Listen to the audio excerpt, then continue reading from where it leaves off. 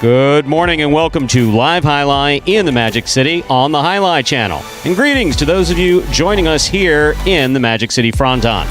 I'm Stu Nyman. As always, I'm joined by Andrew Glickman, and together we will cover every point of every match played today, and there sure will be a lot.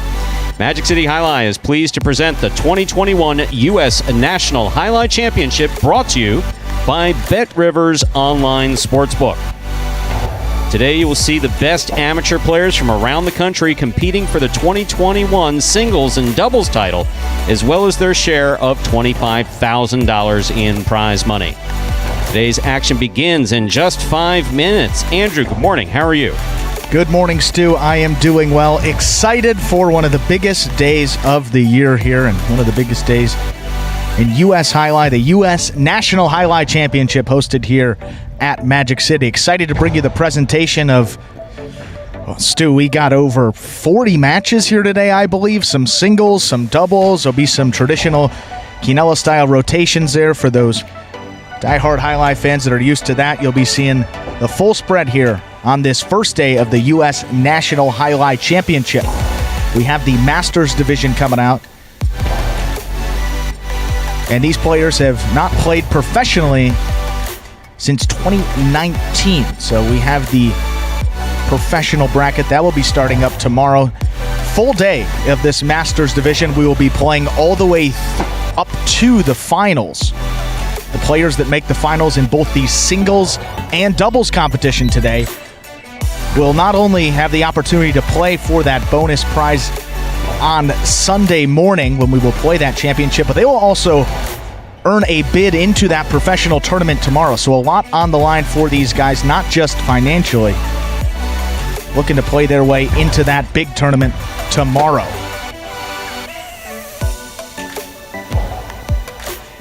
We'll be starting up this first match here in just about 2 minutes. 2 minutes away from our first match of the day, Stu, which will feature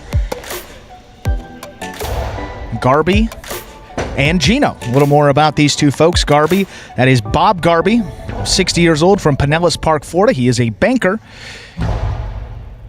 His affiliation is to Dania Jai-Alai back in that 1990 season. He will be taking on Gino from Branford, Connecticut. That is Gene Mikulski, 56 years old. He is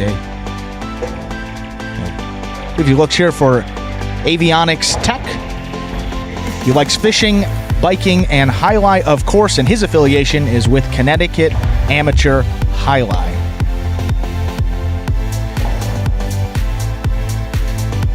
We'll be starting off here with a full 32 participants in this singles bracket. We will finish up this singles before we get into any doubles, well, at least this first round of singles before we get into any doubles. So how it's going to go quickly, we'll play that first round of singles, then we'll play a first round of doubles.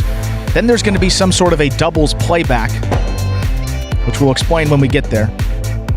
And then we'll be playing from that point on the singles, then doubles, singles, doubles, until we get all the way to the finals. And that finals of the Masters tournament will start off the day on Sunday. And as we said there, the final folks that are left standing that will participate in that final will earn their way into that professional tournament tomorrow. These singles matches today in the Masters Division, all matches will be played up to 6 points.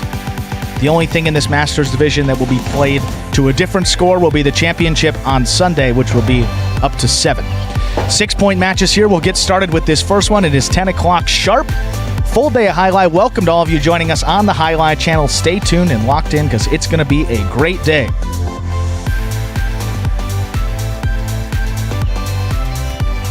This first round match features Garby from Pinellas Park, Florida, wearing the yellow shirt versus Gino from Branford, Connecticut, wearing the Connecticut Amateur Jai-Alai jersey in blue.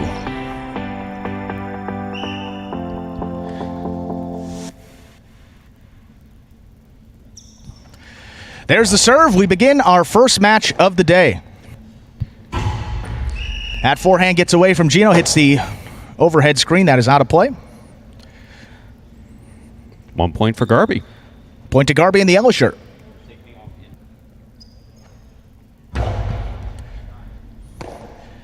There's Gino on the right side. That forehand trying to get a bounce over him. That picata will score.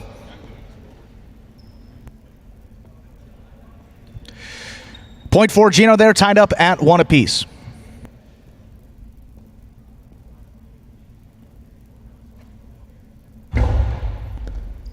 High bouncing serve there. Will score. Another point there for Gino. He goes ahead 2-1.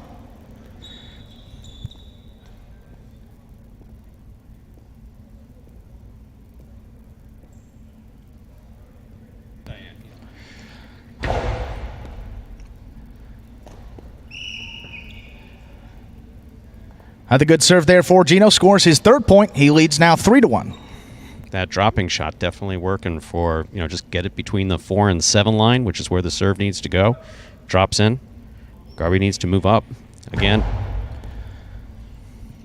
Garby's got this one there on the left side. Keeps this reverse right along that side wall. Rabote's coming out for Gino. He makes the save on the right side. Garby, forehand. Going to back Gino up. Then he comes in, brings it in on the right side. Looking for that big bounce. The picata brings him all the way back to the 13 line, and that one's going to score. Another point there for Gino. That's now 4 in a row. He leads 4-1.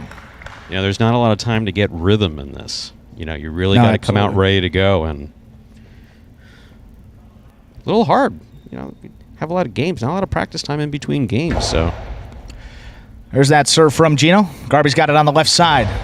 Server stays to the inside. He's at the 9 line. He goes over the top. That forehand, that big bouncer's working. He's going to bring him back to the 12 line. Can't bring it in. Another point there for Gino. That is now 5-1, giving Gino a possible match point.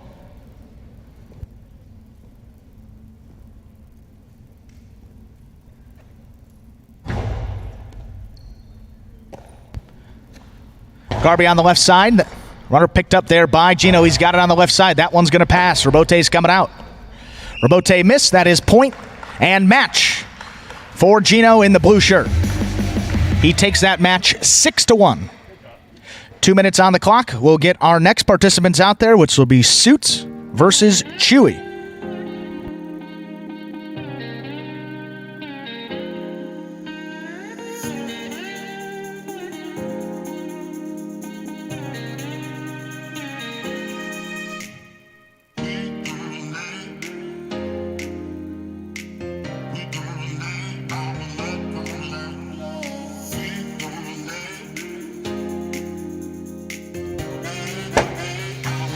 And we'll be moving the day along here. Moving it along already into that second match, which will feature Suits and Chewy. So Gino there moving along, lost that first point, but then taking the next 6 straight. He will be moving on to that second round of singles. But we got a lot of games to be played until we get to see Gino out there again.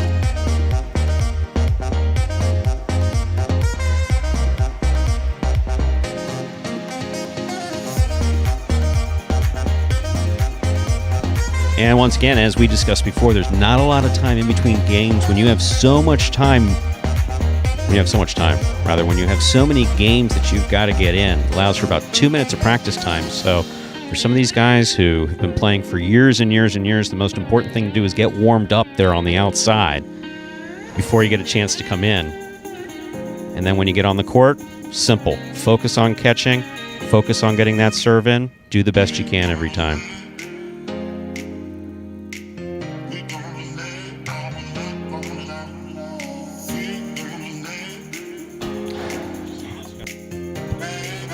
All right, folks, we'll be getting going here with this second match of the day. This first round match will feature Suits from North Oxford, Connecticut. He'll be wearing the yellow jersey. He will be playing against Chewy from Kensington, Connecticut, wearing the gray jersey.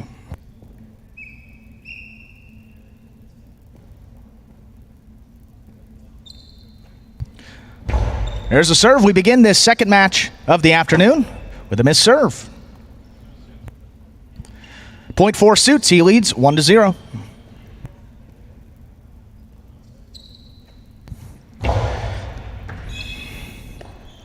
There's Chewy on the left side. Low runner. Picked up there by Suits. Caught on the right side by Chewy. Keeps that one to the inside. Cut off in the air by Suits. At left side, caught by Chewy at the 10 line. This reverse is going to pass. Rabote's coming out. Rabote, left side, lays it up off the front wall. And that one missed on the forehand. Another point there for Suits. He leads 2-0.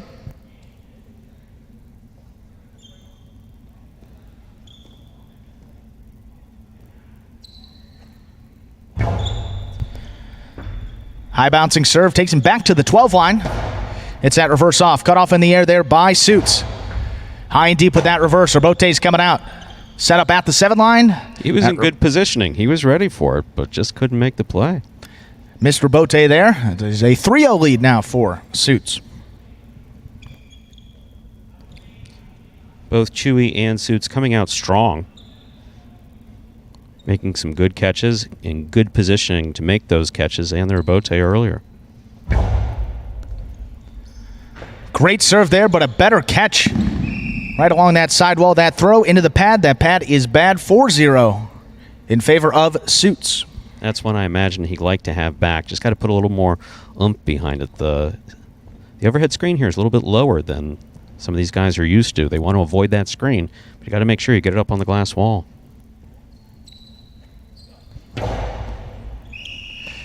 And that is a underserve. Serve's got to land between the 4 and 7 line. That one came up just short. That gets Chewy on the board with 1 point. He has the serve.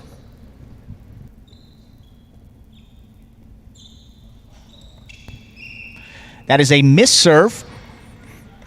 Suits will get that point. That gives him a possible match point.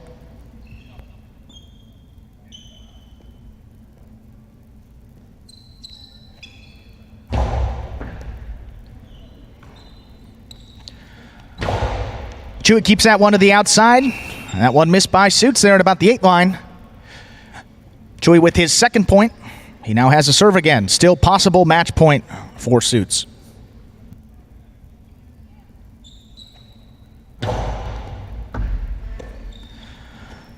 Suits on the left side. Scooped up there by Chewy. Suits running in. Gets that reverse off. Chewy can't bring it in on the right side. That is point and match to Suits. He takes that one 6-2.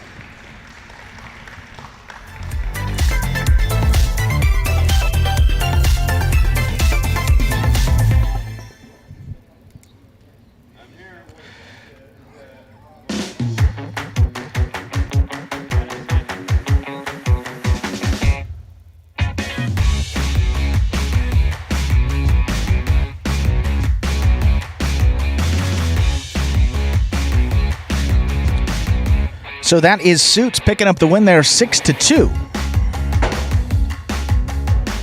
And as Stu was saying, yeah, tough to get in a rhythm here. Guys just coming out, getting a couple of practice throws. But I will say, impressed with Suits. Beautiful reverse. Didn't really miss anything that came his direction there.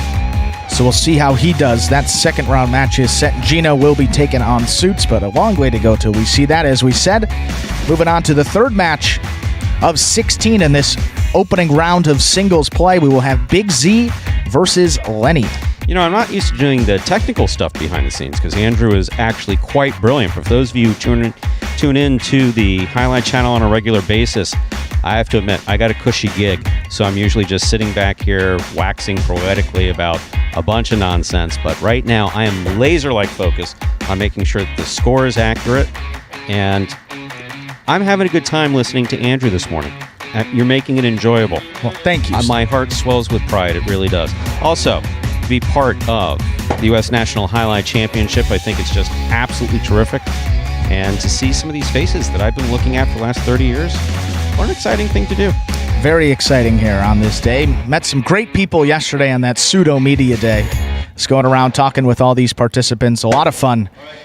Got to meet many of the new folks that came Connecticut, Florida, wherever, to come participate in this tournament. We are ready to go with our 3rd match.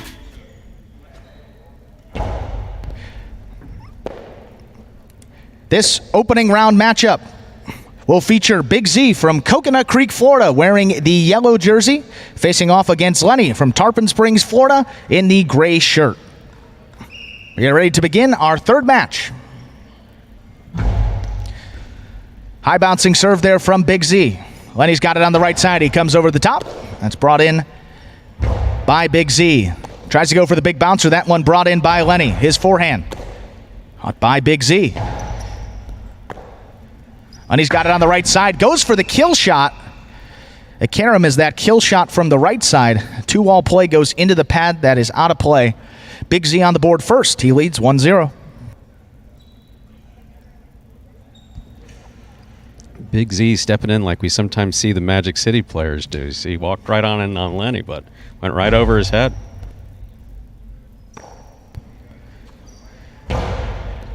Lenny goes over the top. There's Big Z with a nice pickup.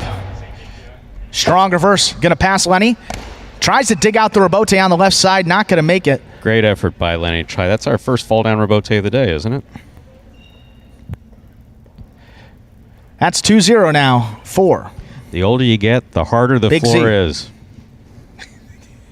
You don't know that yet, Andrew, but take my word for it. The older you get, the harder the floor seems. They're making concrete harder these days.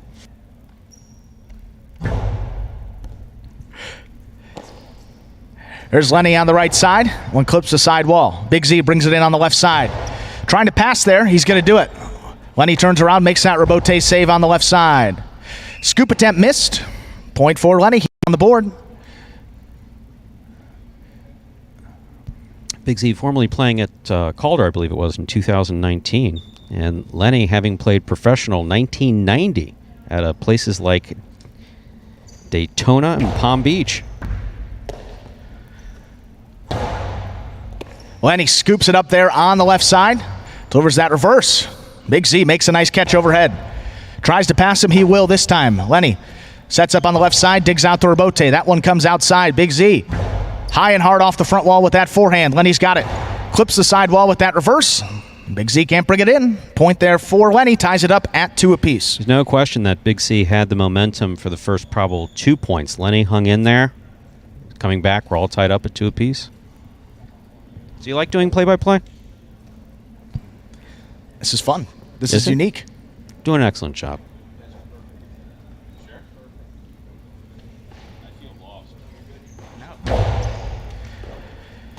Big Z got that one on the right side. His forehand's going to get away from him, sailing into the overhead screen.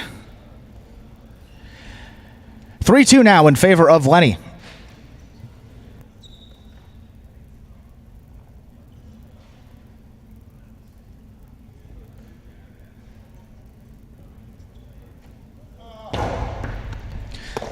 Lenny, that serve was in. He's got that one in. Big Z gets that reverse off. Rebote comes out a little further than Lenny thought there.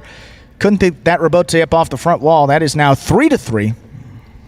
All tied up at 3 points. Nice match so far.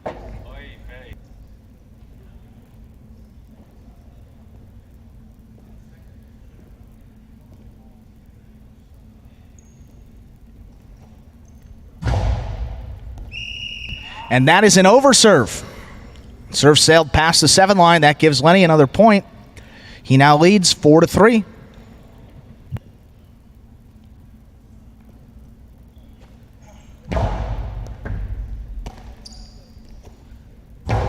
Strong reverse there by Big Z. Going to pass Lenny. Rebote left side.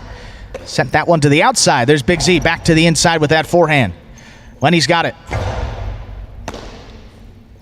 There's Big Z looking for that big bouncer. Lenny's going to back up. Takes it on the right side. Good eyes by Lenny. That one scooped up there by Lenny. Goes for the soft play, and that one will just hit. That is difficult to throw at Magic City, but Big Z did a good job with that. Or did that touch the pad?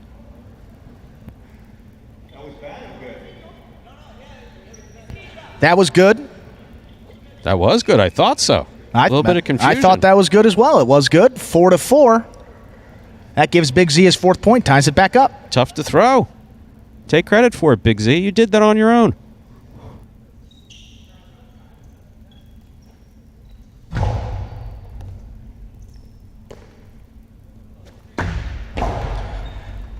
There's Big Z on the right side. Goes for that kill shot from the right side. The carom is going to sail just wide. Narrowly misses. Got to keep it on the inside of that boundary line. That one just out of play. That gives Lenny a possible match point. He's got 5 points.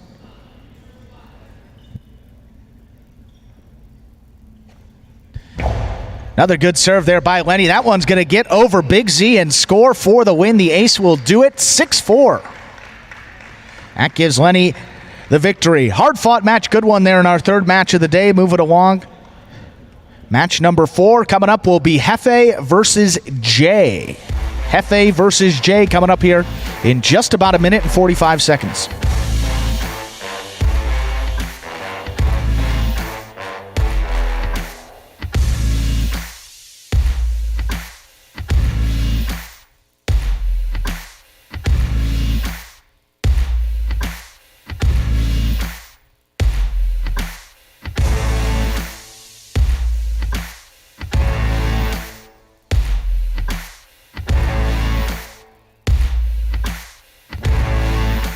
All right, Stu. So we're moving along here. 4th match already.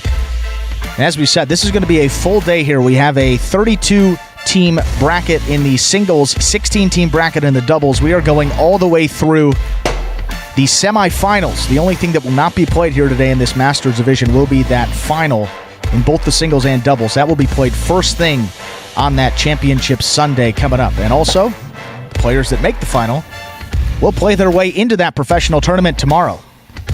And up next, as I see here, we have Jay, who is Jay Brotheline, 61 years old from Miami Beach, who's an attorney. Loves golf.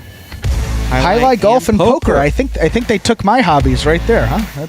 And Hefe, none other than Jeff Williams. Jeff, a supporter of the Magic City program, fantastic aficionado of the sport of highlight from Tampa, Florida.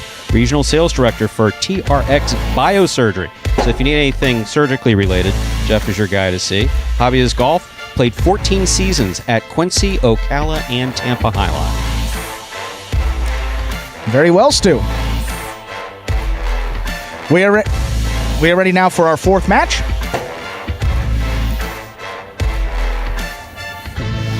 This first round match will feature Jay from Miami Beach, Florida, wearing the gray shirt. He'll be facing off against Hefe from Tampa, Florida, wearing the yellow shirt.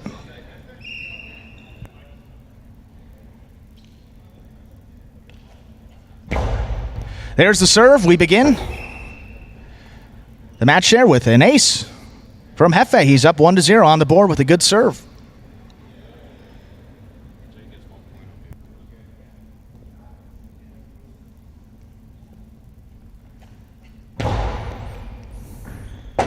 Another good serve there by Hefe, coming in hard and low, crossing that sidewall. Gets him his 2nd point of the match.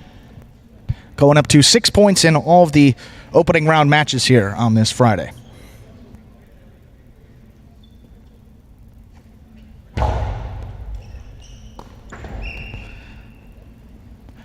That serve missed on the right side by Jay. That gives Hefe his 3rd point, up 3-0. And Hefe working that serve really aggressively. That's the former professional highlight experience. Good effort by Jay there. He got the cessed up. You don't want them to keep going by. He definitely got his cessed up there, but that's 4 points for Hefe. 4th point for Hefe. He still has the serve. Jay here just needs to relax and try to catch that ball. Good serve in the back of the box. Jay's got that one. High off the front wall. The big bouncer. That one's going to score. Gets by Hefe on the outside. Gets him his 1st point of the match. Look, he relaxed. He made the catch. Put it up to the front wall. Avoided the overhead screen. Landed in bounds. Good for Jay. There's Jay with a good serve. One lands between the 4 and 7. Hefe can't bring that one in. 2nd point there for Jay. Staying in this match, he's down 2-4.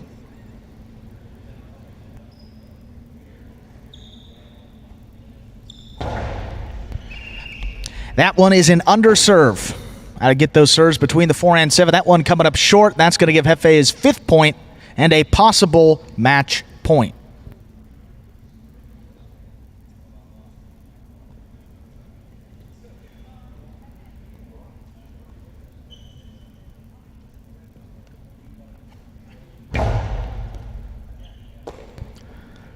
That's a good catch by Jay. Good catch and a good throw. There's Hefe up in the front court at about the 7 line. Powers that reverse. That one caught by Jay. Low runner. Scooped up by Hefe. He's got it. Powers that forehand. 3-wall play.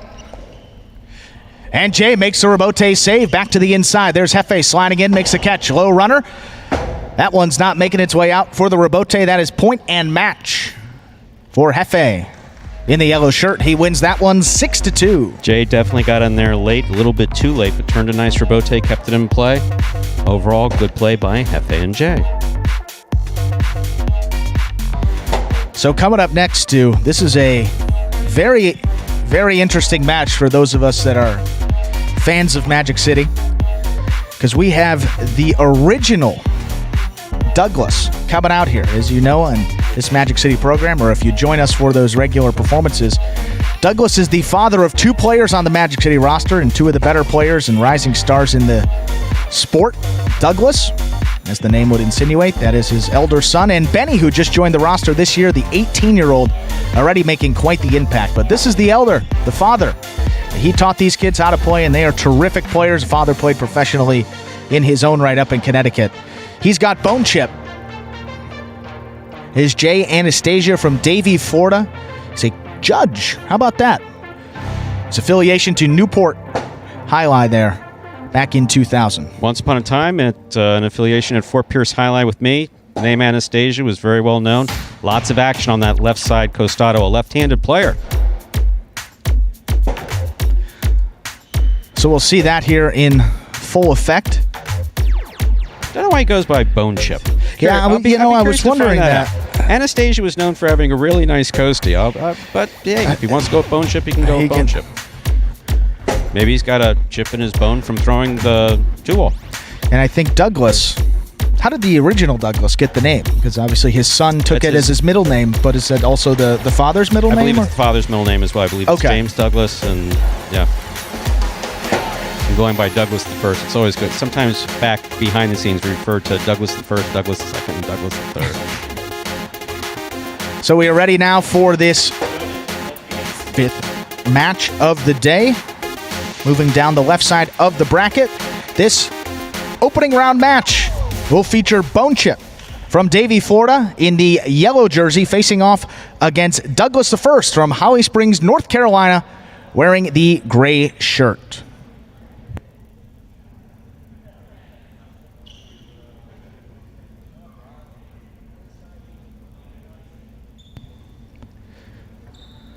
As all the matches here, this one going up 6 points.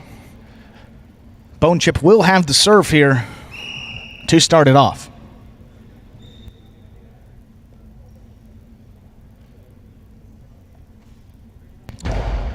It's a good serve there by Bone Chip to get us started.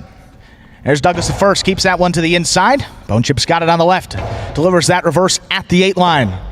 Rebote coming out. Fall down rebote from Douglas the First. That one will score to the inside, getting him on the board, up 1-0. He really fired that. So falling down isn't always necessary, but some players get an increased momentum off of the ball, and players who've played for a number of years like Douglas with that 18-year career, it works for him.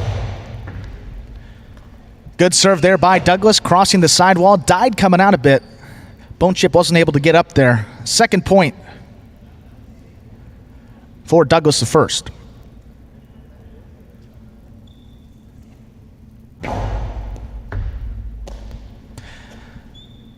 Bone Chip on the left side. This one's going to pass. Douglas, fall down rebote, tried to turn it into a 2-wall. That one into the top of the pad. That gets Bone Chip on the board with his first point of the match. He's certainly capable of throwing that shot, but whether or not it was necessary, don't know.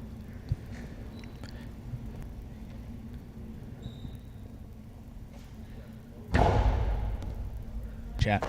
There's Douglas the First making a nice catch right along that side wall. Here's Bone Chip, that forehand. He plays that one high. Brought in on the quick bounce there by Douglas. That one gets away from him, sailing into the overhead screen. That is out of play.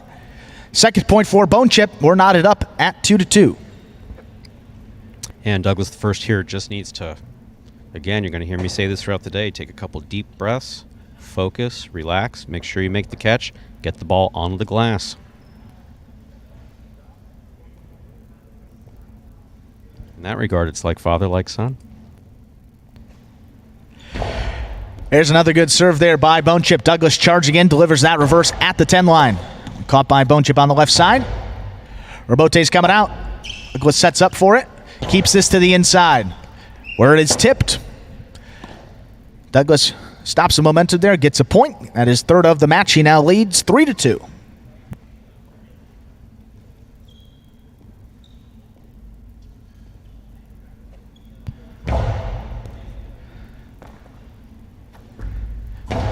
Douglas charging in, is going to cut that one up at the 7 line. Powerful reverse. Robote's coming out on the left side. Nice Robote save there by Bone Chip. Here's Douglas, the 2-wall play. Will score. The kill shot from the left side there from Douglas.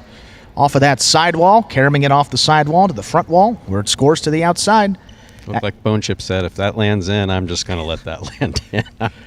I don't think I'll be running over there to try to grab that today. And that gets Douglas 4 points.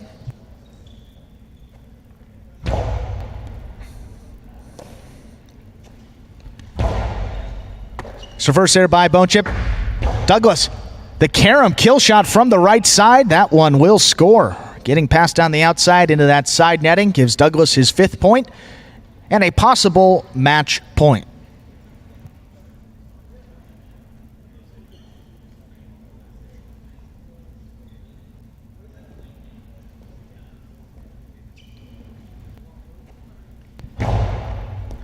Good serve there by Douglas. Good catch by Bone Chip, reaching back beyond his head at the 12 line. Here's Douglas. Strong reverse. Robote comes shooting out on the left side. Bone Chip makes the save. There's Douglas charging in. He's got it on the right side. That carom will score for the win. Point and match for the original Douglas. He's moving on to the second round, a 6-2 victory. A little bit like father, like son, I heard Mr. Scott Savin just say behind me. Two people say that. Scott didn't hear me say that earlier, but absolutely, like father, like son. I heard you say that. You know, I'm trying to work this out because we got some folks in here, Stu, and then you reply to me, and guys are serving. So in terms of responding to some of those, I'll get better as the day goes on. Well, wait a second. I do this every day. What are you complaining about? Well, there's regular folks in here, and then we're going back and forth. And Andrew, you are excellent at what you do. You are an asset to the Highlight Channel and the Magic City program. Thank you. So you're doing terrific. Keep it up. We have a lot more matches to go, so regardless of if you like it, Stu, I'm here. A minute to go till match number 6. Jimmy Jam versus Bob in this next one. Find out a little bit more about these players, and we'll get this match started in just a minute.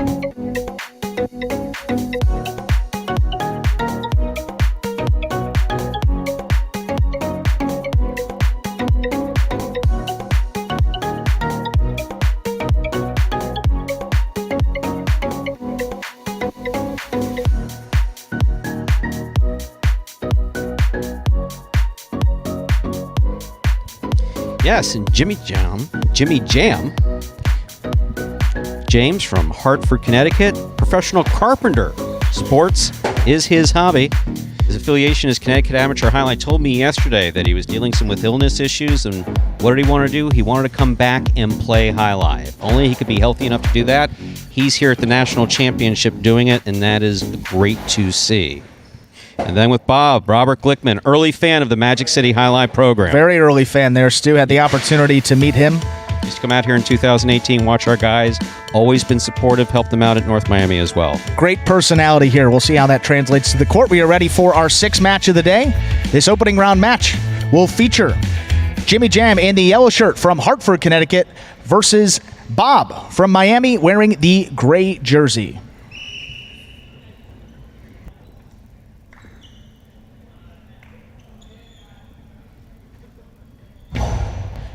With that serve, we begin match number 6.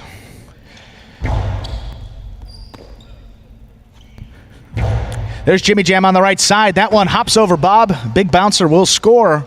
Jimmy Jam on the board there with his first point.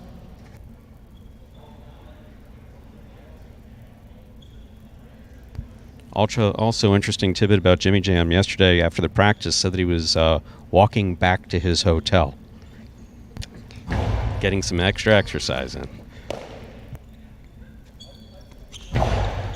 There's Bob.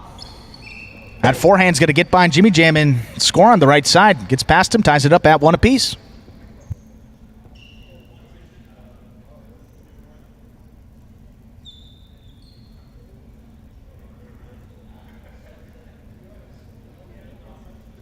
And Bob retying his cesta there. That's, for those of you who are new to highlight, the hand goes into a glove that's sitting on top of that basket. The only thing that holds that hand in there when you throw with that tremendous velocity is that cinta, that tie. So it tends to get loose when you throw. You want to make sure it's nice and tight. It's good serve there from Bob. Jimmy Jam's got it on the left side. Low runner. That one sneaks under the cesta and scoring. Jimmy Jam with 2 points. He leads 2-1.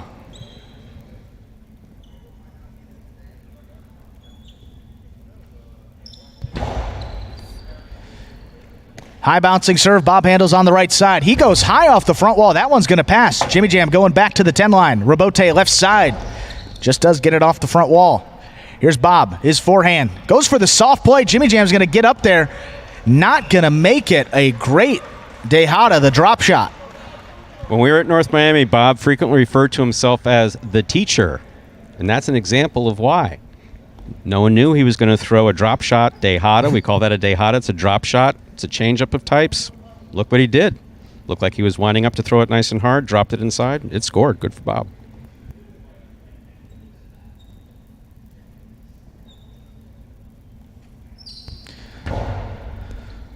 Another good serve there from Bob. Jimmy Jam's got it on the left side. Clips the sidewall there. Bob can't bring it in. 3-2. Jimmy Jam leads.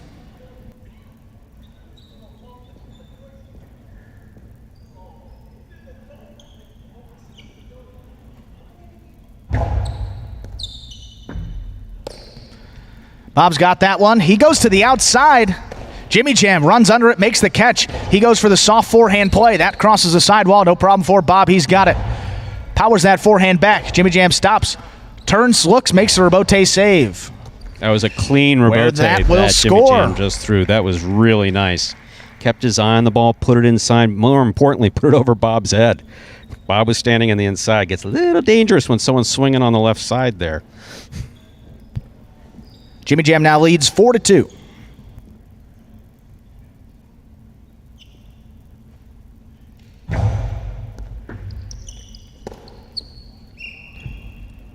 That serve dropped by Bob. That gives Jimmy Jam 5 points and a possible match point.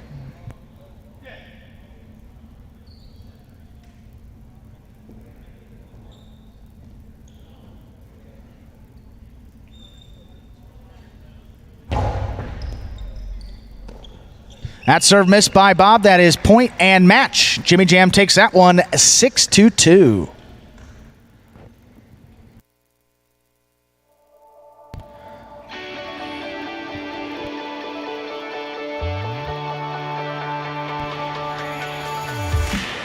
And there is Jimmy Jam.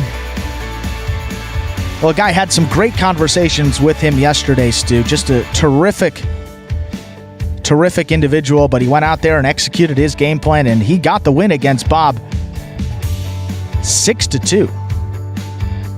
So Jimmy Jam will be moving on to round number 2, where he will have a matchup with the OG Douglas. And coming up next, of course, for those of you who are participating in the live chat on YouTube, I am not on today. I don't even have YouTube on. Sorry, folks, too much going on today. However, the GOAT.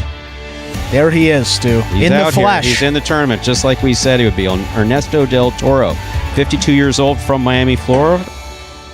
A procurement. Funny, I never knew what he did for a living. Yeah, I wonder. Procurement director. Yeah, how about that? Enjoys chess and highlight. He has said that a number of times. He'll be taking on Mr. Rule, Stu.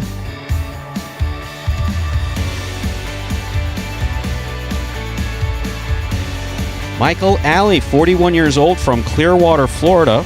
Professional operator, enjoys volleyball, basketball, poker, and going to the beach.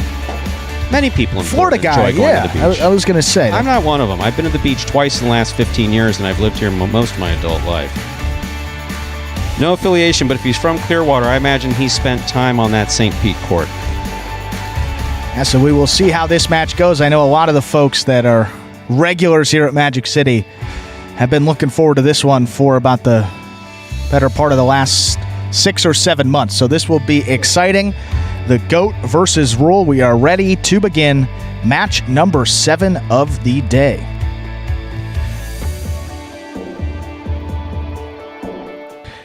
This opening round match will feature the GOAT from Miami in the yellow shirt taking on Rule from Clearwater, Florida in the gray jersey.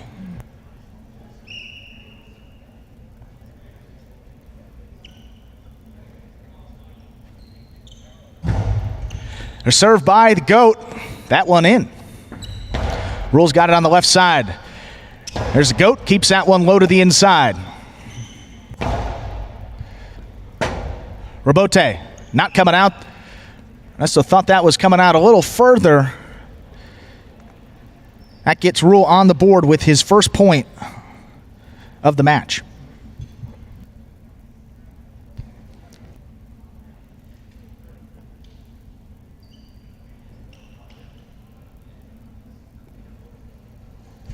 And Ernesto, as we know, watches the program. Sorry, the GOAT, as we know, watches the program regularly. It's good to see him out here on the court. Good hard serve there by Rule. That serve missed on the left side. Low and hard. Isn't that what he used to say? $100 fine if the guy misses this? Oh, that's for an overserve, maybe. I'm not sure.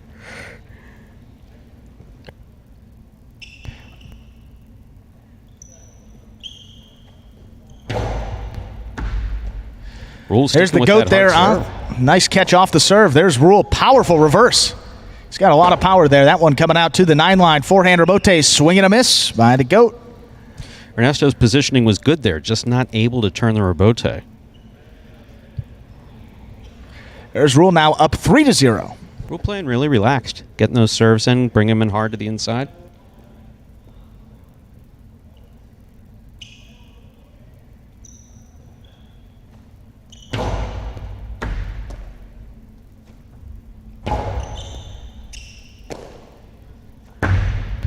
That carom. That's a smart shot. Had Ernesto there on the inside. Went for the kill shot to the outside. That one scoring 4-0 now in favor of Rule. What's one of the things that we talk about here at Magic City on a daily basis with our own players? If you see the guy on your left, throw the shot. That's exactly what he did. Bright play there by Rule.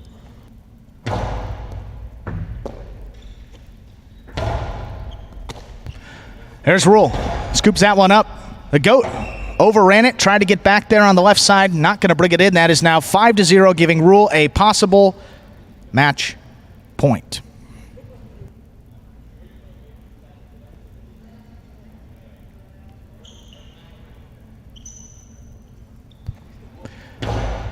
Powerful serve there. GOAT's got that one. Clips the sidewall. There's Rule, scoops it up. Powerful forehand. GOAT thought about it. Forehand Robote into the overhead screen. That is point and match for Rule. He takes that one 6-0.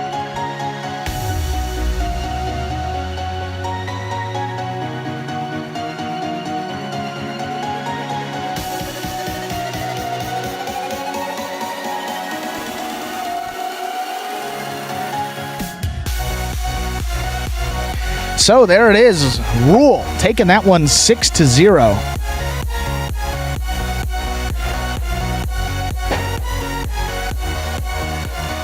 And coming up next, we got another one of the guys that is a frequent member of the Magic City chat. That will be Reverend Fat Boy. He's just playing under the name Fat Boy here today, taking on Oki.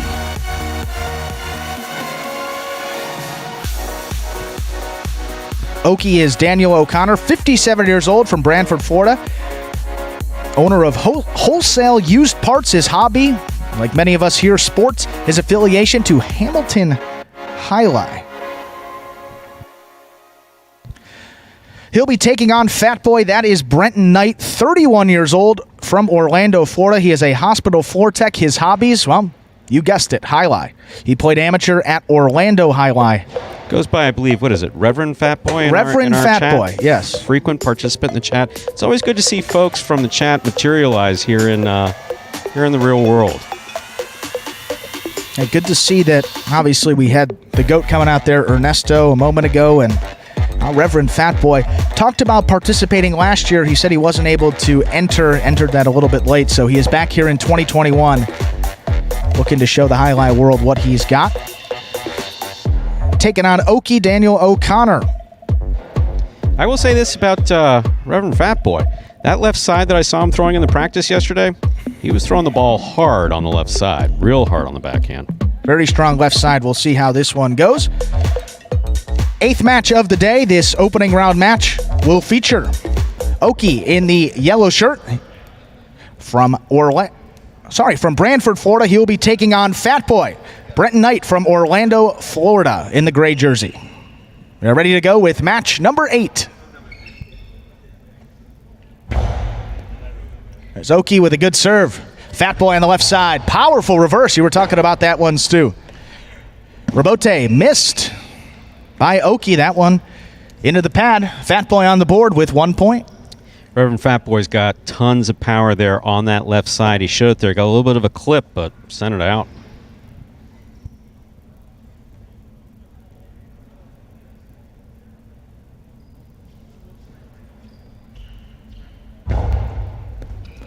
High bouncing serve there by Fatboy.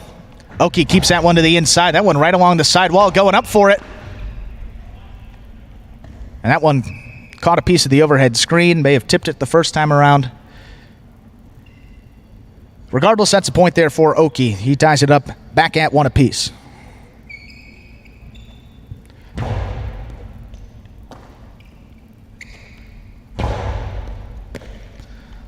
Okie on the right side. That forehand going to get away from him. Sends that into the overhead screen. Out of play. Fatboy now with his 2nd point. He has the serve. With that experience at Hamilton Highline, remember the roof here is a little bit lower. Yes. Front wall's a little bit closer. Some of those are going to sail off into the overhead screen, which is what that did. Fatboy going for a bit of a changeup on that serve. That one not going to make it past the 4 line. That is an underserve. Okie gets his 2nd point, ties it back up at 2 apiece.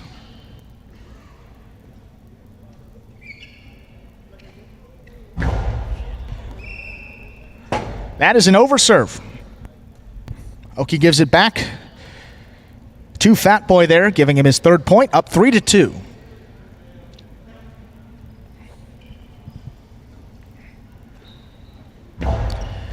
There's a good serve from Fatboy. Okie on the right side. This one's going to stay right along that sidewall. He goes up and makes the catch. Catch. What a catch by Fatboy. That was good, unfortunately. Well, forehand's going to get away from him, though, into that overhead screen. Yes, it did. Ties it up at 3 apiece.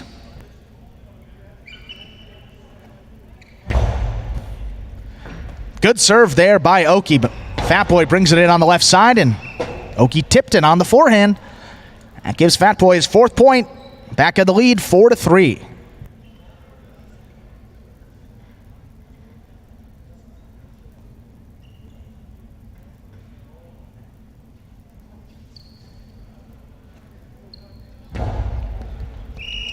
And that's another underserve. That one comes up short of the 4 line.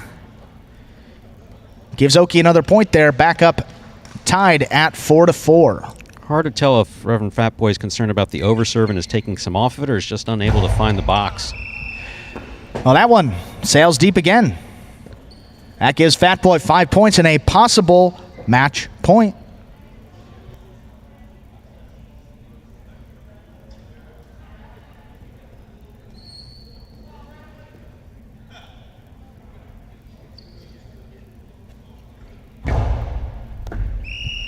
And that's an overserve. It is now match point, 5-5. It's our first 5-5 of the day. Reminiscent of these H2H matches here. That serves good there by Okie. Brenton on the left side makes a nice catch. Fatboy, should I say. There's Okie, powerful forehand. Fatboy, rebote, left side. The 2-wall sails just wide. Great out effort. Of play. Tremendous effort. Point and match to Okie. He wins that one 6-5.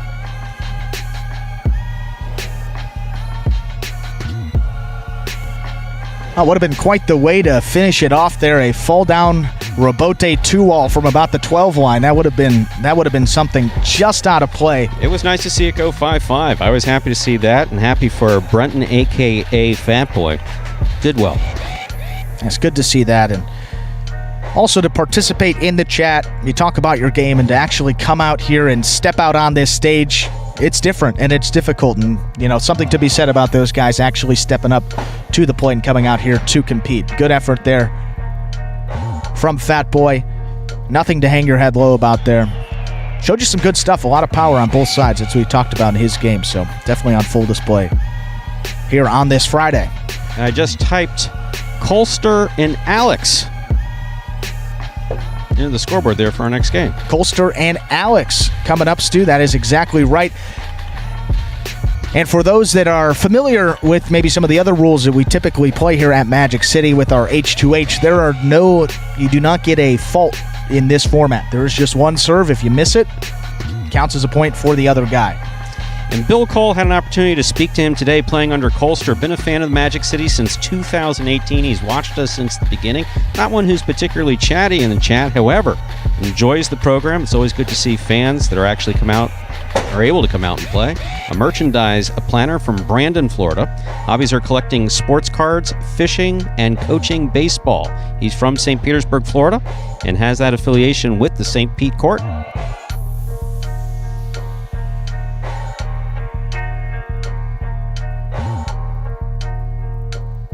And with Alex, I've known Alex actually for close to 35 years now. Probably haven't seen each other in 20 of those. It's Alex Ruiz, 55 years old, from Davenport, Florida. Hobbies are highlight and baseball. And folks, this opening round match will feature Colster in the yellow shirt from Brandon, Florida, taking on Alex from Davenport, Florida in the gray jersey.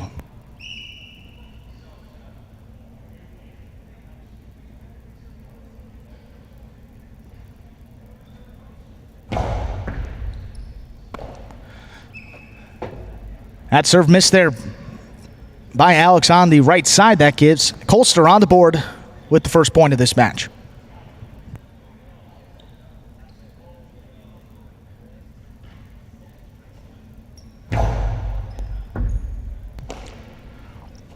There's Alex on the right side, high off the front wall. Colster brings it in. Powerful forehand. This one's going to pass. Rebote forehand into the top of the pad. Any part of that pad is out of play. Gives Colster his second point. He is up 2-0.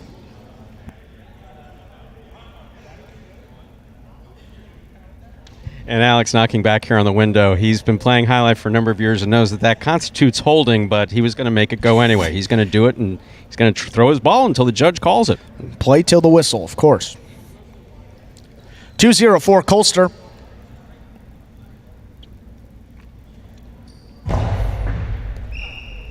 And that is an overserve. No second serves here today. That is a point for Alex. He's on the board.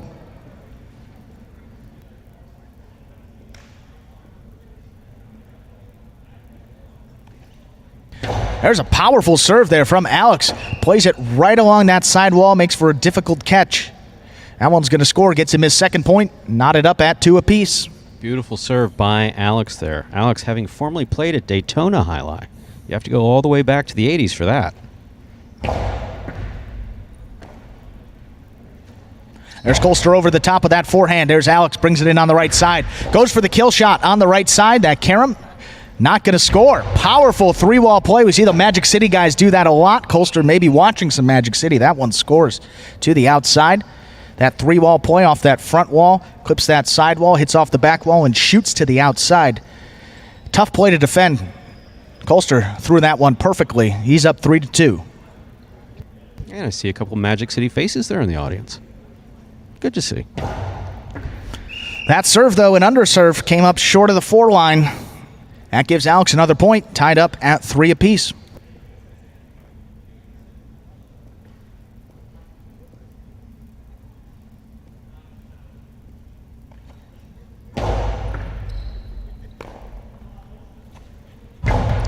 Powerful forehand. That one actually clipped the overhead screen. It's going to give Alex his 4th point. He jumps in the lead in this match, 4-3.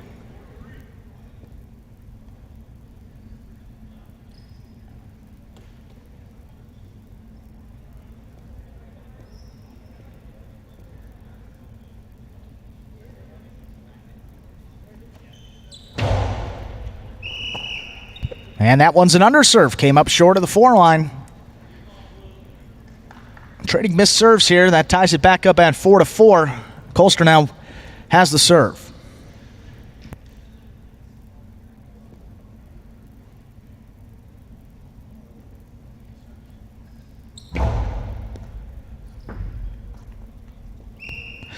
That is a drop serve. And Colster 5 points and a possible match point.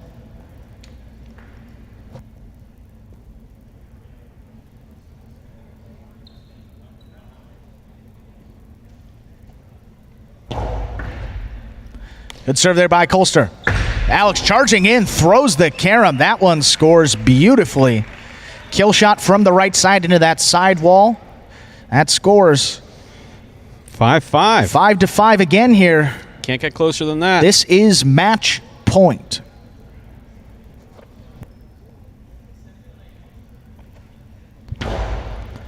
Alex showing off that serve. Another good one. There's Colster over the top of that forehand. Alex brings it in on the left side at the 8 line. Low runner. Colster brings it in on the right side. He's going for that powerful forehand again. And into the Chula here at Magic City to score for the win. That is point and match to Colster. He wins that one 6-5.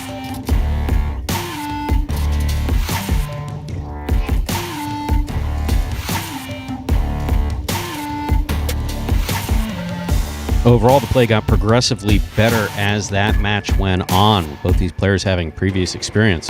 Overall, looking good. And so coming out here, I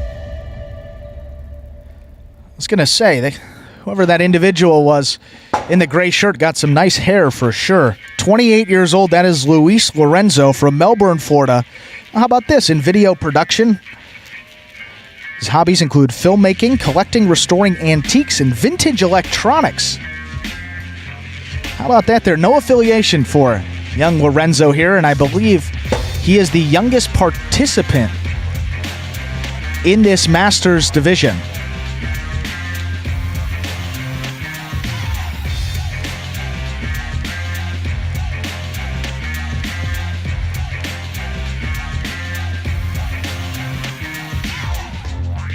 And I thought that name was looking familiar. I knew that there was a Lorenzo who judged for us in Fort Pierce for many years. Yes. Good Highline family. Going up against Adam. Not the Adam that's here on a day-to-day basis. Not the Adam that played in Miami Highlight for all those years. We tried to talk Adam into doing it, but Adam just wasn't going to do it. This is Adam Albrecht, 58 years old, from Daytona Beach, Florida. A nurse. What an era to be an nurse. Definitely on the front line. Hobbies are something I can't pronounce, racquetball and car racing. Played at Milford Highline 1986 to 1991. At Hartford and Bridgeport as well. 1986 Bronze Medal World Amateur Championship winner in Vitoria, Spain for Team USA. All right, this opening round match will feature Adam in the yellow shirt from Daytona Beach, Florida, taking on Lorenzo in the gray shirt from Melbourne, Florida.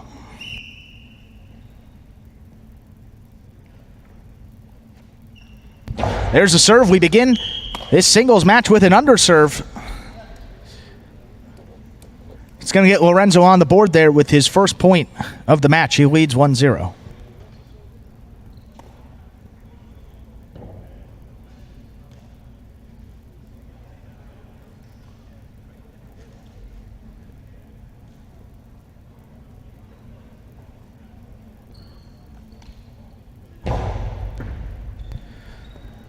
That serve died coming out of the service box there. Sometimes here at Magic City, it floats just a bit. Depending on where it hits off that front wall, that one's going to score for Lorenzo as well. That gets him his second point. He's up 2-0.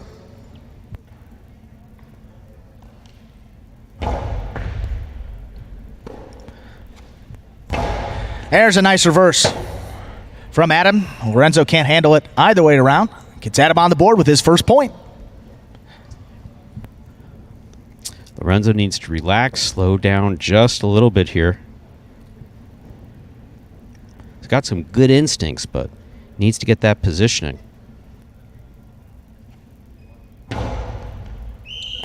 That's an underserve. That one came up short of the floor line again. That gets Lorenzo his second point on the missed serve. He leads 3-1.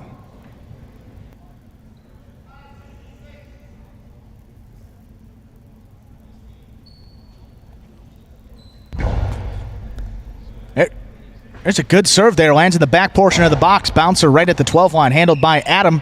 Lorenzo can't bring that in on the left side. That gets Adam his second point of the match. He's down just 2-3.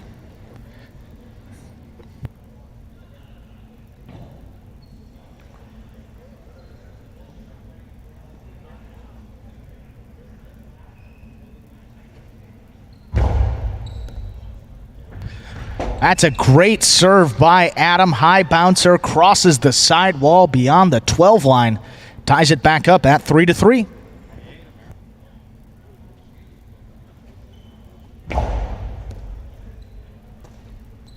Lorenzo's got that one on the left side. Clips the sidewall, comes out to the middle of the court. There's Adam. Goes for the kill shot on the right side. Lorenzo can't bring it in. Gets Adam his fourth point. That's 3 in a row for him. He now leads 4-3.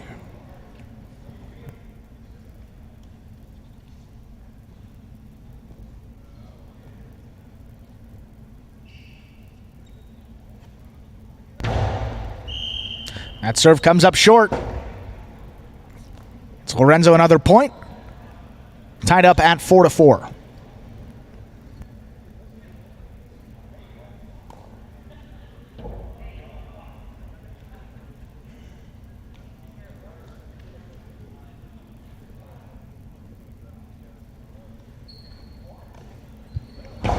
It's a good hard serve there from Lorenzo. There's Adam charging in. Powerful reverse. Rebote's coming out. Lorenzo missed the rebote on the right side. That gives Adam a possible match point. He's ahead 5-4.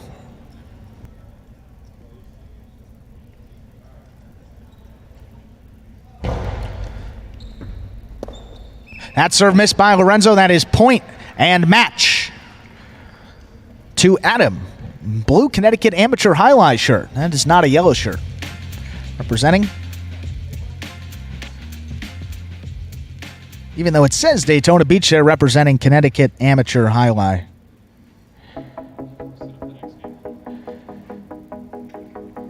(6-4) victory for Adam Albrecht. He'll be moving on to the second round.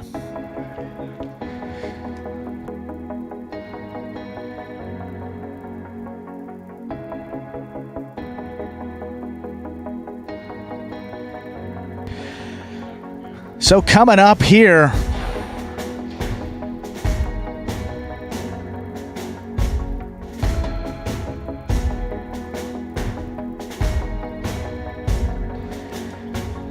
so this one should be interesting, folks. We have, I was told, Dr. Gatch. That is Dr. Rick Gatch, 53 years old, from Hollywood, Florida. He's a doctor of physical therapy, but you folks might remember him from Fort Pierce and Miami Highlight. Quite the reputation at both of those places. A fireball thrower, a big personality. And this guy, I'll tell you what, I watched him in practice yesterday. He was one of the most impressive we saw in this Masters division. He came out firing in this practice just a moment ago. He is ready to go. He is locked in. And still ready to show the highlight world that he hasn't lost it at all. He'll be taking on David. David, that is David Knight from Somerset, Massachusetts, an entrepreneur. Hobbies include hockey, highlight, and baseball, and Mr. David played there for Calder Highlight.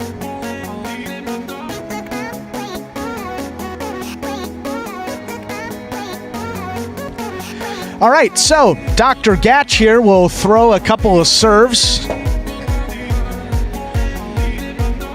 because we have a forfeit. I don't know if it's a forfeit or... No, it is a forfeit. Okay. So, Mr. David Knight is forfeiting his I match. leave for 10 seconds. How about David that? Knight basically says, if Stu's not here, I'm not playing. So yeah, that's what just happened, right? I don't blame David Knight. I'm flattered. I'm truly flattered. I tried to walk out, but they wouldn't let me. But Stu is back. We'll continue on here with this highlight. So Gatch will move on, and I was excited to see him play, Stu. I was just telling the folks there that he was one of the better players in this Masters division from all those practices yesterday. He had a bullet left side when he played. Did you see those throws out there? When I played amateur in the 80s, when I played in the Miami Highlight School, that guy used to scare the hell out of me. A lot of other people, too. If you were standing there, that ball would come over your shoulder or go over your head. Yeah, played professional at Fort Pierce, Miami. You said something about how he had an ability to clear out the court when he would go on. When he was winding up on the left side, move out. Good luck. Yeah, you're not going to stay on the inside there. So Dr. Gatch, Rick Gatch moving on. We'll see him in that second round later today. A lot of highlight to go. So we are about 3/4 of the way, just one match shy of 3/4 of the way through here. So let's put Gatch into the second round. We will move Adam there as well, who won the previous match. So we got Richie D coming out versus Mikey Mo.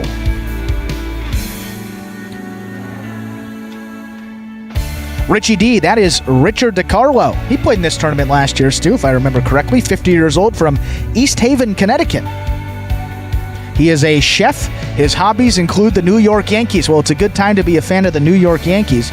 They're winning a lot of baseball games here recently, and he is... DiCarlo was always a fan favorite wherever he played. Yeah. Always showed tremendous effort on the court, and just a great guy overall. Big supporter of the Magic City program since last year. He will be taking on Mikey Mo. That is Michael Larusso. Michael Larusso, 46 years old, from Milford, Connecticut, a bar manager. He'll be representing Connecticut Amateur Highline. That's his affiliation rank.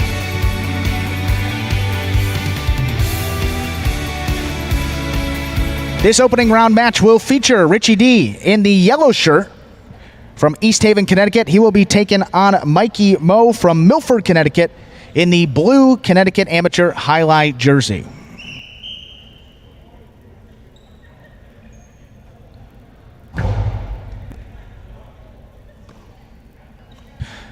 There's a verse there by Mikey Mo. And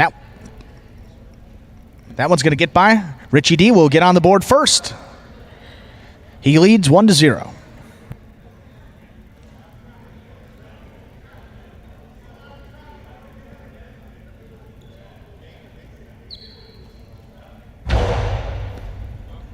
That serve died coming out of the service box. It's one of the things over the course of this day, you'll start to see those serves and some of the bounces. Guys will be more up to that, but that one scores for Richie D, gets him a 2-0 advantage.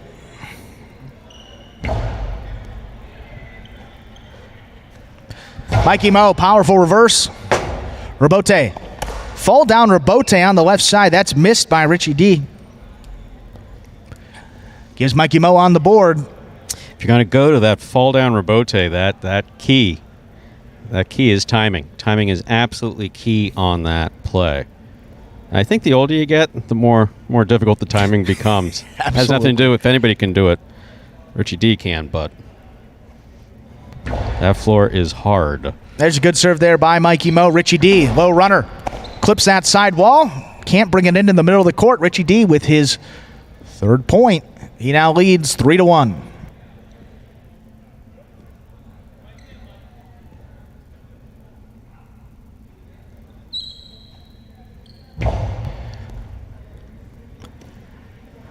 Mikey Mo on the left side. That one tipped off the cesta. Gets him his second point. Richie D still leads 3-2. Mikey Mo's got a really pretty backhand there on the left side. Very nice, very smooth, throws it very straight.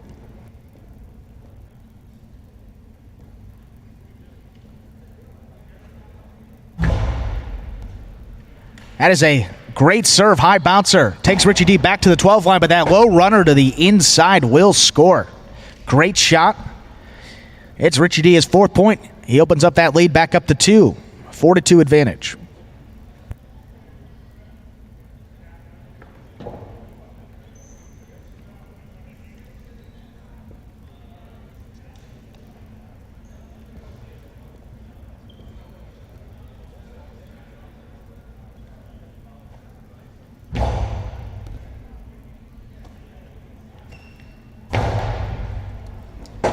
Powerful reverse. Rabote played to the inside there by Richie D. That one's scooped up by Mikey catch. Mo. That was nice by Mikey. Richie D. Rabote left side, clips the sidewall, scooped up again. Scoop. He goes deep with that forehand. Richie D. Rabote left side.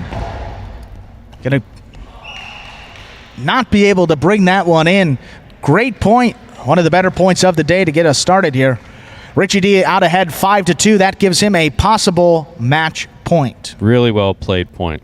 Beautifully played.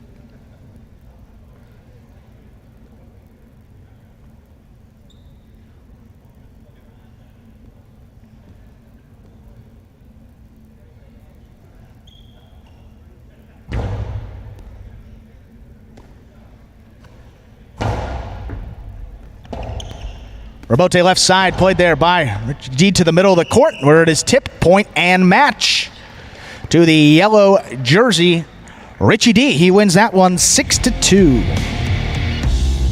So Richie D will be moving on there. Richard DiCarlo, East Haven, Connecticut, 50 years old, and like the Yankees, he just keeps on winning.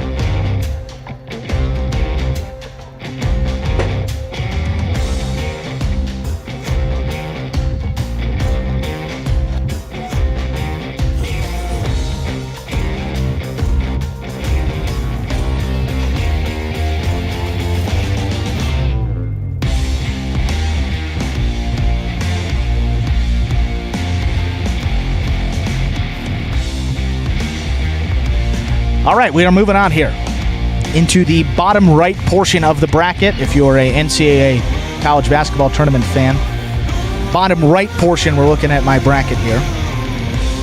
4 more matches to go in this opening round of singles play. Then we will get into doubles, which is a 16-team bracket.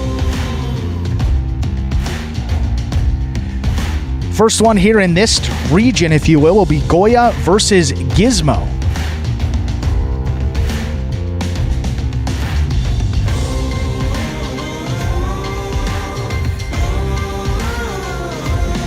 Goya is Matt DiDemizio, 54 years old, from Cromwell, Connecticut. He is a Jai-Alai manager and owner. His hobbies, you guessed it, Jai-Alai. Affiliated with Hartford, Connecticut from 88 to 1990, and Connecticut Amateur Jai-Alai. I believe he is Matt the is, father is, of... is yeah, he the is. father of Yeah. Connecticut Amateur Jai-Alai in this era. Done tremendous work up there. Put everything he's got into this program. A real huge supporter of Amateur Jai-Alai in Connecticut. And friend of Magic City. And he'll be taking on Gizmo Daniel Schwartz, 63 years old, Indian Lake, Florida. Retired. He likes fishing and his affiliation with Daytona and Melbourne Jai-Alai.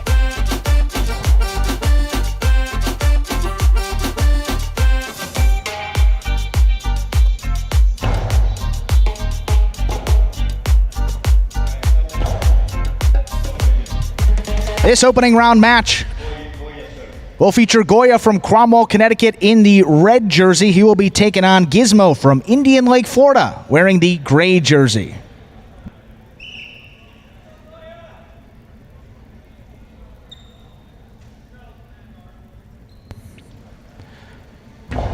Goya with the serve. We begin this opening round match.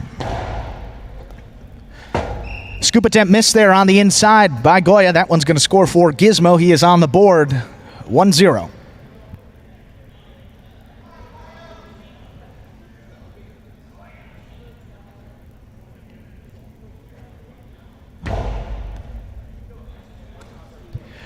Here's Goya. Right side over the top. Big bouncer. He'll score. One tipped by Gizmo, tied up at 1-1.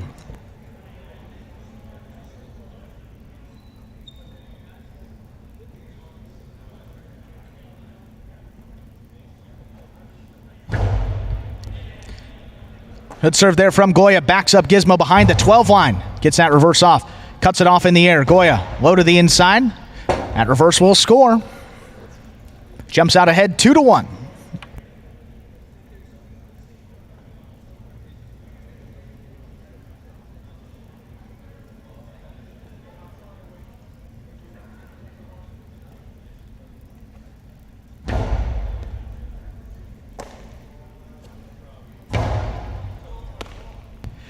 There's Goya on the left side, makes a nice catch. There's Gizmo on the inside at the 9 line. That reverse Comes out a little low. That one into the pad. Goya jumps out to a 3-1 advantage.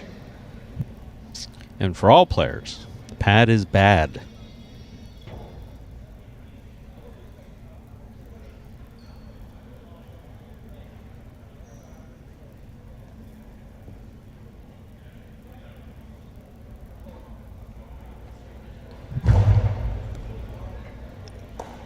There's Gizmo on the left side at the 12 line.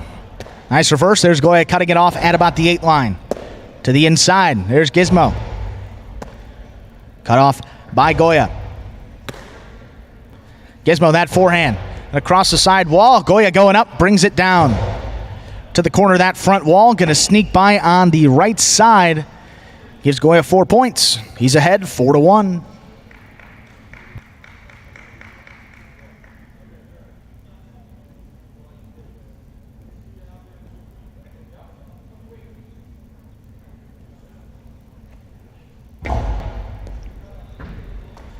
Another good serve there, crossing the side wall beyond the 11 line. There's Goya cutting it off at the 9.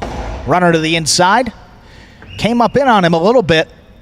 One in and out of the cesta. That gives Goya a 5-1 lead and a possible match point. Grandfathers of one of the Magic City highlight players played under Goya. It was probably could have been Goya. I'm not sure if it was Goya or Goya. Well, that's a good serve there by Goya. Looking to close this match out. He comes over the top. Gizmo does with that forehand. There's Goya going up, brings it down. That forehand. Scoop attempt missed. That is point and match for Goya in the red shirt. He wins that one 6-1.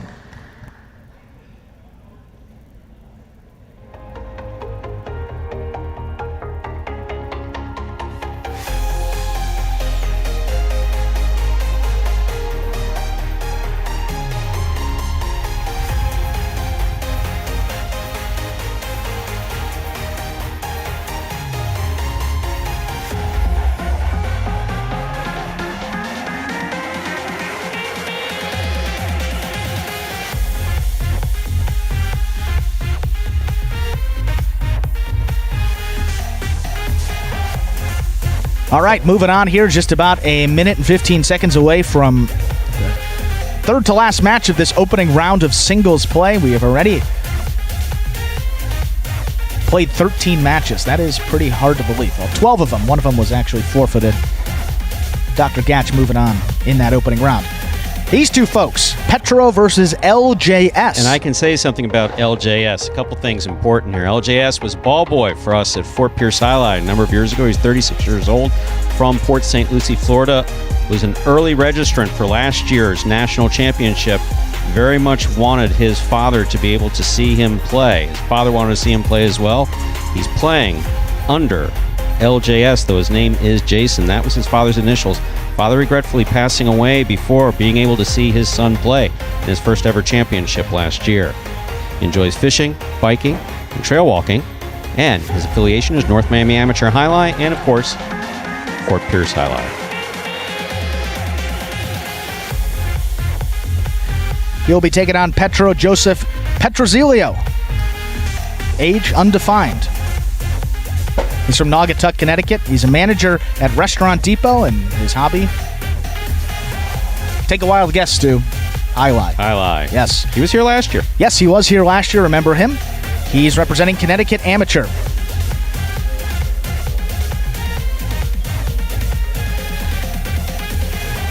This opening round match will feature Petro from Naugatuck, Connecticut. In the red jersey, Connecticut Amateur jersey, he'll be taking on LJS from Port St. Lucie, Florida, in the gray.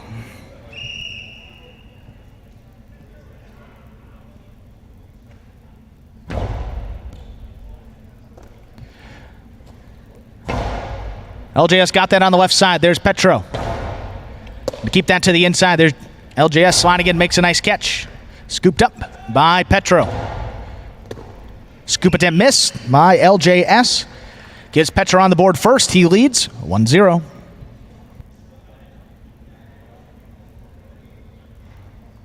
LJS got his cest on the ball a few times there to start things off, which is good to see. Petro a little bit more dominant. However, that's an overserve. That is an overserve. That gets LJS on the board. Ties it up at 1-1.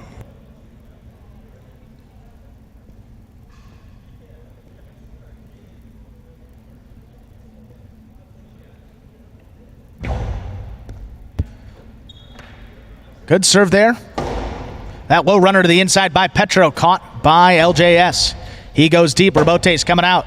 Robote left side. There's a 2-wall play from Petro. Had him on the inside, knew where to put it. Did just that.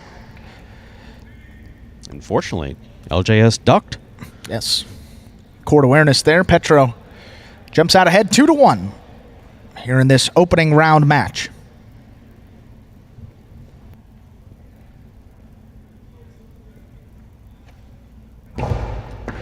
It's a good serve there by Petro. LJS, he's got it on the right side. Goes high off the front wall. That caught a piece of that overhead screen. That sound you heard is those metal beams up there. That's still on a play. 3-1 in favor of Petro.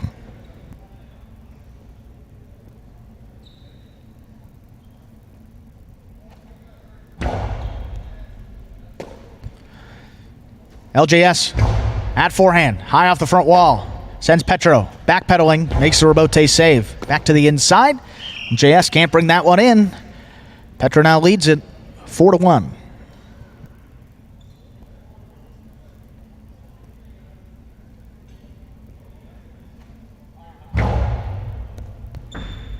Good serve there in the back portion of the service box. LJS has got that reverse, clips the sidewall.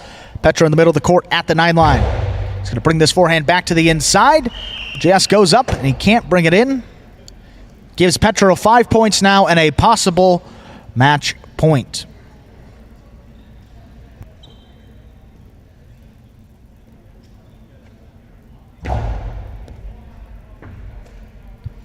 LJS on the left side. That reverse right along the sidewall. Petro's got it.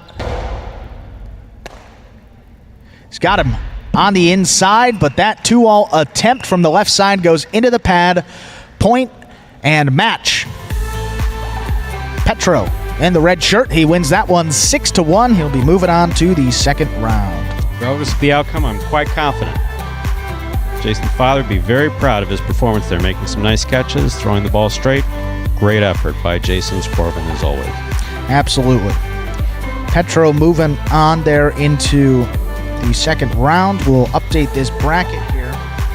Got a couple folks. Richie D moving on. Goya moving on. And Goya will be taking on Petro in that second round. Some good second round matchups on the docket for you all later on. After we conclude here with the singles, we're going to pretty much go right into that doubles action, maybe a minute or so break, but we're going to pick it up. Stu will be taking over for the call of the doubles. I'll be doing the singles all tournament long. Stu will be handling... I'll be doing the singles. Stu will be handling those doubles matches. And I have set quite a standard with this scorekeeping, so we expect I'm going to try to... I mean, you are putting those numbers up. I've had to ask you a couple times if that number was actually the previous score or if it was actually already updated, but you're going quick. We'll see if we can keep it up. Second to last opening round singles match will be Kachin 47. He participated last year against another guy who had a really good tournament last year, if I remember correctly, Stu, and that is Ant. Yes, absolutely. Kachin 47 is Gary Doyle, 57 years old, from Dundee, Florida. Long time lover and supporter of Jai-Alai. Hobbies are, of course, playing Jai-Alai and golf, because he's here in Florida, so. And he has affiliations with Tijuana, Acapulco, and Orlando and Hamilton Jai-Alai.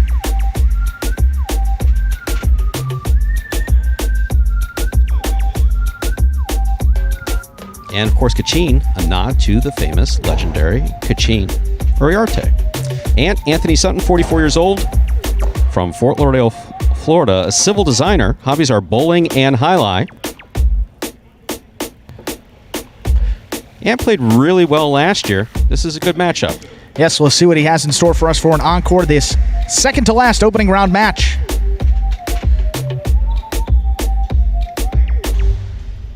This second to last opening round match will feature Kachin 47 from Dundee, Florida in the yellow jersey taking on Ant from Fort Lauderdale, Florida in the gray jersey. And with that, we are ready to begin this match. Judges in position. Kachin 47 will have the serve.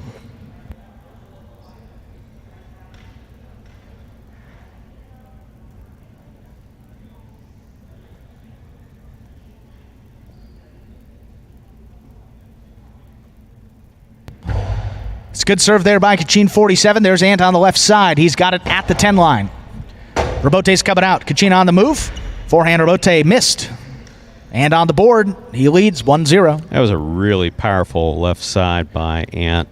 Beautifully thrown. Nice and hard to the inside. No clipping the side wall. Exactly what you want to see. And one thing we saw from Ant last year, very consistent in his catching and a lot of power too. Pretty good formula here at Magic City. There's another good serve from Ant. Kachin 47 on the left side. Clips the sidewall. There's Ant in the middle of the court. He's got it on the right side. Going to try to pass. Kachin 47's got it on the right side at the 10 line. Delivers his forehand. There's Ant, goes up and brings it in. That was a beautiful catch. Kachin 47 on the left side. Tries to go for that low runner. Ant backs up, takes it on the forehand. Right side played to the corner of that front wall. Kachin 47's got it. Ant charging in at the 7. Powers that reverse. Rabote is coming out. Kachin on the left side. Gets that one up off the front wall. And Ant can't bring that one in. Slow bouncer caused some trouble there. Ties it up at 1 apiece.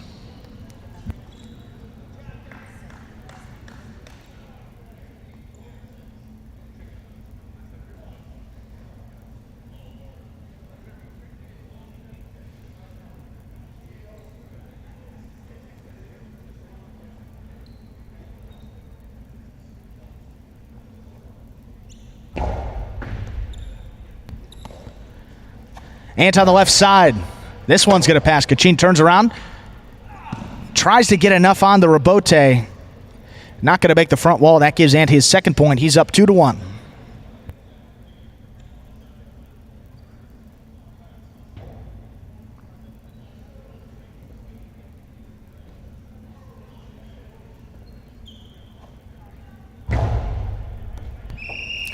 And that is an overserve. That one flew just beyond the 7 line.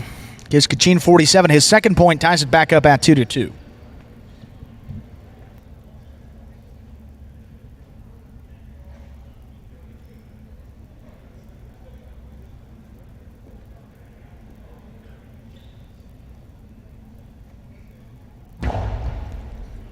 Ant charging in on that serve. Powers that forehand. Just does catch a piece of that overhead screen, though. That is out of play.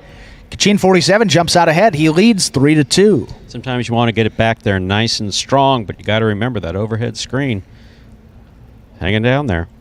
You need to make sure that the ball passes, but simultaneously doesn't hit the overhead screen.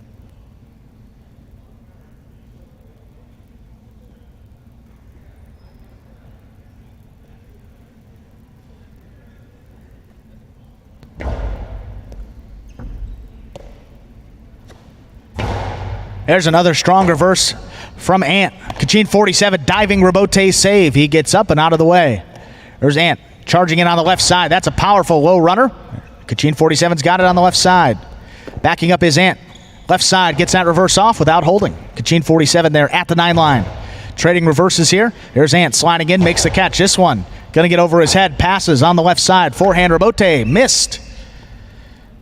That's a really well-played point by both Kachin 47 and Ant. High-paced. Lots of power from both players. Picking up the pace here. Ant gets that point. Ties it up 3-3.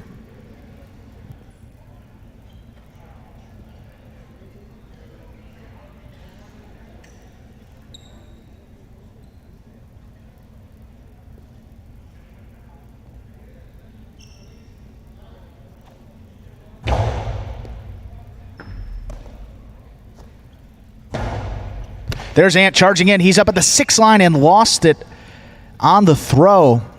Trying to get Kachin his 4th point.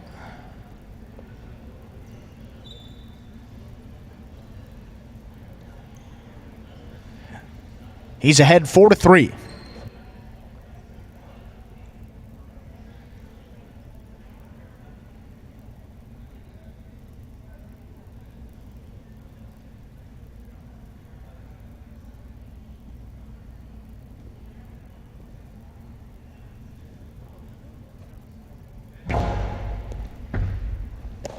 Ant's got that serve on the left side. Low runner at the 9 line. A perfect shot. Not coming out for the Rabote. That gives Ant his 4th point. We are knotted up again here. 4-4 in this match up to 6.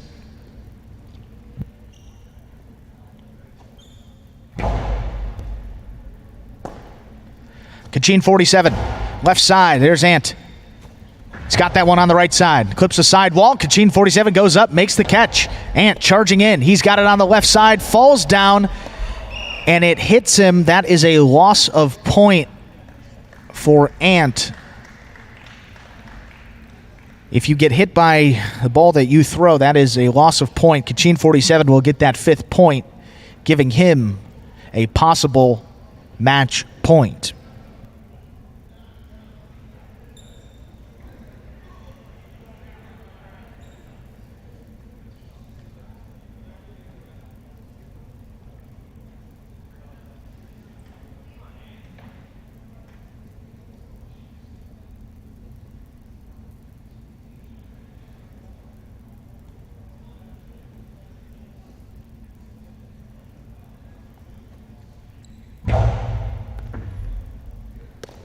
Ant's got it on the left side now. That low runner right along the side wall. Not going to make the catch there. It's tied up at 5-5. This is match point.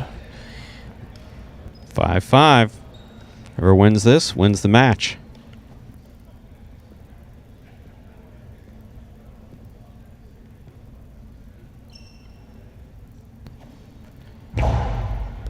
Good serve there from Ant. Kachin 47 can't bring it in. That is point and match for the gray jersey, Ant. He takes that one 6-5.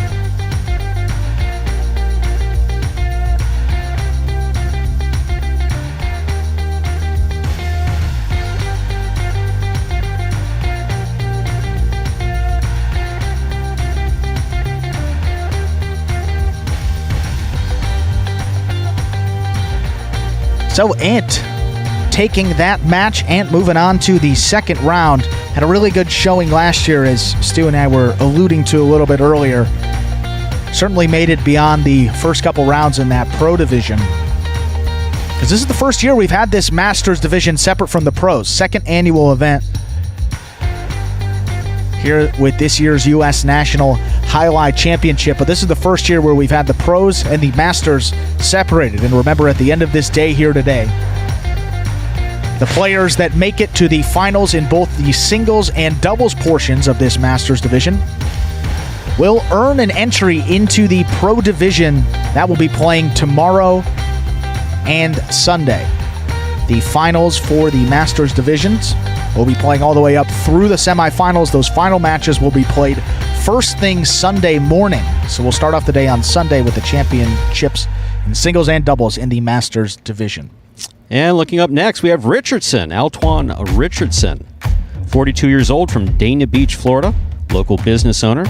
Hobby is Jai-Alai. His affiliation is North Miami Amateur Jai-Alai. Alton, a good friend of the Magic City program. Good to see him out here. And Cassio, Al Torcasio, 49 years old from New Haven, Connecticut. He's an operations manager. Main hobby is Jai-Alai. Played for 11 years at Milford Jai-Alai and Newport Jai-Alai. Very well, Stu. We are ready now for the final match in this first round. Serving in the yellow shirt, we have Richardson from Dania Beach, Florida. He will be taking on Cassio from New Haven, Connecticut, in the Connecticut Amateur Jai-Alai jersey in blue.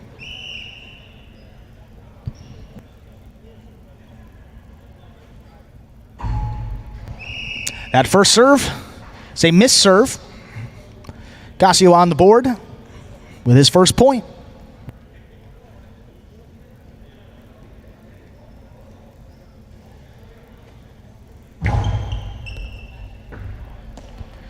Richardson on the left side. Strong reverse. It's a nice backhand. Tries to pass Cassio. He's not going to do it. Richardson on the right side. That one tipped. 2-0 advantage for Cassio early on here in this match.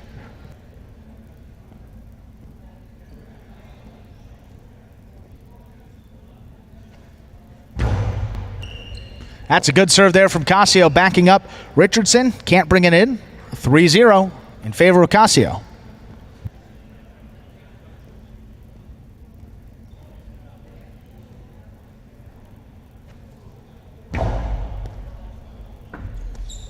There's Richardson on the left side. Strong reverse. There's Casio. He's got it at the 9 line. Richardson on the left side winds up the 2-wall. Thrown from the shoulder. That one into the pad, and that pad is out of play. 4-0. Advantage here for Casio. Didn't work, but good to see Al going for that kill shot.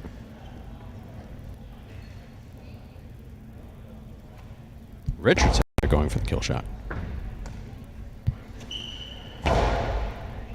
Casio pulls that one from the side wall. This reverse coming out for the rebote. Richardson. He's got it up off the front wall. Great save. Casio charging in. Powers that reverse. Rebote coming out again. Not enough on it to get it up off that front wall. That is now 5 straight for Casio, giving him a possible match point.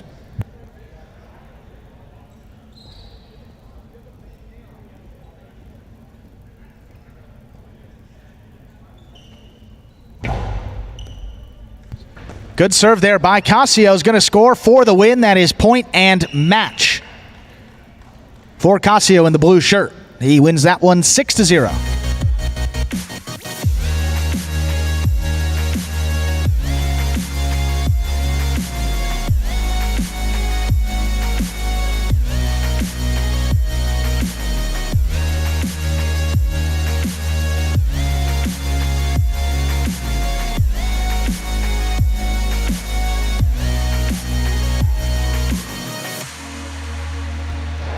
So, folks, that will conclude the opening round of singles played. We got through those 16 matches. We'll look at the time here, 11:33, about an hour and a half. Not too bad. Coming up next will be the first round of the doubles tournament. Doubles tournament here in the Masters Division as well. You'll be seeing many of the same guys paired up with one of the others in this doubles competition. Taking a quick look here. Don't know if anybody is in this bracket. Yeah, it looks like everybody that's in this doubles bracket will be competing in did compete in the singles as well. There are 14 total teams at the moment. So we've got 7 matches to be played in this doubles round. These 7 losing teams will go into a playback round, which will be like these spectacular 7 Quinella scoring with those normal highlight games we play here at Magic City. We'll have 7 teams rotating posts. First 2 teams to reach 7 points will qualify back into the tournament, and they will come in as the 15th and 16th teams of this doubles championship. So there is a doubles playback, nothing for the singles. The top 2 teams that make it out of that doubles will advance back into the tournament. So even if they lose, still another opportunity. We'll explain more of that when we get there after we finish up these 7 doubles matches.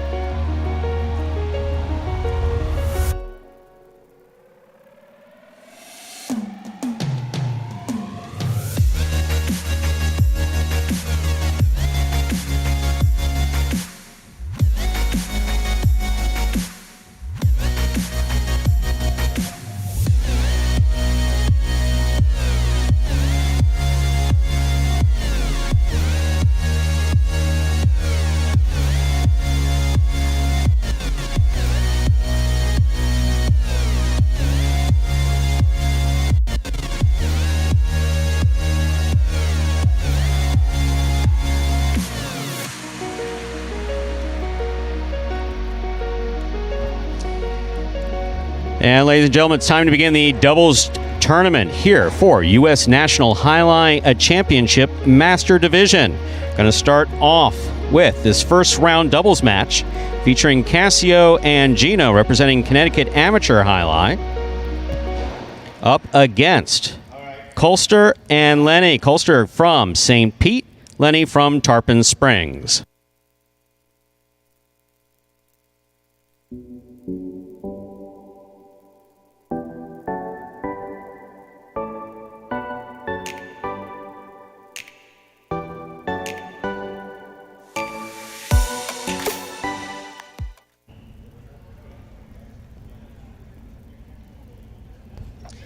Gino serves. Our first doubles match of the day has begun. Casio, forehand from the 13 line. Here's Colster with the tip ball in the backcourt. First point goes to Casio and Gino.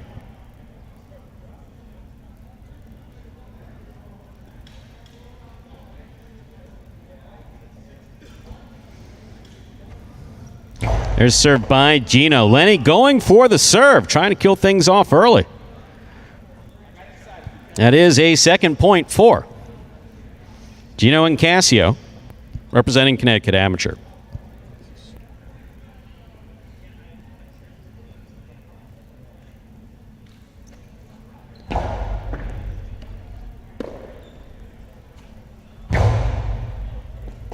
Excellent catch by Casio on the forehand.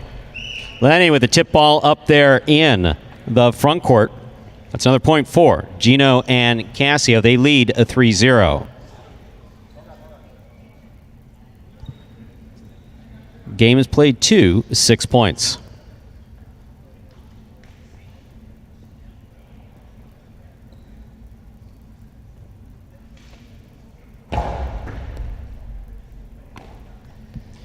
Colster from the forehand, hard to the inside. Beautifully thrown ball.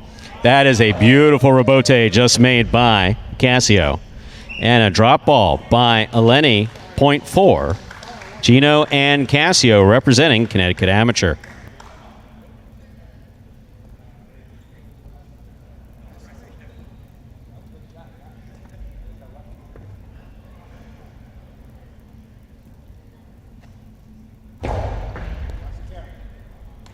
Colster, forehand from the 10 line.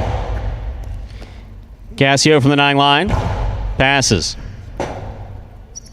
Rebote by Lenny is good. The carom by Casio. Hits the pad, and the pad is bad. That gets Lenny and Colster up on the board.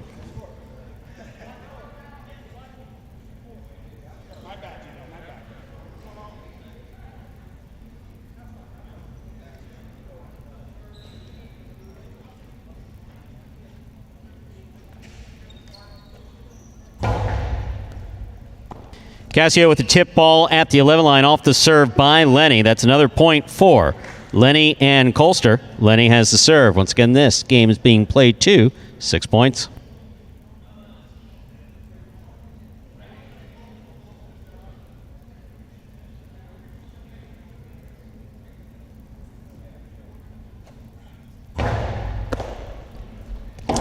Gino takes the serve. On the forehand, puts it inside, kills it. Well thrown. That gives Gino and Casio possible match point.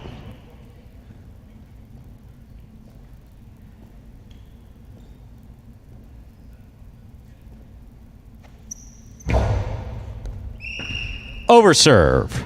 Point for Lenny and Colster. Still possible match point.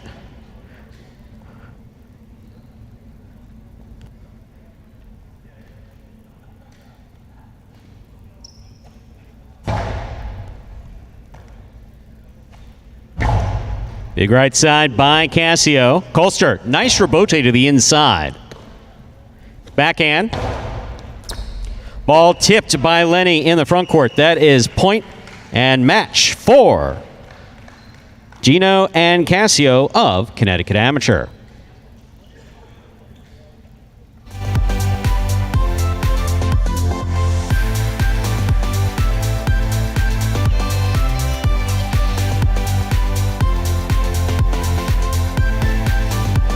So, Gino and Casio winning our first doubles match of the Masters Division here at the U.S. National Highlight Championship. 6-3. We have a minute 30 to go, and up next, ladies and gentlemen, is our next doubles match. Ant and Petro against Alex and Kachin, 42nd. Yes. 47, rather. 47, yeah. Ant and Petro both advanced in their singles matches earlier here today.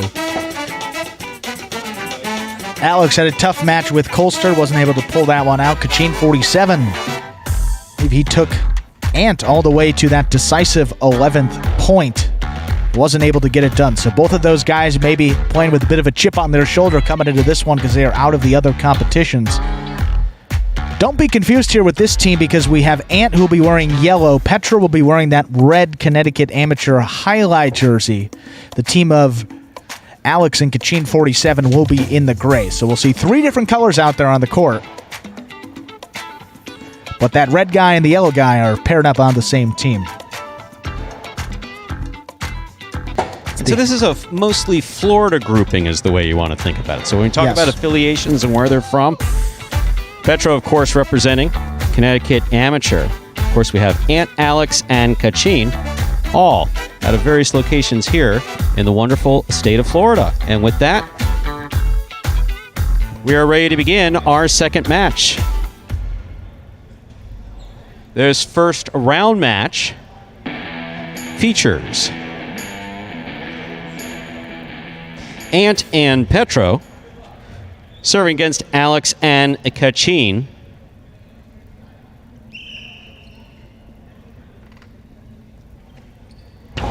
Petro serves, we begin. Backhand by Kachin. Scoop by Petro. Rebote forehand just missed there at the side wall by Kachin, 47. First point goes to Ant and Petro.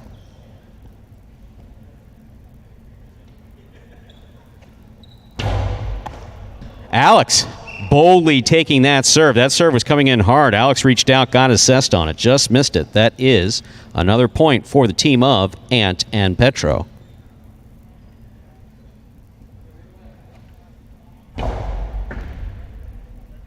Kachin, 47, with a drop ball there on the left side off the serve. That's 3 points for Ant and Petro.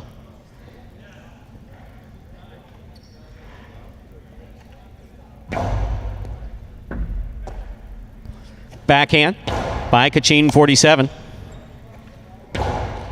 Powerful forehand by Petro. Kachin makes a nice catch.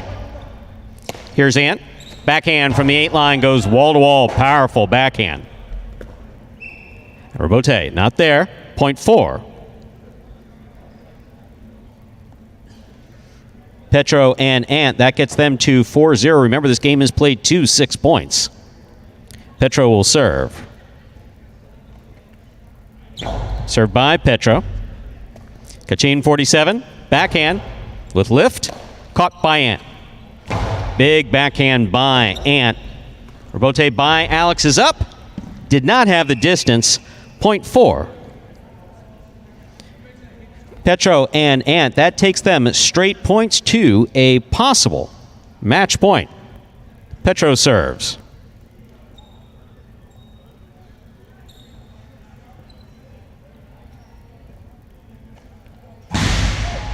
That is a misserve. So, an attempt at an outside serve. Missed the front wall. The team of Ant and Petro having a couple points to play with something like that, but really want to keep the ball on the front wall.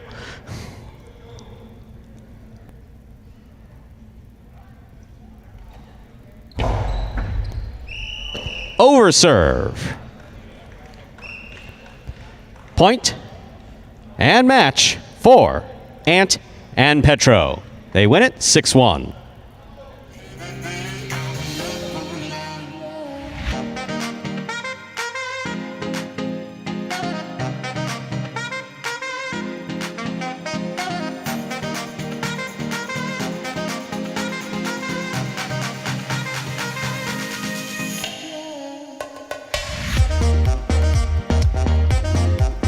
And in our next doubles match, doubles tournament for the U.S. National Jai-Alai Championship Masters Division, we'll have Big Z and LJS playing against Jefe and Gatch. So Gatch, who was out here earlier, actually picked up a singles win by default, is none other than Rick Gatch. That's right, that is the Rick Gatch. Used to play at Miami Jai-Alai, Fort Pierce Jai-Alai, out of the North Miami Amateur Jai-Alai program. He is a doctor of physical therapy, enjoys camping, paddleboarding. He played at Fort Pierce 1987 to 1988, and then played 10 years at Miami Jai-Alai in the backcourt. LJS, as we previously mentioned, from Port St. Lucie, Florida. That's Jason playing. That is the closest I think I've ever seen anybody. Wow, that was real close. If you were watching, if you were watching that was a little on the dangerous side. My oh my. So LJS is in the front court with. So we think, yeah. With Big Z. Ooh. All right, let's get this match started, eh, Stu? Yeah, no more practice throws here. 10 seconds away from this. Big Z is none other than George Zephyrs, 48 years old, from Coconut Creek, Florida, poker dealer at the Hard Rock. Previously played at Calder in 2019. Jefe, of course, none other than Jeff Williams, 60 years old, from Tampa, Florida, regional sales director for TRX Biosurgery, enjoys golf, played 14 seasons in professional Jai-Alai, Quincy, Ocala, and Tampa.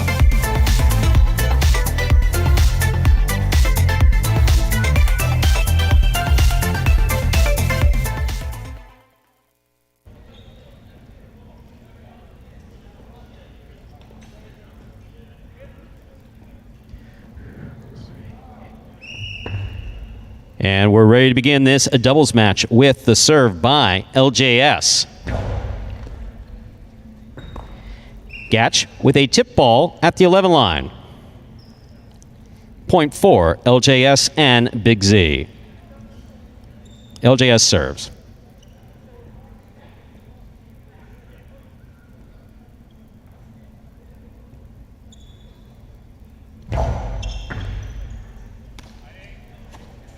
Powerful backhand by Gatch. Ball tipped up there in the front court. That is a point for Jefe and Gatch. Jefe serves.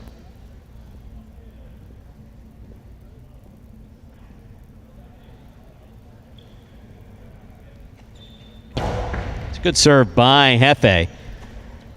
Big Z with a nice backhand. Ball tipped back here at the 12 line. Point for LJS and Big Z.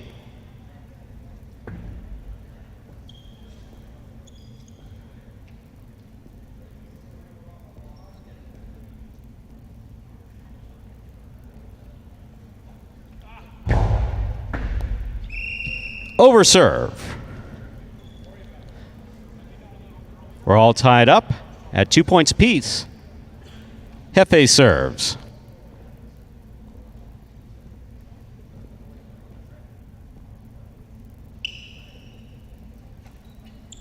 Fine serve by Jefe. That's a good catch. And a nice return by Big Z. Powerful backhand by Gatch. That's what he was known for years at Miami Jai-Alai, that ultra-powerful reverse. That ball went into the overhead screen. That's out of play. That is a point for LJS and Big Z.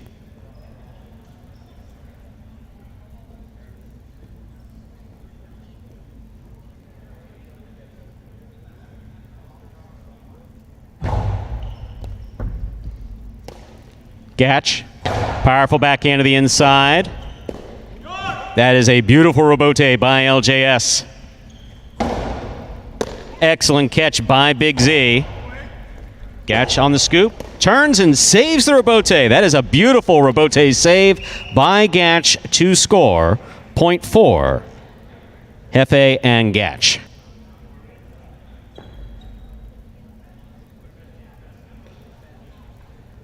We're all tied up at 3 points apiece. Jefe serves.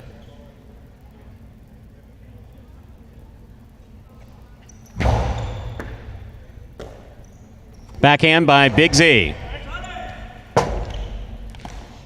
Hefe gets in there and makes the rebote save. Clean miss in the front court. Big Z's got it. Nice right side. That ball crossing the wall at the 11 line and scoring. Point 4. LJS and Big Z, they lead it 4-3.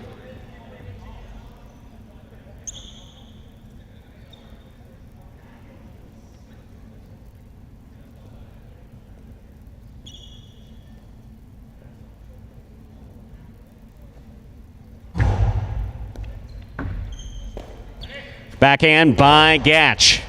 Catch by Big Z. Gatch, fine catch on the backhand.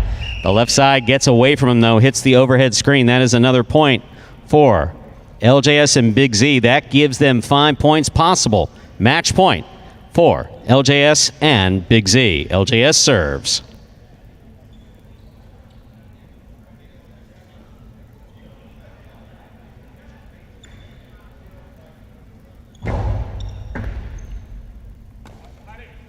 Powerful backhand by Gatch. Ball missed in the backcourt.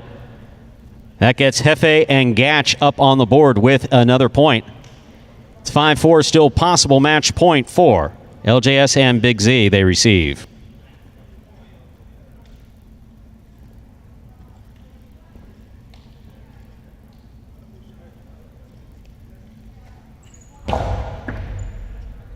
Big Z in the backcourt. Low, hard backhand. Ball goes off the frame of the cesta, and that is a win for LJS and Big Z. Congratulations, gentlemen. They win 6-4.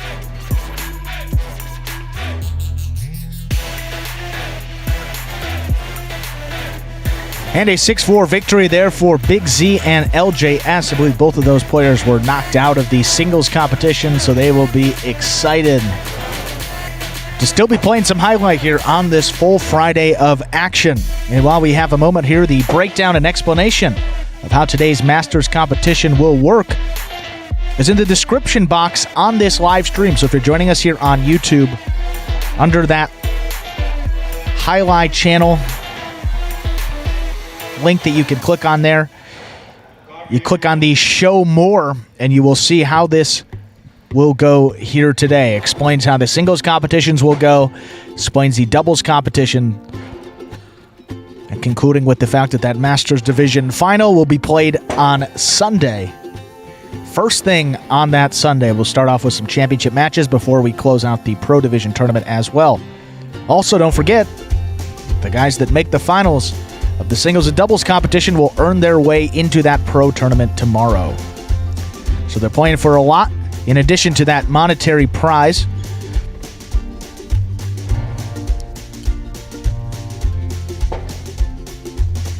that professional tournament, $7,500 to the winner, $2,500 for second place, and professional doubles, $10,000 to the first place team, $5,000 to second place. So I'll get this fourth doubles match going here in just about 15 seconds. And we have Beach and Goya. So, the Connecticut amateur team against Garby and Rule. Rule, Michael Ali, 41 years old, from Clearwater, Florida. Professional operator. Enjoys volleyball, basketball, poker, going to the beach.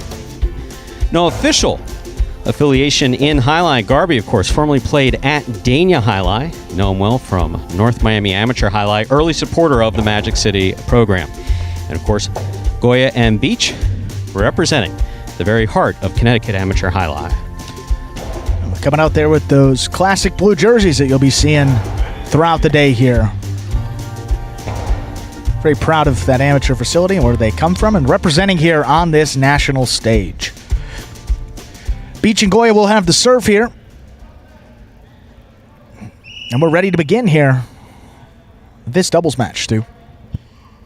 Sure are, Andrew. There's the serve by Goya. Catch by Beach. Forehands up.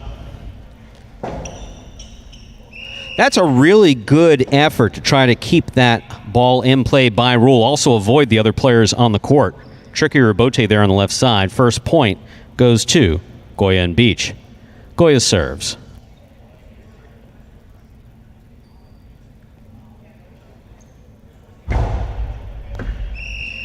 Over serve, loss of point. We're all tied up at 1 point apiece.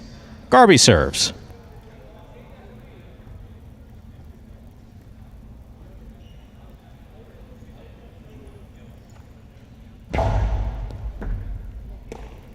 Beach on the backhand. Rule scoops it beautifully on the left side.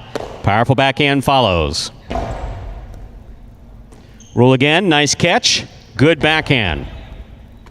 Beach from the forehand. Garby takes it on the bounce up front. Beach, fine catch there at the 10 line. Scoop by Garby.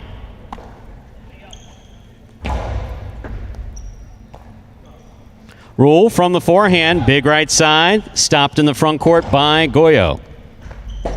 Ball tipped in the back court. That is a point for Goya and Beach. They lead 2-1.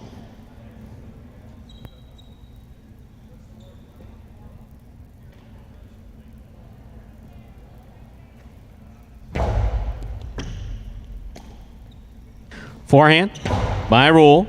Catch by Goya. Rule was going to go for the scoop, turned and saved the rebote. Nice play there in the backcourt by Rule. Garby on the forehand rebote. That scores. We're all tied up at 2 points apiece. Garby will serve.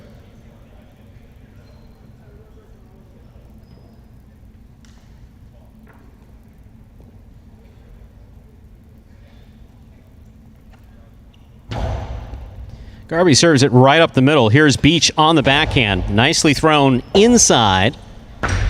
Tough play by Rule. Will miss on the forehand rebote. Point for Goya and Beach. They lead 3-2.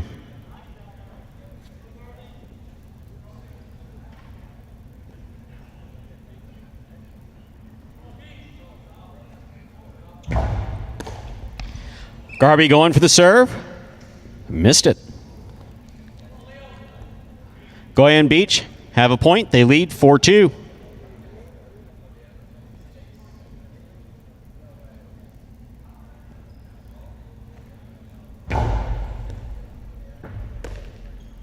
Backhand by Rule. Catch by Goyo. Rebote left side by Rule. He keeps it in play. Goya moves in. Nice pickup by Rule, and that's a good throw there on the left side. Rule again. Backhand. Goya. Backhand. Rebote by Rule.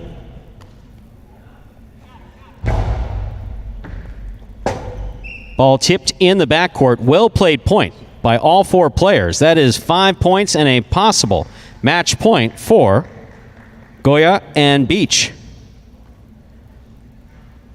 Garby and Rule trying to hold on with 2 points.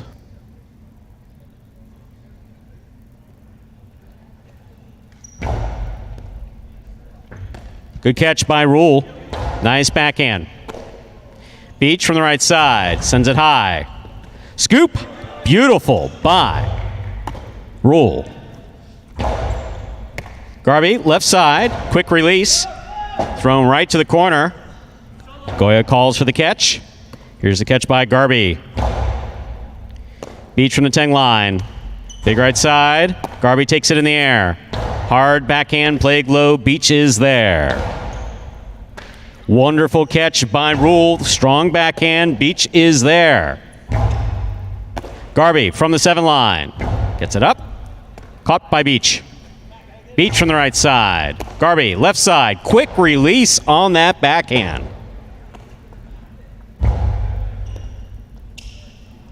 Rule, difficult catch at the 11 line. Goya from the forehand. High scoop attempt missed.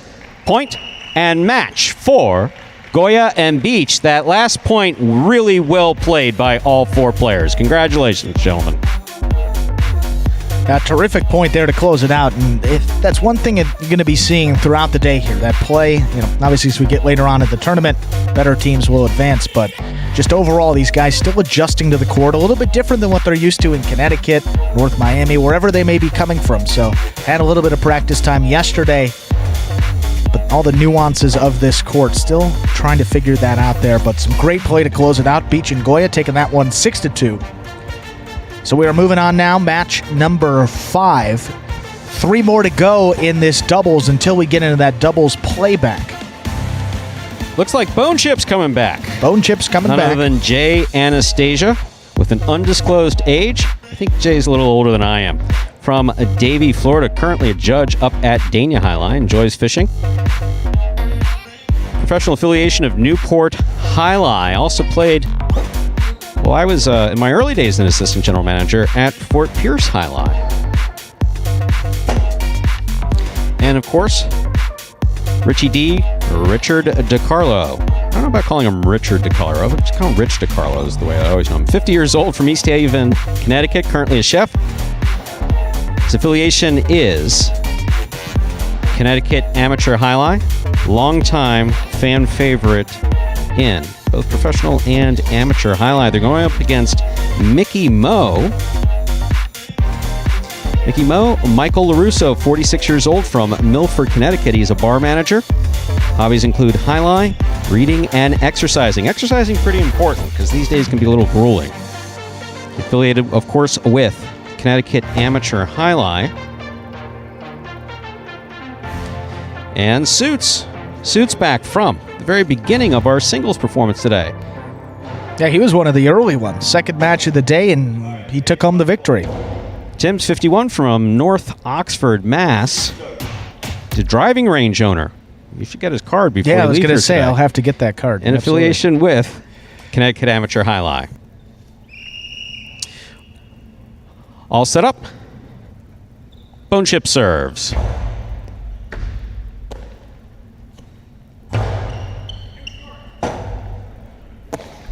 Bone Chip, forehand rebote. Ball missed. First point of this match goes to Bone Chip and Richie D.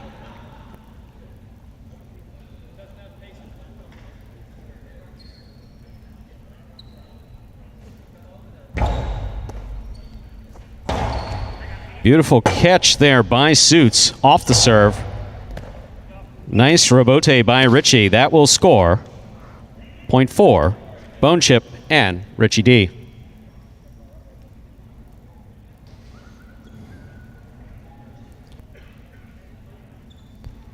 And you wonder how big of an advantage it is. A guy like Richie D played in this tournament last year. Just the way he moved to make that rebote, moves pretty well on this court, has a good understanding of where the ball is going to go.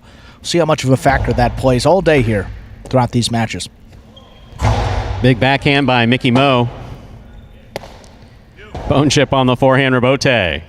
Suits, backhand to the inside. Richie's there. Fine catch, almost made there in the backcourt. That's a point for Bone Chip and Richie D.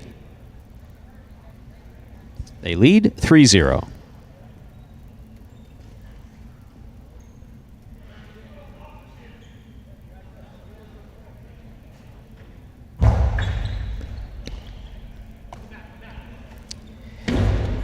Mickey Mo on the catch, plays the backhand low.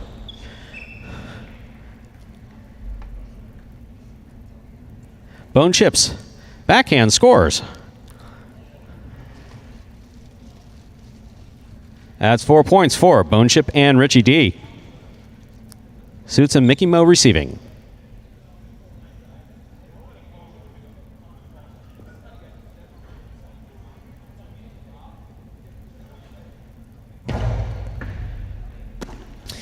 Mickey Mo got a good head start on that. He knew he had to move up. That a reverse, however, hits the overhead screen. That is 5 straight points for Bone Chip and Richie D. Possible match point. Bone Chip will serve. Again, current score is 5-0. Suits and Mickey Mo looking to get up on the board here in this match.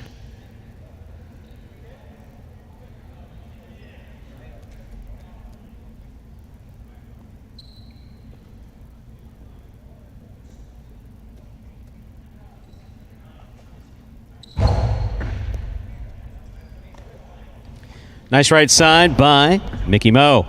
That one gets by Richie D on the inside and scores, so that will get Suits and Mikey Mo up on the board with a point. Suits serves. Still possible match point.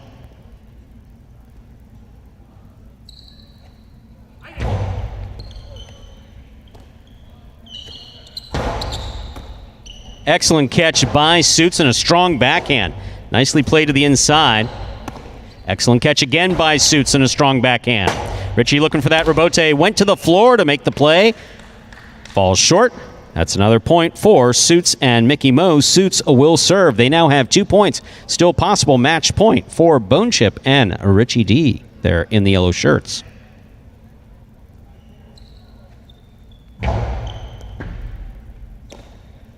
Backhand by Richie. Lands in. Suits was there but unable to complete that rebote to keep them in play. Point and match for Bone Chip and Richie D. They win it 6-2. And Bone Chip and Richie D moving on into the second round of the doubles, or should we say the quarterfinals of that doubles competition. 16-team bracket in the doubles, 32 in the singles. We have already completed that opening round of singles play if you're just joining us here now for the second annual U.S. National Jai-Alai Championship. This is the Masters Division here.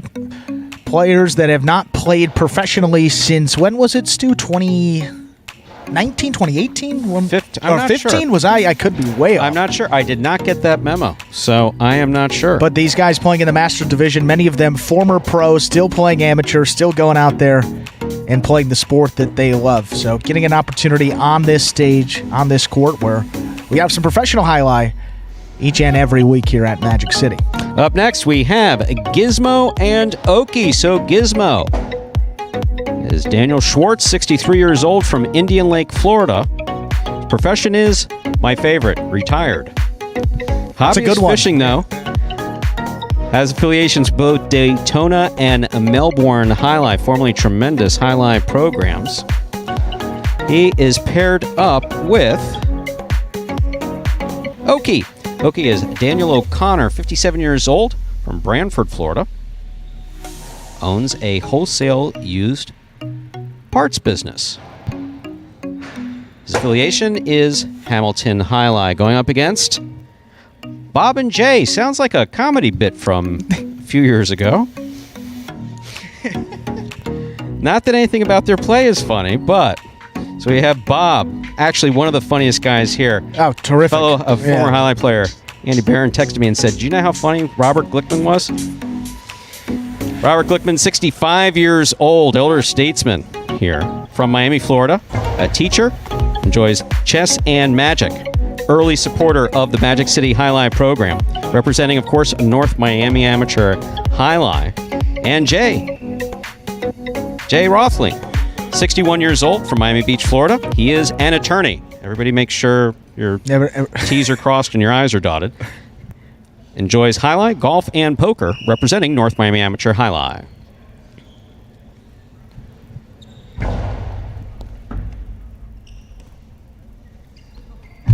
Forehand by Jay. Sails out of play, hits the overhead screen. First point goes to Gizmo and Oki.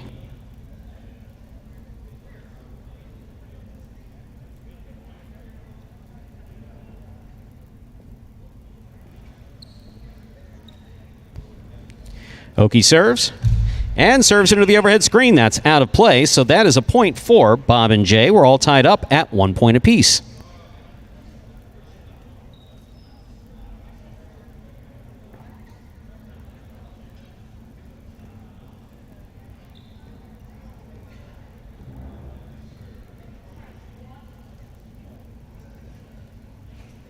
Bob serves. That's taken by Oki. Catch by Jay. Backhand by Jay. Powerful throw by Gizmo. Jay is safe on that rebote. He keeps it in play. Strong forehand. That rebote missed. Point 4. Gizmo and Oki, they lead 2-1.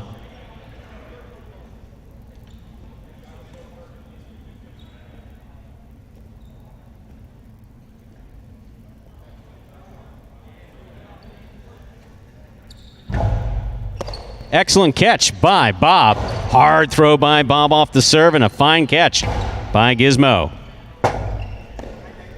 Jay going for a 2-wall rebote. That just missed. Point 4, Gizmo and Oki.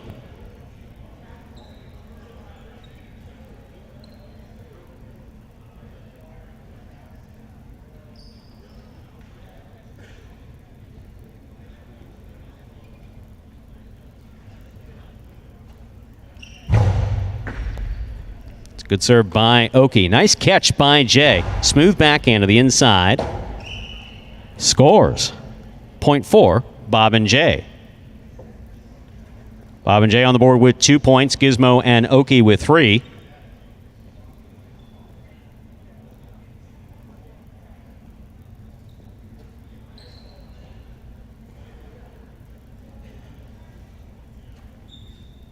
Bob lays up the serve. It does land between the 4 and 7, right where it has to. Powerful forehand by Gizmo. Jay, it has the distance, but not the location. That landed wide. Point 4, Gizmo and Oki. Oki serves. So Gizmo and Oki leading here 4-2 in this 6-point match. Over serve, loss of point. Bob and Jay up on the board with another point. They have 3 points. Gizmo and Oki with 4. Bob will serve.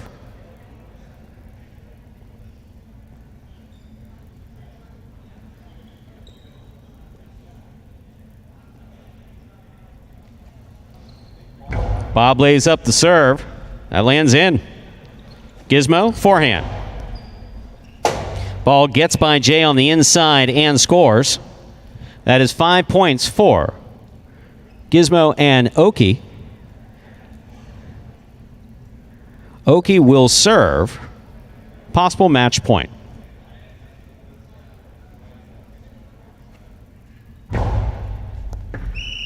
Over serve. Point 4, Bob and Jay. They hang in there. They have 4 points now.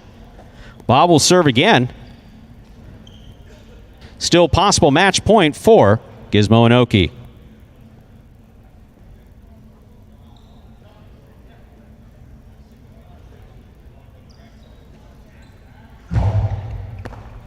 Oki takes the serve.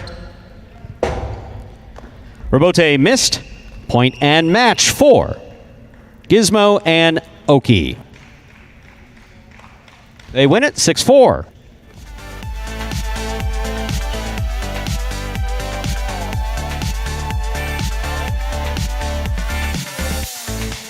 Six-4 victory there for Gizmo and Oki. They are moving on into the quarterfinals of that doubles competition. One more to go here in the doubles stew. Chewy and Jimmy Jam versus Adam and Douglas the First.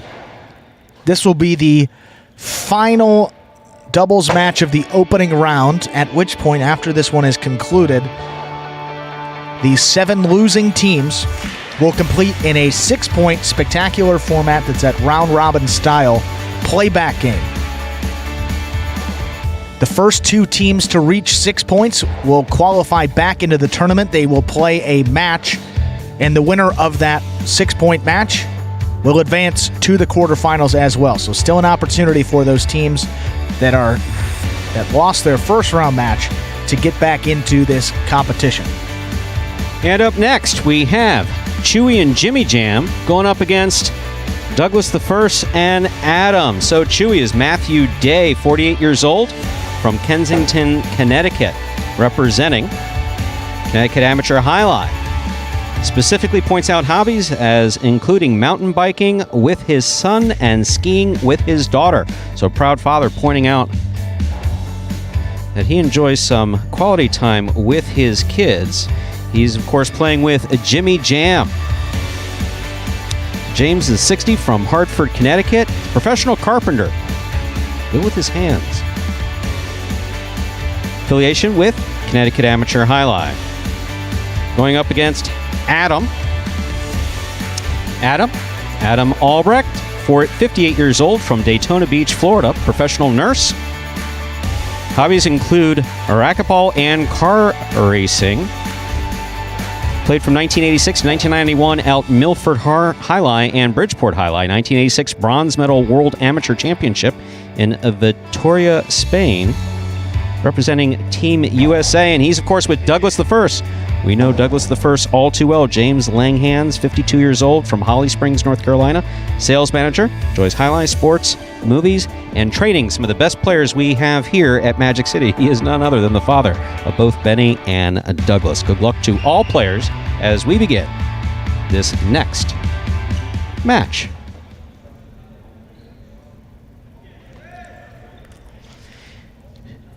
Jimmy Jam serves. Douglas takes it. Nice catch and return by Chewy. Jimmy Jam goes to the floor to make the rebote. Just missed. First point goes to Douglas I and Adam.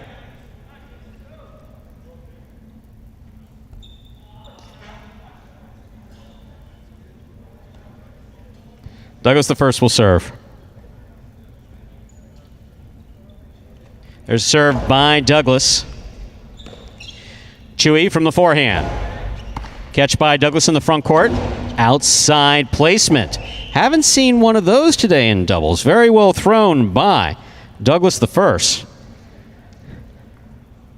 Douglas I and Adam lead 2-0.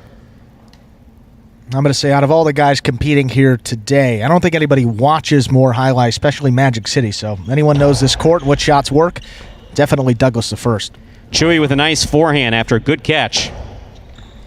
Adam goes to the floor. He knew he had to. Trying to judge that bounce off the back wall is a little difficult. That is a point for Jimmy Jam and Chewy. Jimmy Jam serves.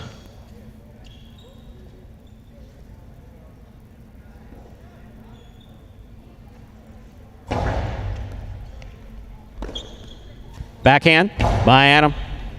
Catch by Chewy. Interference ruled. The point will be replayed.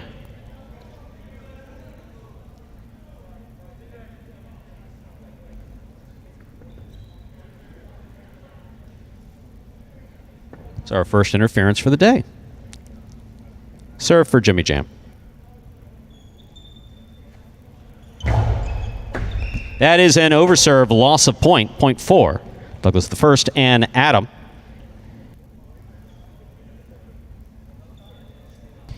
They lead 3-1.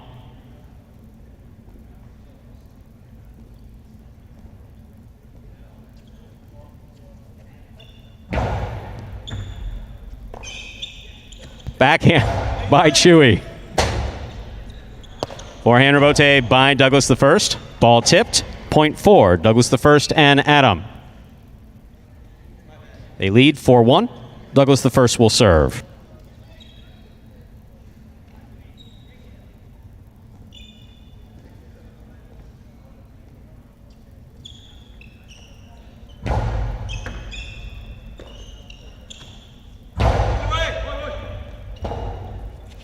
Rebote left side by Douglas I. Jimmy Jam gets there. Tip ball. Point for Douglas I and Adam. They have 5 points. Possible match point for Douglas I and Adam.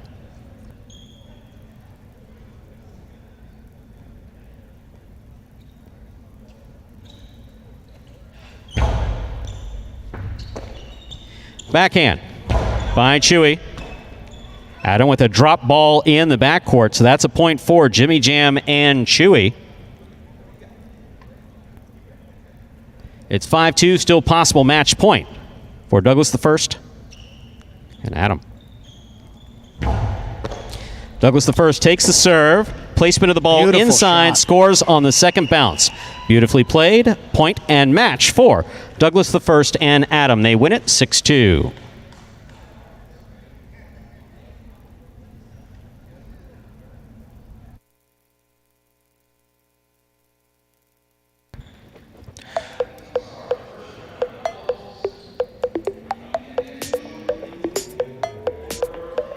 All right.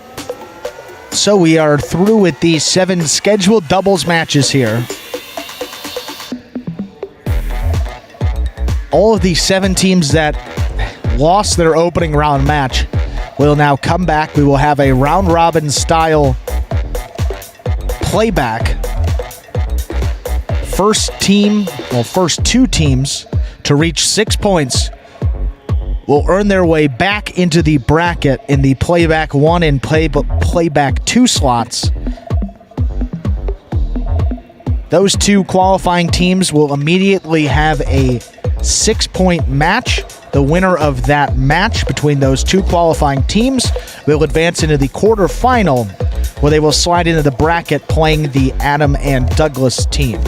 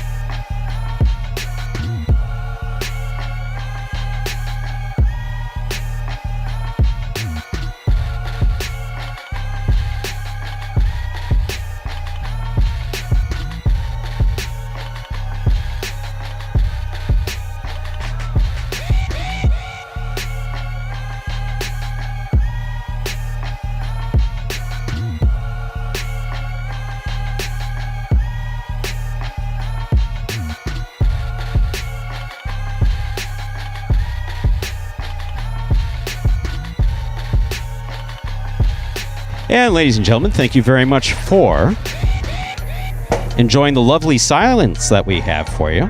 See, in order to get a playoff going, to play back into the singles championship, we're going to switch from the head-to-head format that you've been watching to a round-robin format. So the round-robin is something that is frequently misunderstood in highlight. Basically what you do is you take 6 players and they play each other in order. The first guy plays the second guy, the winner stays on the court, the loser goes to the end of the rotation. They keep going until they get to 6 points. For those of you who are familiar with highlight, points will not double after the first round. It's 1 point per point that you win. All the other rules that you've been watching all day are exactly the same. So straight points all the way up to 6. First 2 teams to reach 6 points will earn their way back into the bracket, where they will then play off against one another. The winner of that match will continue on into that quarterfinals.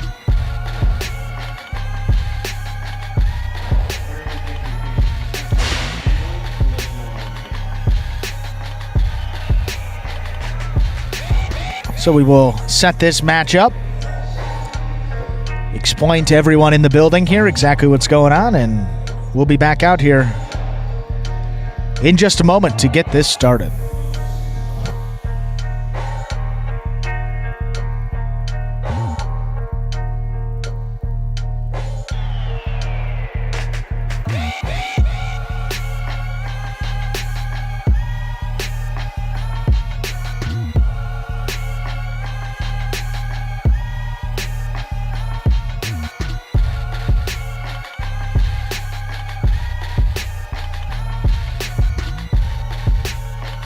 And we're getting the players organized here in the player cage. No one ever say that Scott Savin is not hands-on. It's his tournament. It's the Magic City tournament, of course, as sponsored by Bet Rivers.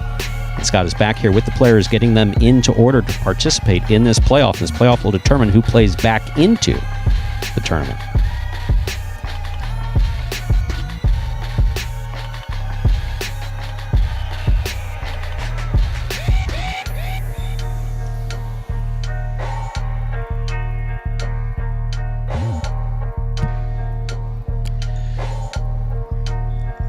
And they are doing the drawing for those posts as we speak.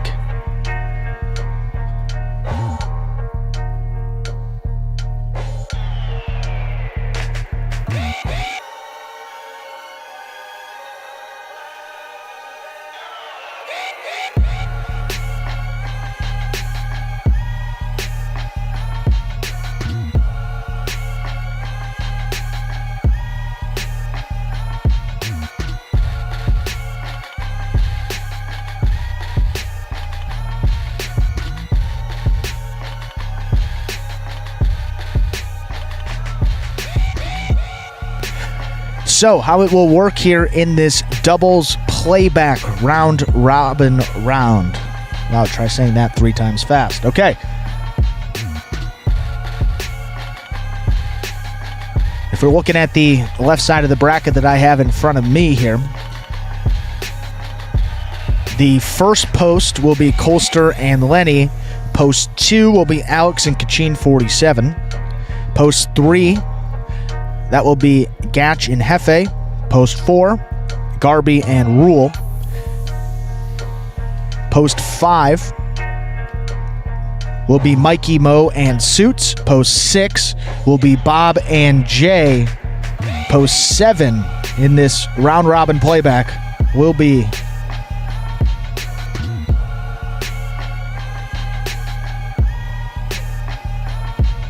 Chewy and Jimmy Jam. That will be the 7th team.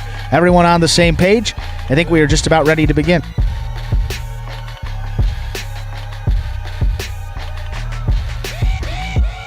And we do have the order.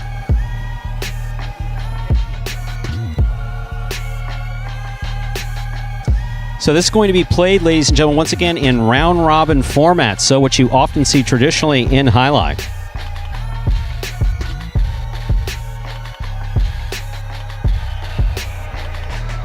We're playing to 6 straight points. Points will not double after the first round of play. And the first 2 players to get 6 points will advance.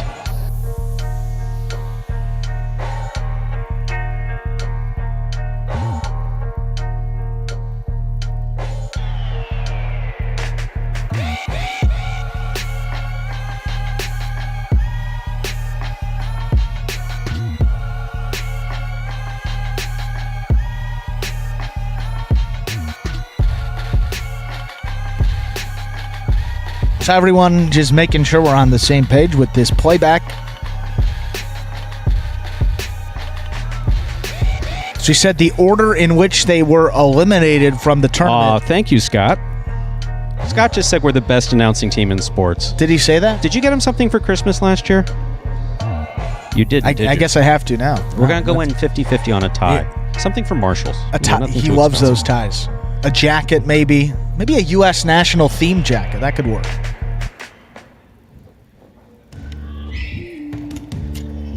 So the first two teams coming out here. Oh boy, people are going to be wearing the same color shirts too. Bear with us, folks. They know who's on each team. We ready to begin? Lots of planning. We're ready to begin. In the equivalent of post 1, we have Lenny and Colster. Receiving the blue post 2 is Alex and Kachin 47. Just kind of imagine that it's blue. Lenny serves. The playoff begins with an overserve. That first point goes to Alex and Kachin 47. That'll bring to the court post 3. I'm going to keep calling it post 3. I'll completely screw it up. Hefe and Gatch.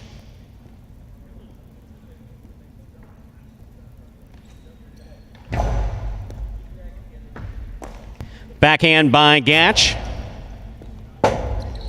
Rebote left side by Alex falls short. That point goes to Hefe and Gatch in the equivalent of post 3. That brings out the 4 team, which is Garby and Rule.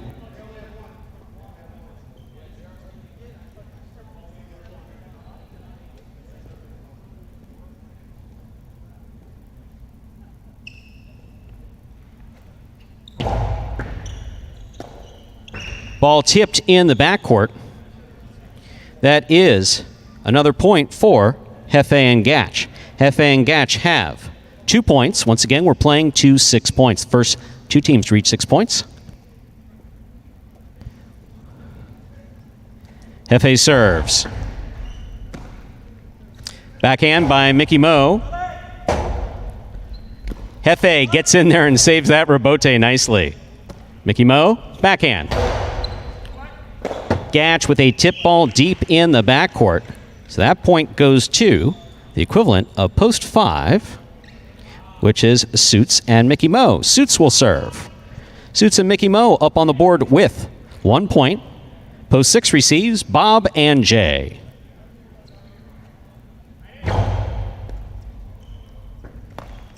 That bounced twice before Jay was able to get to it. That is another point for Suits and Mickey Mo. Finish things off, we have Jimmy Jam and Chewy receiving.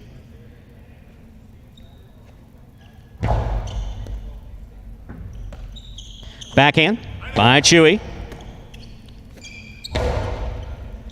Chewy with a tip ball on the forehand. That is another point for Suits and Mickey Mo. They have 3 points. Returning, Lenny and Colster.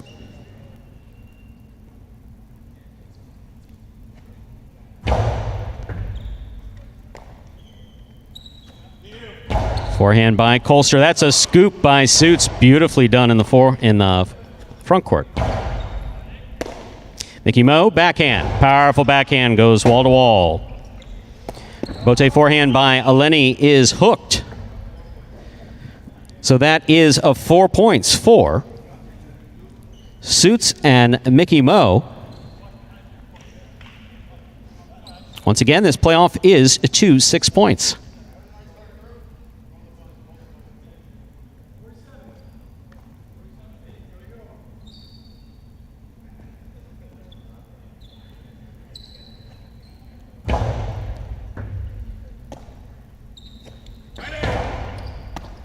Suits, backhand to the inside. Passes Kachin. Kachin going for the rebote, missed it. That is 5 points. Possible game point for Suits and Mickey Mo.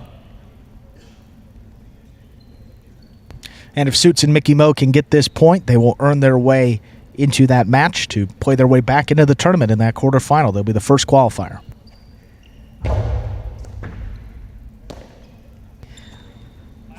Backhand by Rule, catch by Mickey Mo.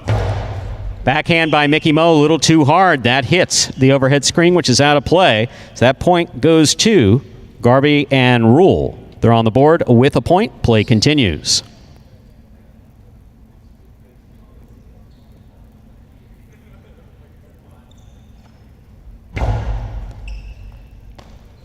Backhand by Gatch. Garvey, forehand rebote. Gatch reaches in, makes a great catch, fires that backhand. There's Garvey, missed the rebote. So that is a point for Hefe in Gatch. That's 3 points for Hefe and Gatch. Hefe serves. Bob and Jay receive.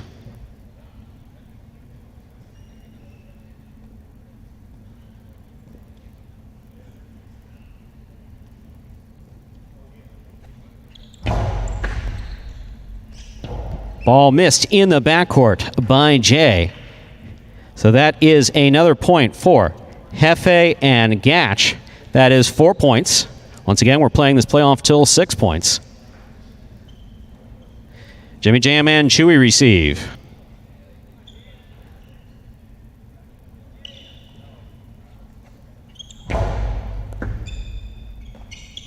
Ball dropped in the backcourt, so it is possible playoff point here for Hefe and Gatch.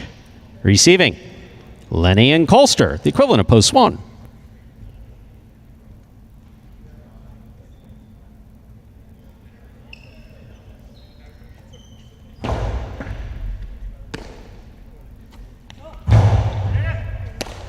Ball dropped in the backcourt. That is a point for Lenny and Colster. Play in this playoff continues.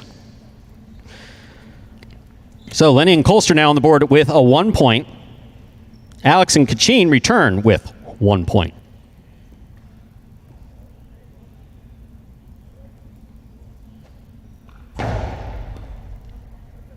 Kachin, backhand. Colster, backhand. Kachin with a tip ball. Point for Lenny and Colster. Lenny will serve. They have 2 points, returning with possible playoff point. Suits and Mickey Mo.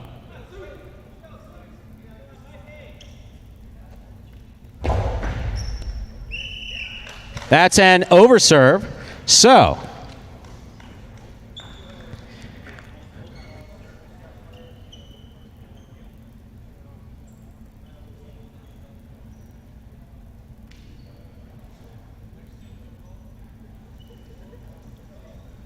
So Mickey Mo and Suits qualify to go back in. Yes, so Mickey Mo and Suits are the first qualifier. The next team to reach 6 points will be the second qualifier.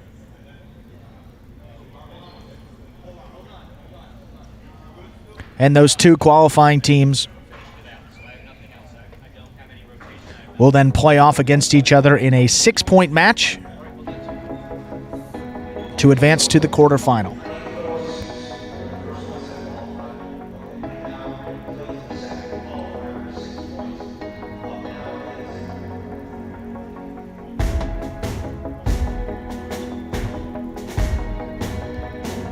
We have Garby and Rules serving, and receiving is Bob and Jay.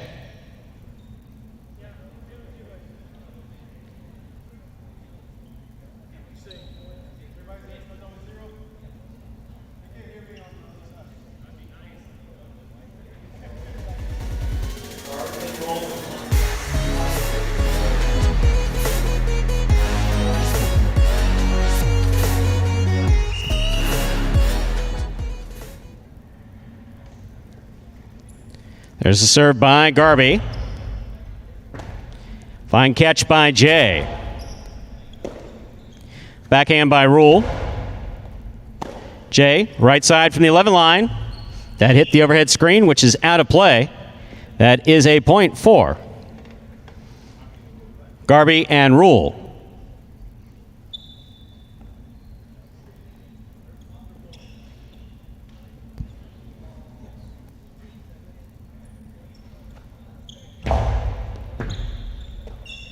There's the backhand by Chewy.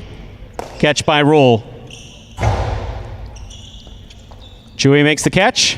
Forehand to the inside. Rule, backhand.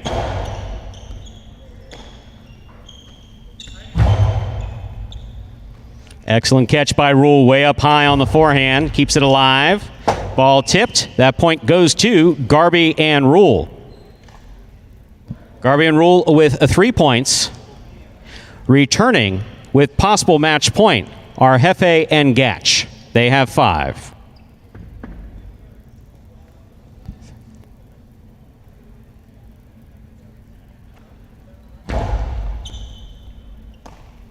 Gatch, backhand, powerful backhand. Robote comes low. Garby going for the save, point, and match. So the second team qualifying is Hefe and Gatch qualifying as the second qualifier in the playback round. And we appreciate everybody's patience with that highly unusual playoff scenario that we came up, but Yes. Well, we had to get 7 teams down to 2. with tremendous effort.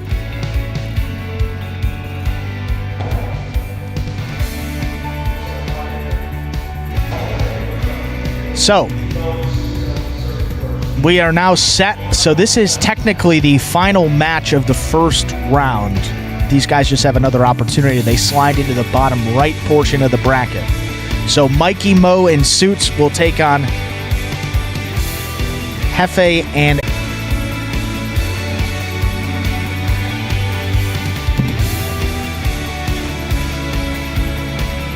Mikey Mo and Suits, because they were the first qualifier, they will have the serve to begin this match.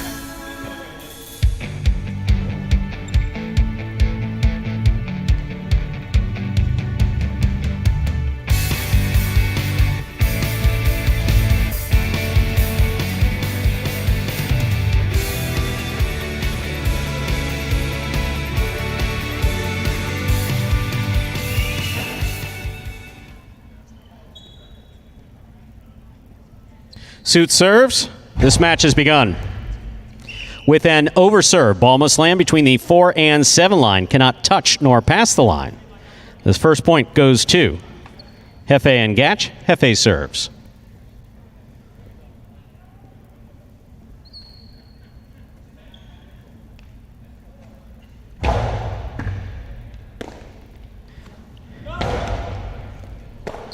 Gatch with a tip ball in the backcourt. We're all tied up at 1 point apiece.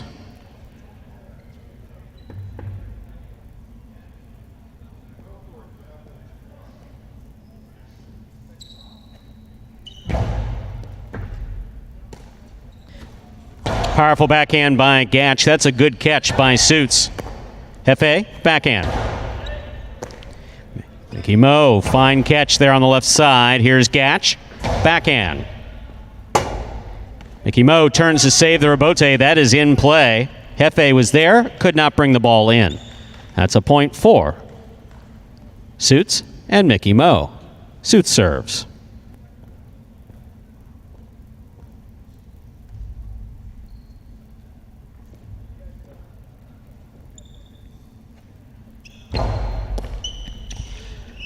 Hefe going for the serve, tipped it. That's 3 points for Suits and Mickey Mo. Suits will serve.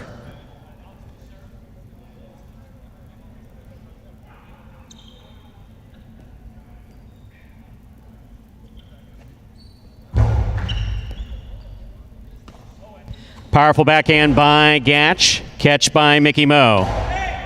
Catch in the front court by Hefe. Rebote left side by Suits. Gatch, beautiful catch there at the 9 line. That backhand cleared the overhead screen. Here's Suits on the rebote. Gatch again.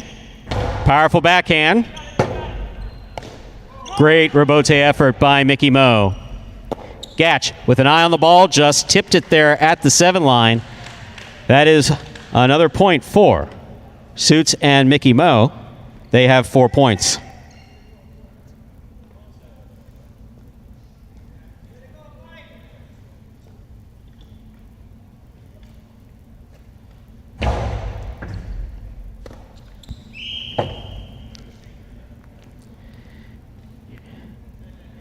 Gatch was looking for interference. Interference declined on that call. That is Suits and Mickey Mo with 5 points. Hefe and Gatch with 1.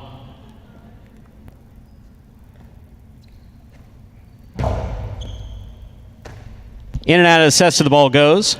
Point and match for Suits and Mickey Mo, 6-1.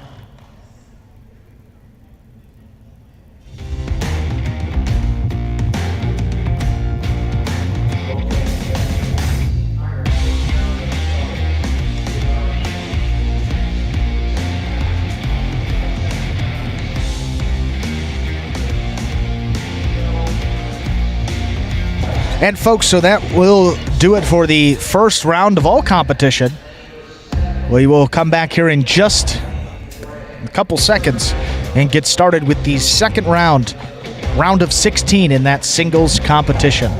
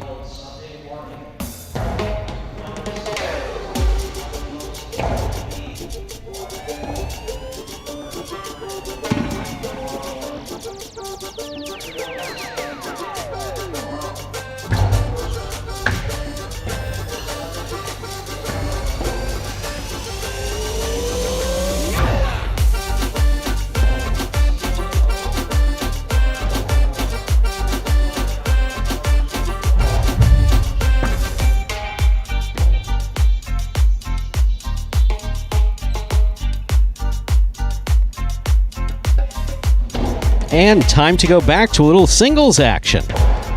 Singles tournament for the U.S. National Highlight Championship Masters Division continues now. And we'll go to our second round of singles. We're going to give the call back to Andrew. And I'll be sitting here competently and capably keeping score. You did a great job. Thank you. I don't know if anyone told you, Stu. No, no one told me anything. You didn't miss a point. Thank you. That first go around. I live for a correct score. We have the Sweet 16 of this Masters Division coming up. 16 players left. We will get down to 8 after this second round of play. We'll have the singles here.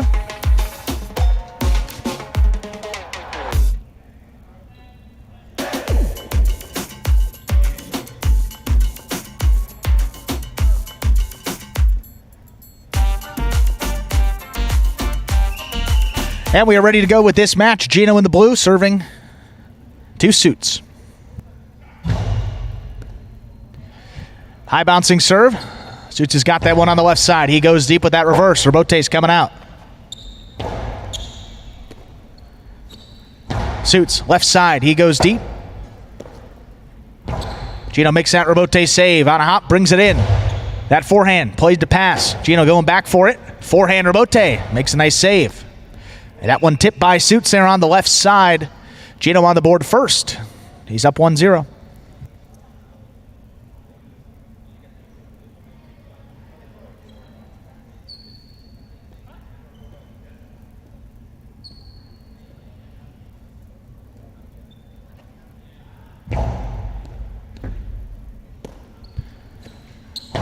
Suits, powerful reverse. Stays along the inside. There's Gino. Rebote's save. Lays it up off that front wall. There's Suits. Going to pass again. Gino setting up at the 9 line. Digs out that rebote again. Suits up in the front court. Powerful forehand. Going to catch 3 walls. Not going outside enough. One-handed rebote saved by Gino. That's tip. Gino followed that ball beautifully there out to that rebote. Rebote, of course, the rebound off the back wall. Has to come into the cesta and be thrown in one fluid motion without stopping. Gives Gino his second point. 2-0 advantage.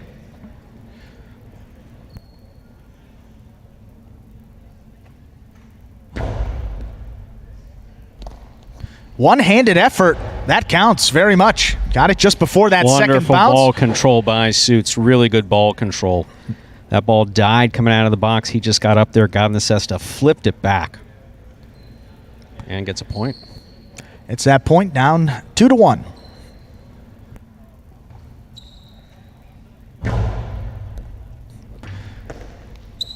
Gino backed up beyond the 12 line. Outside placement. Runs under it. Suits makes a nice catch. His forehand return picked up by Gino. That low forehand just above the pad. He went for it. That caught the top of the pad, and any part of that pad is bad. That's out of play. 2 points now for Suits. Ties it back up 2-2.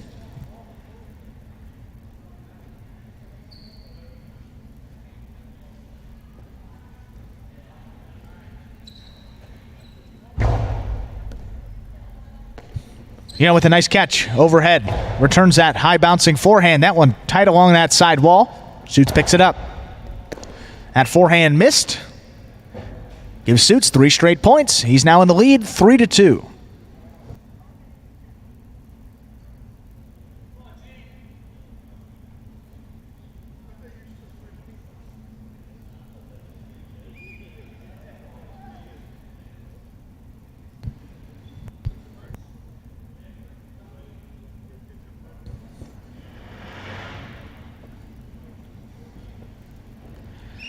And just making some adjustments to the cesta, tying it back on. Suits up 3-2 with the serve. High bouncing serve. Gino's got it beyond the 12 line. He comes high off that front wall, looking for a big bouncer. Suits can't bring it in. We're knotted up again at 3 apiece. Gino has the serve.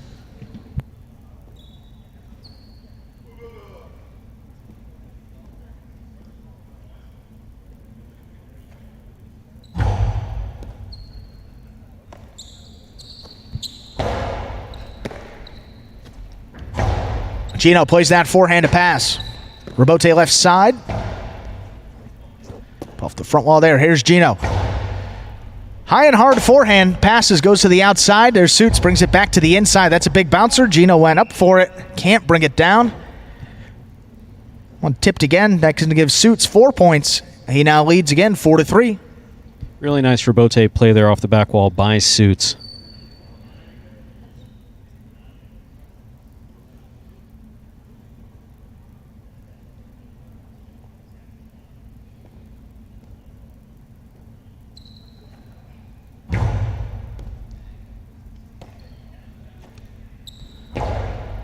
Gino with that forehand again. Gets out of the way. That one missed. On the left side there by Suits. Gino getting his 4th point. Ties it back up at 4-4.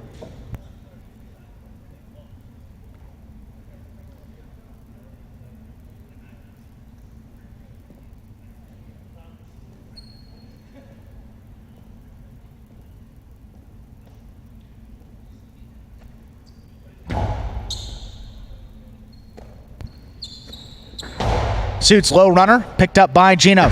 Goes for the carom, that kill shot from the right side, and that just caught the top of the pad. That gives Suits his 5th point and a possible match point.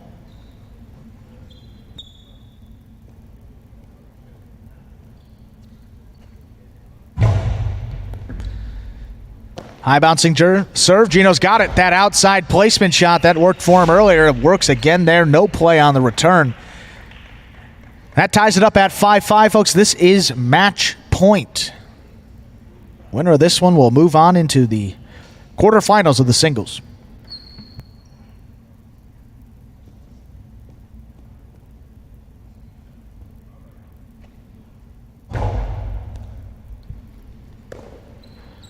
Suits left side, that runner to the inside. Knocked down there by Gino. That is point and match with a gray jersey there. Suits, he wins it 6-5. He moves on to the quarterfinal of this U.S. National Highlight Championship Masters Division. We'll get those 2 minutes up on the clock before we get into that next match. It will be Lenny. Lenny won his first round match against Big Z. And Hefe. Hefe took out Jay in his first go-around in the singles department.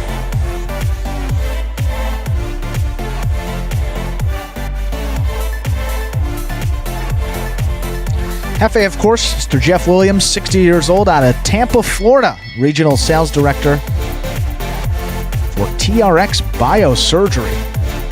Sounds above my pay grade, Stu. Wow, that is a smart man we got playing some highlight here out there.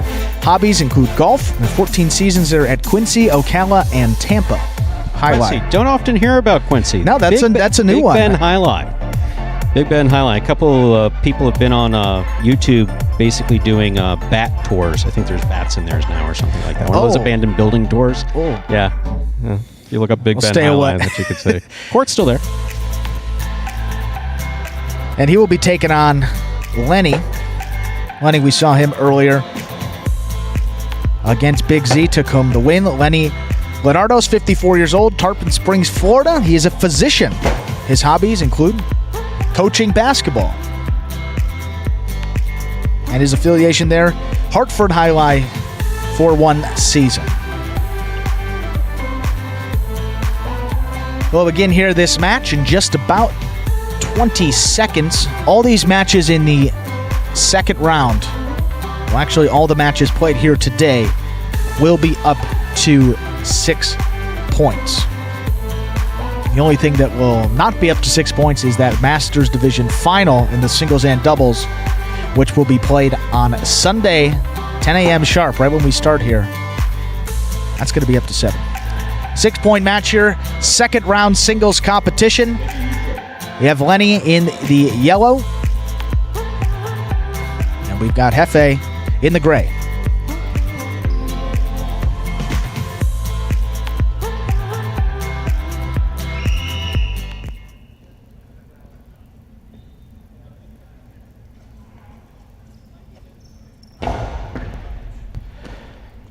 There's Hefe on the left side. That's a powerful reverse.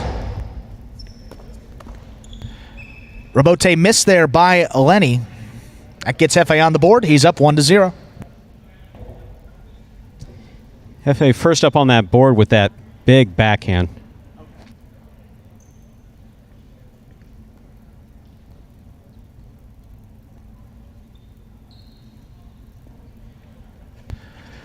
Powerful serve there from Hefe. Here's Lenny on the right side.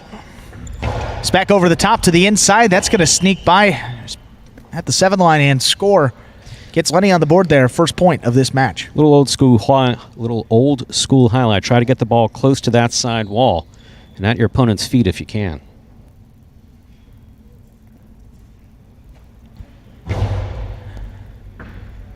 Good serve there by Lenny. Backs Hefe up beyond the 12. Gets that reverse off. There's Lenny up at the front court at the 8 line.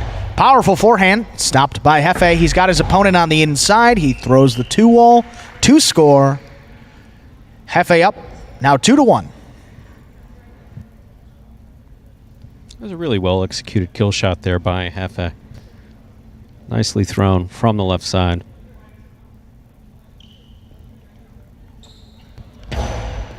Hefe gets another serve in there. Lenny, good pickup. That reverse into the pad. It's Hefe's third point. He's up 3-1.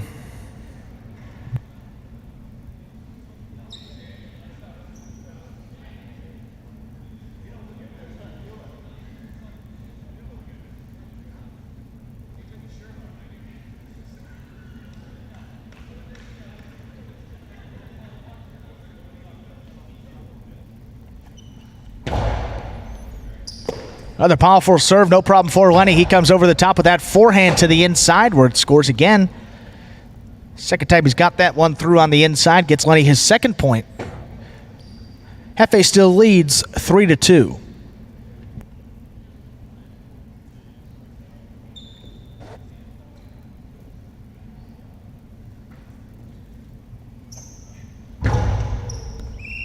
And that is an overserve. Gets Hefe another point. Fourth point of this match, 4-2 advantage for Hefe in the gray shirt.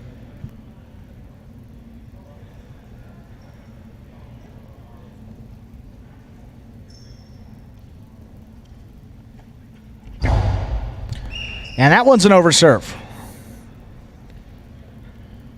Trading overserves here. Lenny back with control of the serve. Hefe still leads at 4-3.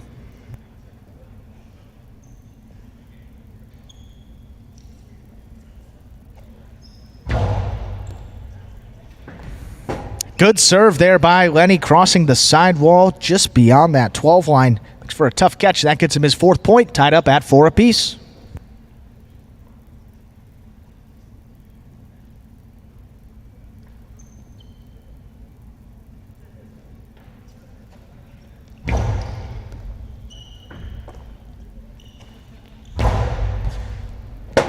Rebote's coming out. Lenny stops at the 7 line, makes that diving Rebote save. Digs it out. Here's Hefe on the left side. Powerful reverse. Getting it over Lenny first time around. Tries to come back for the Rebote. Going to take that second bounce before he can get there. That gives Hefe 5 points and a possible match point.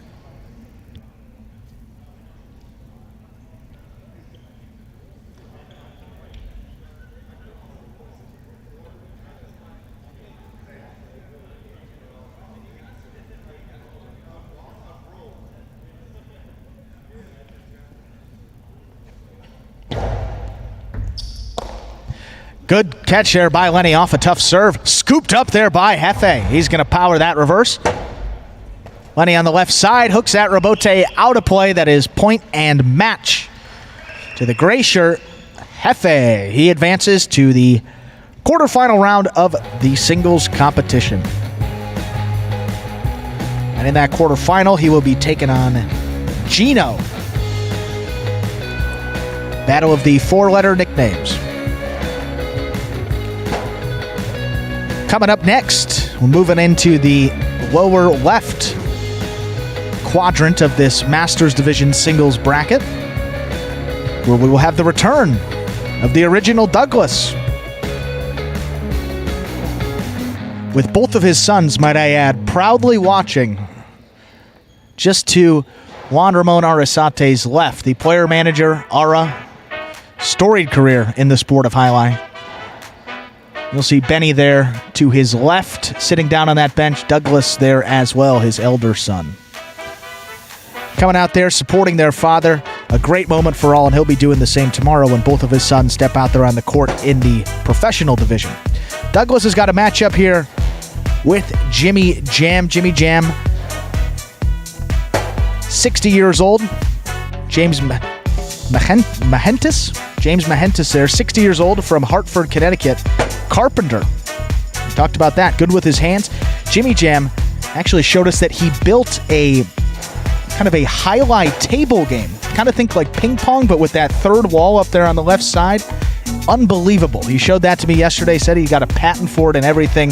He's working on that in his free time, and he plays with his friends up there in Connecticut on that. So shout out there to Jimmy Jam's friends and coming along with that terrific game, that highlight game, that if that goes mainstream, we can have a lot of kids, instead of playing ping pong in their house, they'll be playing that little highlight game.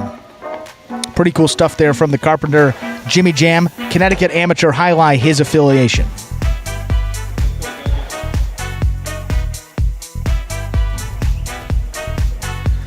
And Douglas the first, James Langhans here, 52 years old, Holly Springs, North Carolina. Milford Highlight, former player there at Milford Highlight. So career in professional highlight for Douglas. See how he does here against Mr. Jimmy Jam. Remember, this is the second round match here. In the yellow shirt, we have Douglas the first serving to Jimmy Jam in the gray.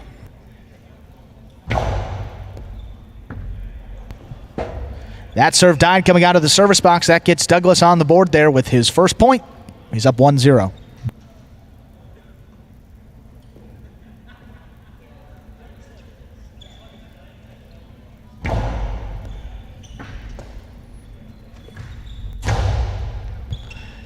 Jimmy Jam with a nice reverse. Rebote left side there by Douglas. Keeps that to the inside. Jimmy Jam runs around it, takes it on the right side.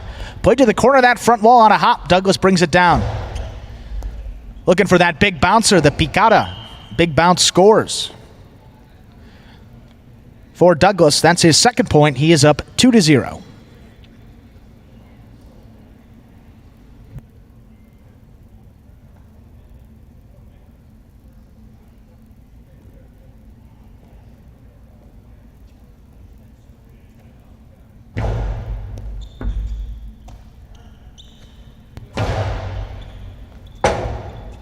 Rebote forehand played by Douglas. That one right along that sidewall. Jimmy Jam pulls it nicely. Gets that reverse off. Rebote left side. A two-wall from Douglas. Beautiful. Really well executed by Douglas the first. Off the Rebote. That's really true. First Rebote two-wall we've seen executed to perfection. That one gets Douglas his third point. He's out ahead 3-0.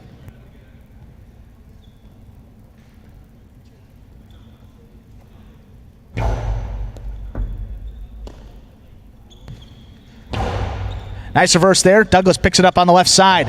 Winds it up, fakes to the outside, keeps it inside. That Costado throw, the throw from the shoulder, will score for Douglas. That gives him his fourth point. That's 4-0. Douglas real consistent here, keeping the ball both in play, killing it when he has a chance, maximizing on the concept to throw the ball where your opponent is not. Jimmy Jam at the 11 line. That reverse is going to get away from him into the overhead screen. That one's out of play. That gives Douglas 5 points and a possible match point.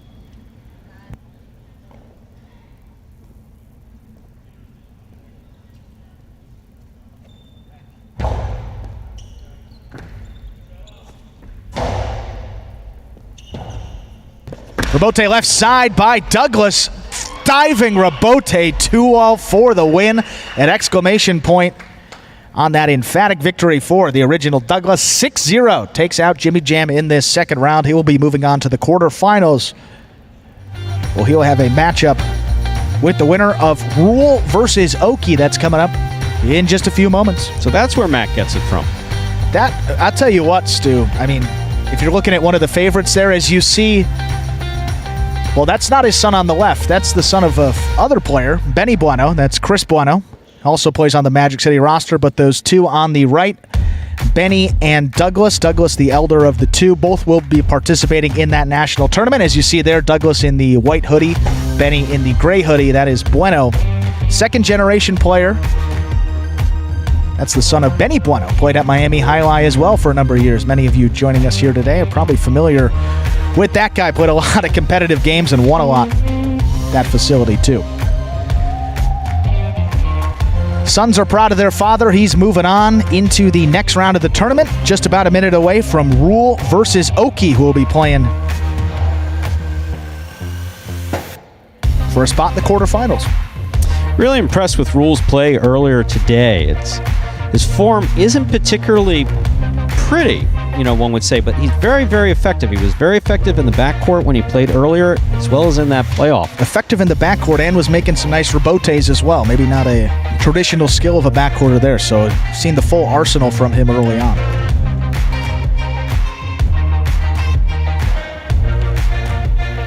Rule will be taking on Oki, of course. Daniel O'Connor, Brandon, Florida, owner of Wholesale Used Parts. Hobby includes sports, as many of us here today. Rule, that is Michael Alley, 41 years old, Clearwater, Florida. He is an operator. His hobbies include volleyball, basketball, poker, and that's the one we said, going to the beach, Stu, which, neither of us really do too often. Looks like Rule will have the serve here.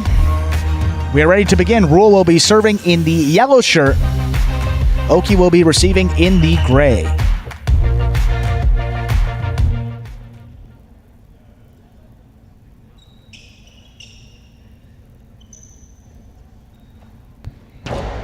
Strong serve by Rule gets this match underway. Powerful forehand from Oki. That one passes Rule. Rebote left side. Gets it off. Up 2 walls. Off 2 walls, rather. Scoop attempt missed. That gets Rule on the board. He's up 1-0.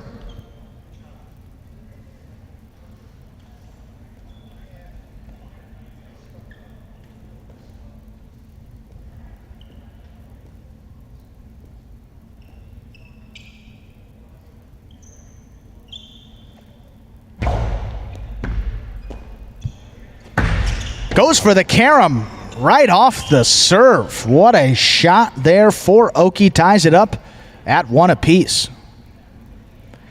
Carom, that 2-wall play from the right side.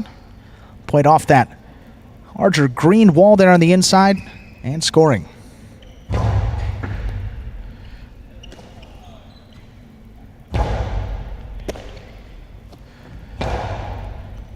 Rule on the right side. He's got that. Goes for a carom of his own. Of a half carom. Oki runs under it. 2-wall play. Rule backs up, makes the catch on the right side. He comes over the top of that forehand. Goes up. Oki can't bring it down. That gives Rule his second point. He leads 2-1.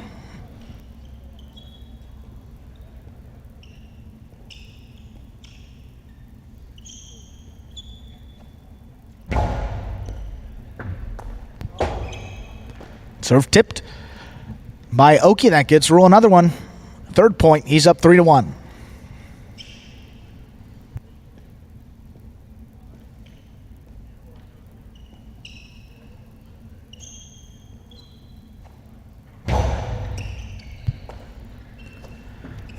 Oki just above the pad. That runner picked up there by Rule.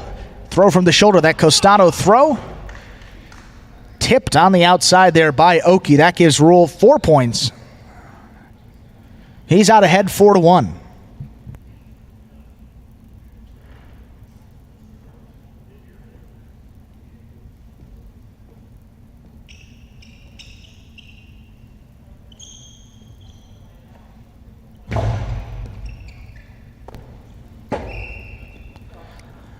Another point there for Rule. That gives him 5 points and a possible match point.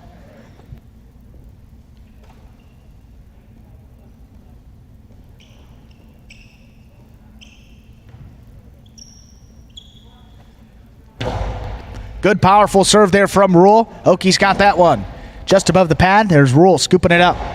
He goes deep with that reverse. Rebote, left side. Oki plays it off 2 walls. Rule charging in. Powerful forehand.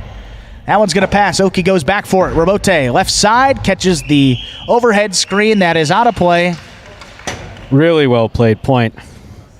Wow. Point and match to Rule. He wins that one 6-1. Yeah, give Oki a contract. He's throwing that helmet there. Yes, I did. Well, you know how I feel about helmet throwing. No, I understand the frustration with. No, it's a very frustrating game. It's a frustrating game, and we will save that. We will save that $100 fine for someone. You keep here. the notes in that fine. Keep the same wording. We'll just add like number 3 Carballo or something. Inevitably, someone's going to throw a helmet. We're moving along here into match number. Wow, a lot of matches here today. Quarterfinal match. Second round matchup here. Colster will be taking on Adam. Colster will be taking on Adam here. Colster, Mr. Bill Cole, 54 years old. Florida resident here, Brandon, Florida. Merchandise planner. Likes to collect sports cards, fishing, and likes coaching baseball as well. Affiliation there, St. Petersburg. He'll be taking on Adam. Not the Adam you may remember that played back in the day. He's working here at Magic City. This is Adam Albrecht, 58, from Daytona Beach, Florida. He is a nurse, racquetball, car racing. He played at Milford there from 86 to 91. And one of the more interesting notes here, 1986 bronze medal World Amateur Championship. He's a bronze medal recipient in the World Championships in Vitoria, Spain for Team USA. So quite the accomplishment there in the world of highlight for Mr. Adam Albrecht.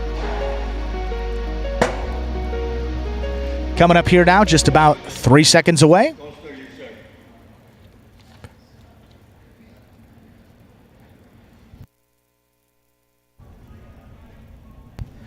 Colster will be serving here in the yellow shirt in this second round match.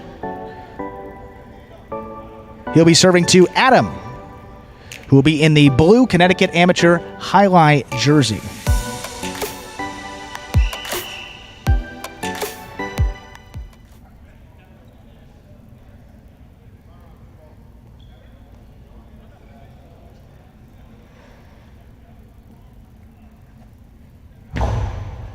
There's the serve from Colster. We begin this second round matchup. That one's going to score for him. Quick start there for Colster. He's up 1-0.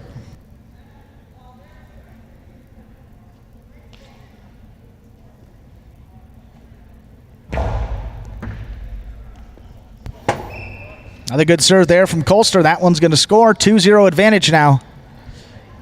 That ball just died coming out of the service box.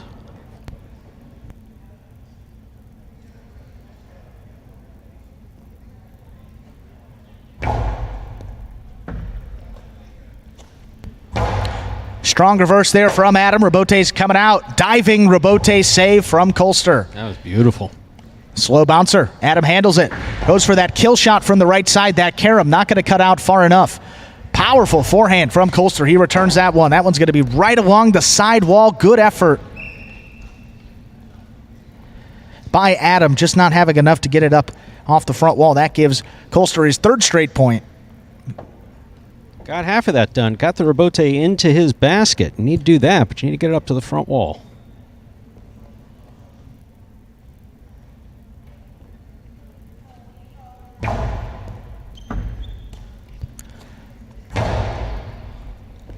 At reverse, going to pass Colster again. Diving Rabote save, digs it out. Not a problem for him, and that one on the outside will score.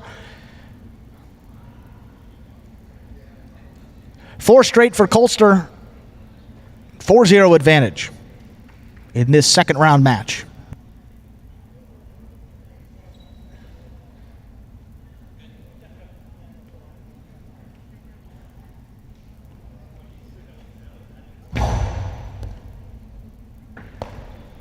That serve die coming out of the service box again. That one's going to give Colster his 5th point and a possible match point.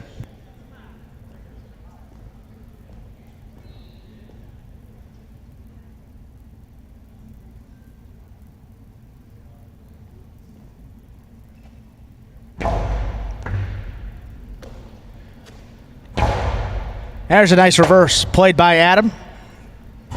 Rabote just does clear the overhead screen. And that's missed. That is point and match for Colster. He wins that match 6-0.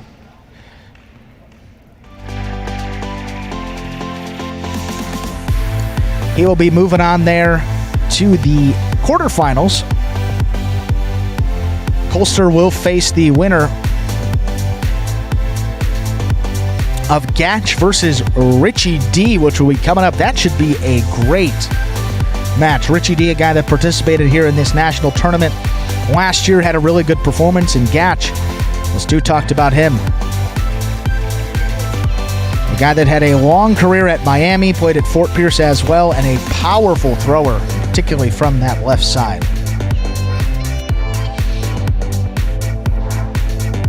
Richie D shown one of the more complete games here in this Masters division. Solid forehand, backhand, right side, left side. Rabote's looking sharp. Made all of his Rabote saves. Serves, kept it in play, and just an overall very consistent player. So we'll see if Richie D can carry on with that consistency here into this second round match. Spot on the quarterfinals in the line. Well, he will be taking on Dr. Gatch.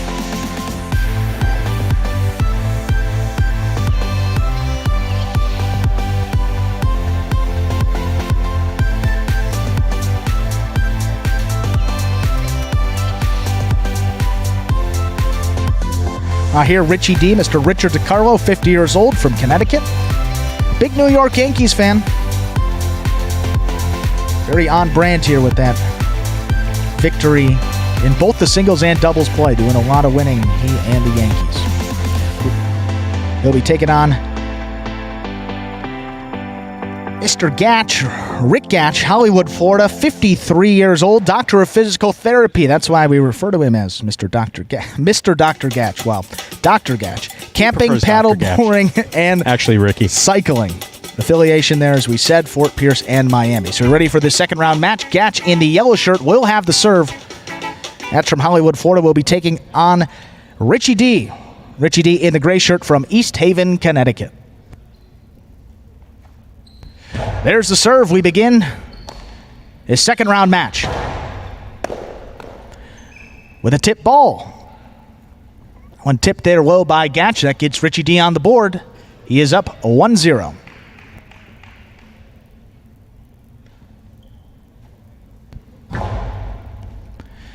GD is going to keep that serve to the middle of the court. Kind of died coming out of the service box there again. Gets Richie D his second point. He's up 2-0.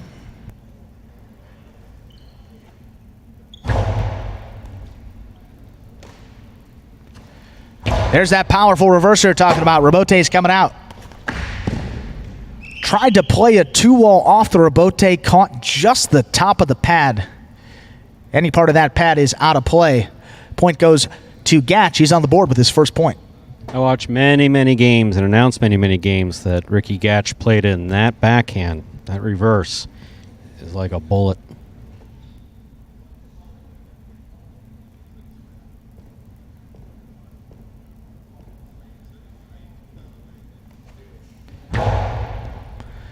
There's a nice serve crossing that side wall. That reverse from Richie D came out a little low into the pad. Ties it up at 2 apiece.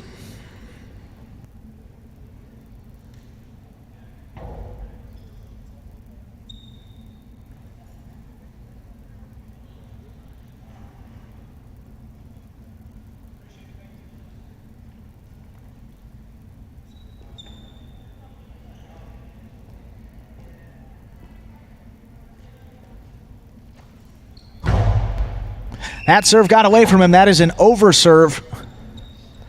Got to keep those serves in between the 4 and 7 line. That one flew past the 7. That gets Richie D his third point. He's out ahead again, 3-2.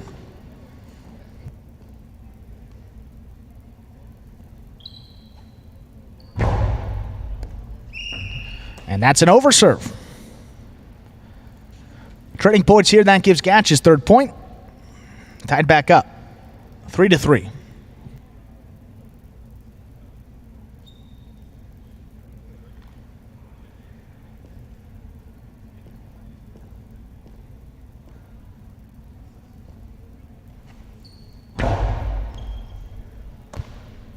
Richie D on the left side, low runner.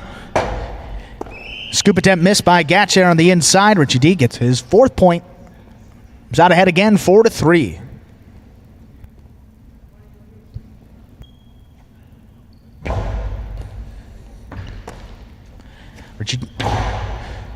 Gatch handles that serve, but that reverse gets away from him, sailing out of play.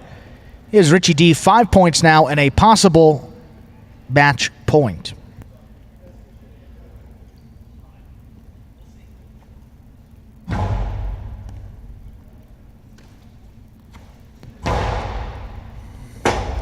Rabote's coming out. Rabote left side, played by Richie D to the inside. That one in and out of the cesta it goes. Point and match for the gray jersey. Richie D, he wins that one 6-3. He will be taking on Colster in that quarterfinal matchup in the singles. Richie D, move him along in that bracket if you're keeping along with us at home. Also, I'd like to mention that you can keep up with us on Instagram during this U.S. National Jai-Alai Championship weekend for bracket updates and additional content. So those of you looking out for that bracket, want to see it updated, search Jai-Alai Network. That is the Instagram handle at Jai-Alai Network, Jaialai Network, to follow along with the action. And we'll get those updated as we go along here throughout the day on this Friday.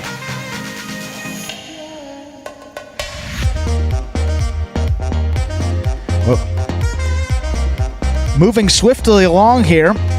2 more matches to go in this round 2 of singles play.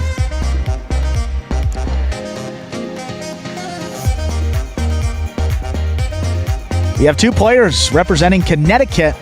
You got Petro there in the red. And you got Goya, also known as Matt. See the back of that jersey, participated under that name Matt last year. He is Goya here in this tournament. He will be in the blue. I was just advised that after this, we're going to be taking a 10-minute break. No. For the announcers, that's right. It's a bonus. Doesn't come with cash, but we'll take the break. We'll take it. Absolutely. I think that's great. Run out, get some empanadas. We'll get a colada in us. Scott and said we'll he's be heard ready. enough of me. He's got to get ready. Stu, I will say, you've been fantastic on that score today. I don't know if anybody could possibly put up a point quicker than you have some of these times. Thank you. It is impressive. I have a master's in scoring from the University. We could have a whole school down here. Universidad de Jai-Alai. See. All right, well, we got that out of the way. We've got a match here. Goya versus Petro will be coming up. Goya will be serving first. Petro will be receiving. This is a little confusing, folks, because Petro's in the red shirt. He's actually the blue on the score. Matt's, yeah, you guys get it. A little confusing here. Goya is actually in the blue, Petro in the red. We're ready to begin here. Match in the second round.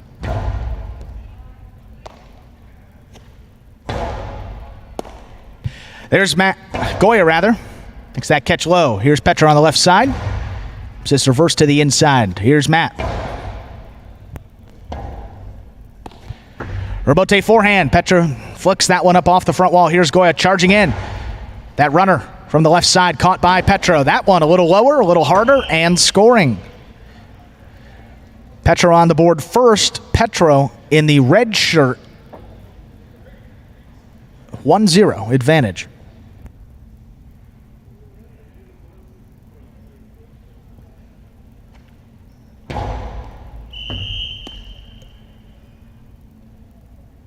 That is an underserve. That gets Goya on board there. Tied up at 1-1.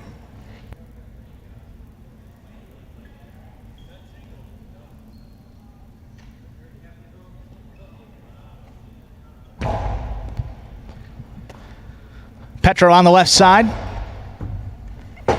Rebote's out there for Goya, digging it out. Fall down, Rebote save. He's up at the 7 line now. Keeps that forehand to the outside where it'll land out. All of that ball has to be in the court there. That one catching a piece of that line, that is out of play. Goya now on ahead, 2-1.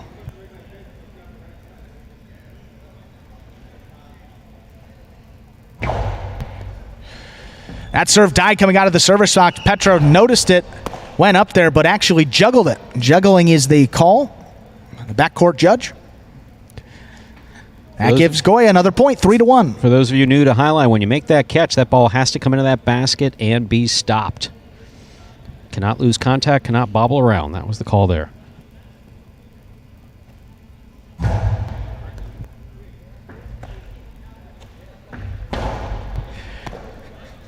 There's Goya up in the front court. Powerful forehand. That's caught off in the air by Petro. He goes for a high bouncing forehand. Goya stays with it, makes the catch. That was smooth. Real smooth. Here's Petro on the right side. Cut off there by Matt up at the 7 line. That reverse going to try to pass him. He will. Petro goes back for it. Does flick that up off the front wall. Here's Goya, left side. Let it pass again. Here's Petro at the 10 line. Makes that Rebote save. Here's Goya. Why not a third time? Rebote save on the forehand by Petro. Does it again. There's Matt cutting it off in the air. He goes deep with that reverse. Rebote forehand. Petro going back for it. Just does get it up off the front wall. How about another? Petro says, I got it this time too. Here's Goya up in the front court. 6th time. Maybe the charm. Not this time. That one does hit. Here's Petro. Caught that one, cut it off. Finally avoids the Rebote. There's Goya. That one just does catch a piece of the pad. Great rally there played by those two players. Petro making a ton of saves, and he ultimately gets that point. Petro, his second of this match. Goya still out ahead, 3-2.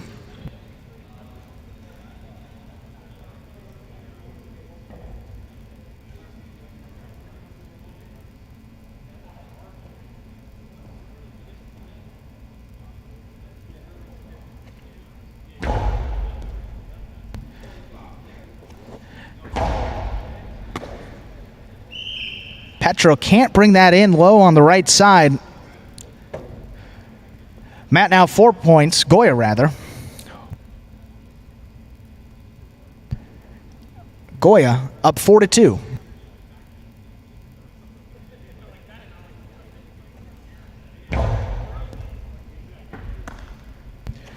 Here's Petro. That reverse, a little low into the pad. Gives Goya 5 points and a possible match point.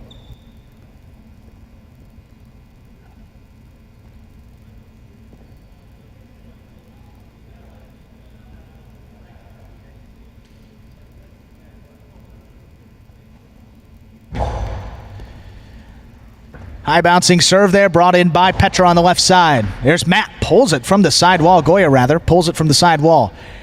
Here's Petro, that reverse.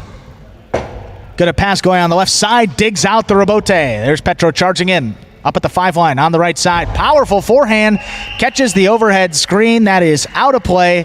Point and match for the blue shirt. Red name on your scoreboard, Goya.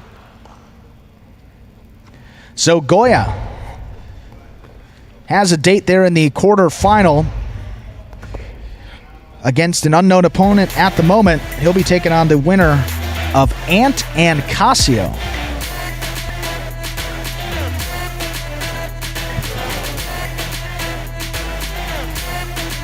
So we will update the singles bracket for you all. As we said, you can check out updated brackets at Highline Network on Instagram. That is our Instagram handle. Keep you up to date on how those brackets are moving along. But some quarter-final matchups in these singles that have already been set. We're going to have Suits versus Hefe in one of those quarterfinals. Douglas the First will take on Rule, quarterfinal number 2. Colster will face off against Richie D. And then the final quarterfinal match will be set right now as Goya will take on the winner of this match between Ant and Casio.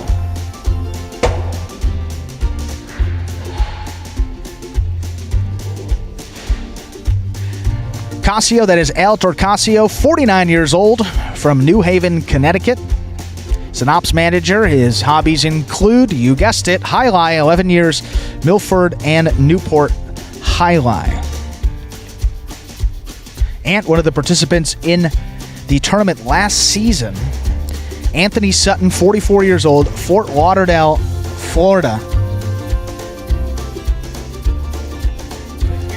Ant, a civil designer, and if I'm not mistaken, Stu, I believe he had something to do with the construction of one of those courts up there, I think in St. Pete. I believe we learned that fact last year about Ant. As a civil designer, that might make a little bit of sense. Bowling and Jai-Alai are his hobbies, but he would like to see himself in this quarterfinal here. Ant in the yellow shirt will have the serve. Casio receives in blue.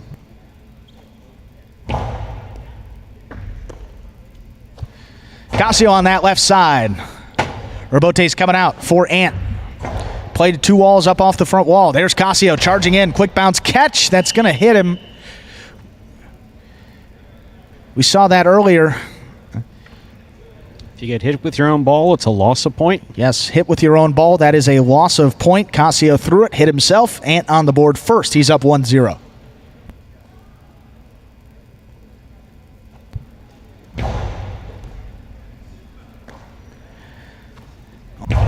There's Casio on the right side. Here's Ant. Comes over to the top. Looking to get that big bounce over Casio. He does, but hangs with it. Gets the rebote up. Not enough to make contact with the front wall, though. That gives Ant his second point. He's up 2-0.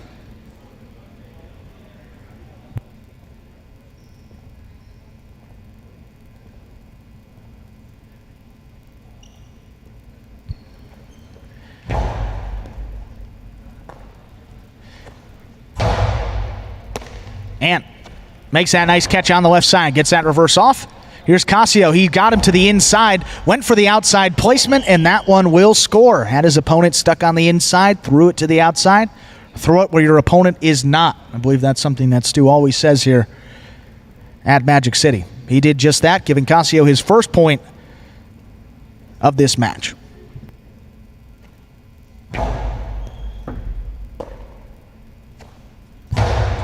That is a powerful reverse there by Ant. Shown a lot of power here today. That Robote missed.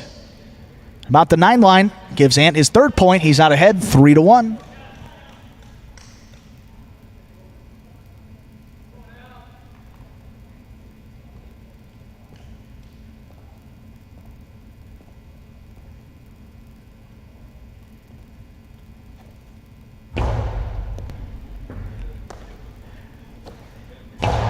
Casio goes deep.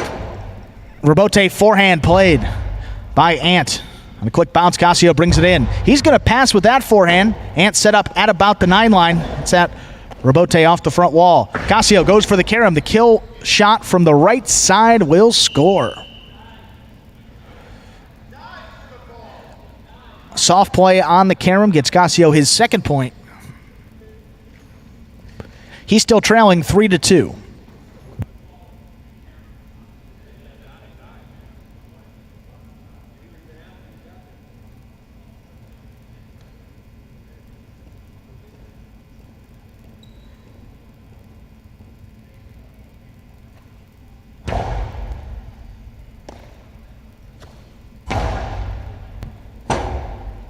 Robote forehand from Casio. Here's Ant at the 9 line. Gonna pass with that powerful forehand. Casio backpedaling, stops at the 9 line, flicks it up off the front wall. There's Ant charging in on the left side. That's gonna sneak by and score.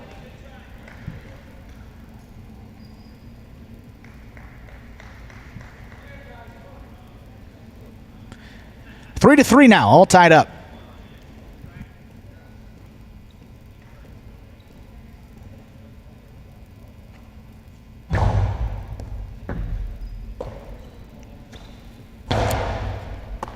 Casio, nice pickup there at the 10 line. Fires that reverse. Robote forehand from Ant into the overhead screen. That is out of play. 4 points now for Casio, 3 in a row. Gets him right back in this match, up 4-3.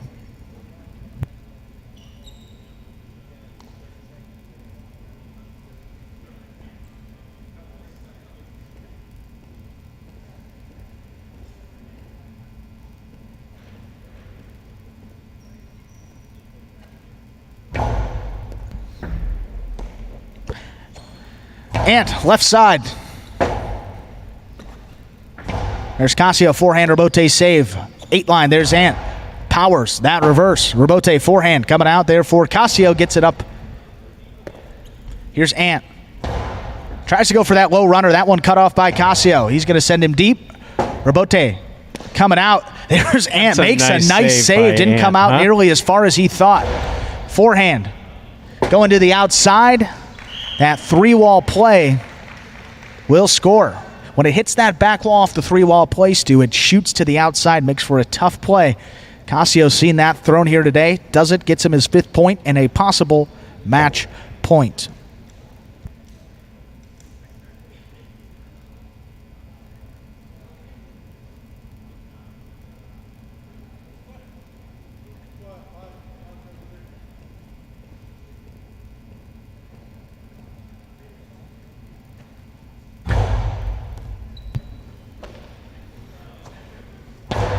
Ant.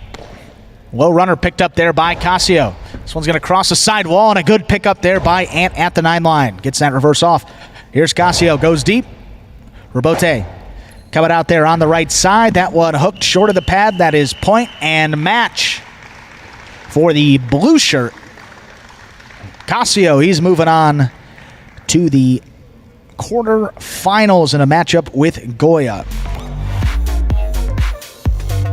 So, with that, folks, the quarterfinals of the singles are now set. We are down to the final 8 competitors. Suits will take on Hefe. Douglas, the first, will take on Rule. Colster versus Richie, and Goya versus Casio. We will have a quick 10-minute break. Until we get back into action, we will return with the quarterfinals of the doubles competition.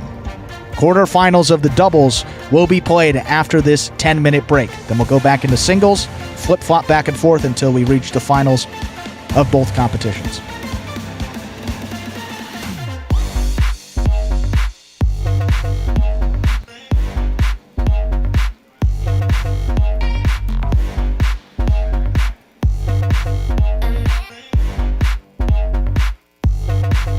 Testing 1, 2, 3.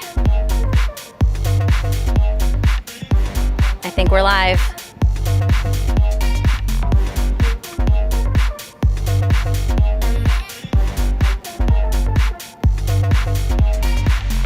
All right, I'm sitting here at basically the halfway point of the U.S. National Jai-Alai Championships, and it's been a pretty awesome day, and I get to sit here with executive producer Lindsay, and we can kind of recap about what we've seen so far this morning and what we're going to see this afternoon, and then the amazing, exciting play that we anticipate on Saturday and Sunday.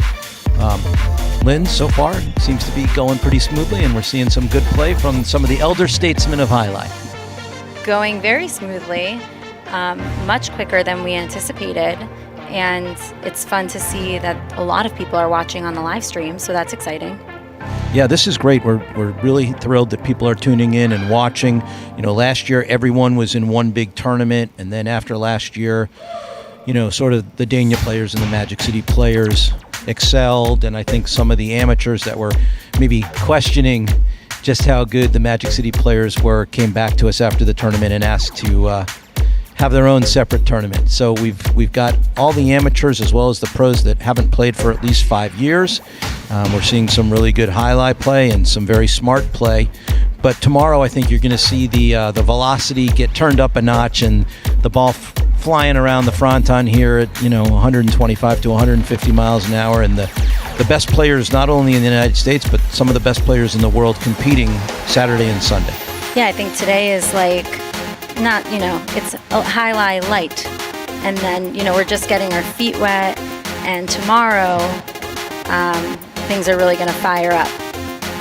They are, and today, a couple of, I guess, for our Magic City program, you have Douglas One, who is the father of Douglas and Benny, who's made it fairly easily into the quarterfinal round. He's set to face Rule in the quarterfinal round. Which His kids were nervous for him. It was funny. Yeah, it was great. I went over to Douglas and I said, do you think your dad's more nervous watching you, or you're going to be more nervous watching your dad? And he said, definitely me more nervous watching my dad. He was very nervous. It was cute. And then, they were sitting back here watching him, and it's like a whole family affair. It's the most adorable thing in Jai-Alai. And Jai-Alai is a big family affair. When Douglas won, the dad beat, I guess it was Jimmy Jam in his match. He came off, and the first person that he went over to and shook hands with was Benny, who's Benny Bueno's son, Chris Bueno. So again, second generation Jai-Alai. So it is a big extended Jai-Alai family, and I know a lot of the people that are here playing today have expressed their gratitude to Magic City for keeping the tournament going and really keeping Jai-Alai going. And we're thrilled to do it, and to see the number of people that are watching on the stream really gratifies us. Absolutely. Obviously, my team puts a lot of hard work into the production and getting everything up and making sure that people who want to watch Jai-Alai and understand and know Jai-Alai get the best possible quality, but also people who are just learning about Jai-Alai can tune in, and our announcers and our video is doing a good job of teaching newcomers how the game works and really portraying how exciting it is. Of course, there's nothing like being in the actual fronton, because nothing can really capture how fast the ball goes in the sport. But again, that'll be tomorrow. I'm really excited for how fast things are going to be tomorrow and the competition that's going to take place here. Yeah, today's play has been great. Like I said, we're about halfway through. A couple of things that we want to preview. Lindsay's being fairly modest about the production skills, because we're delighted with the production here and the professionalism and how we're able to get the interviews out to all of you and the animated shorts on how to play the game and some of the cultural references to highlight that have been made, throughout the years in the entertainment industry. But we've got some big things on the horizon. We have an OTT channel, which maybe Lindsay wants to preview a little bit for everybody.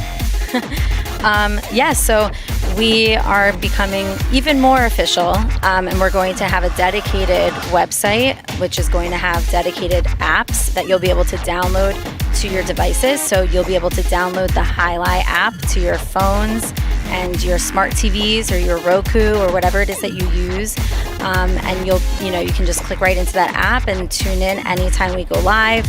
And we'll have additional content on there as well, like interviews, and some of the other videos that you mentioned. Our OTT channel is going to focus on H2H, so don't worry for our parimutuel people. We'll still be on YouTube. We'll still have the live chat. We're not going to change anything any more than we already have in terms of the game. But you guys will stick with what, if it ain't broke, don't fix it. And we're just going to give you guys an even better platform to enjoy H2H. So it should be exciting with the H2H on the OTT channel. And then, as Lindsay said, we want our chatters to continue enjoying the great dialogue and banter that goes on not only amongst all of you, but, occasionally you drag Stu and Andrew into that. So it's a sort of a family affair with the Jai-Alai family here talking with our extended family out there who's watching all the parimutuel matches. And then, we really believe the future of Jai-Alai, these H2H matches, are what's on the horizon. We're really excited about that. We're excited about the launch of the OTT channel.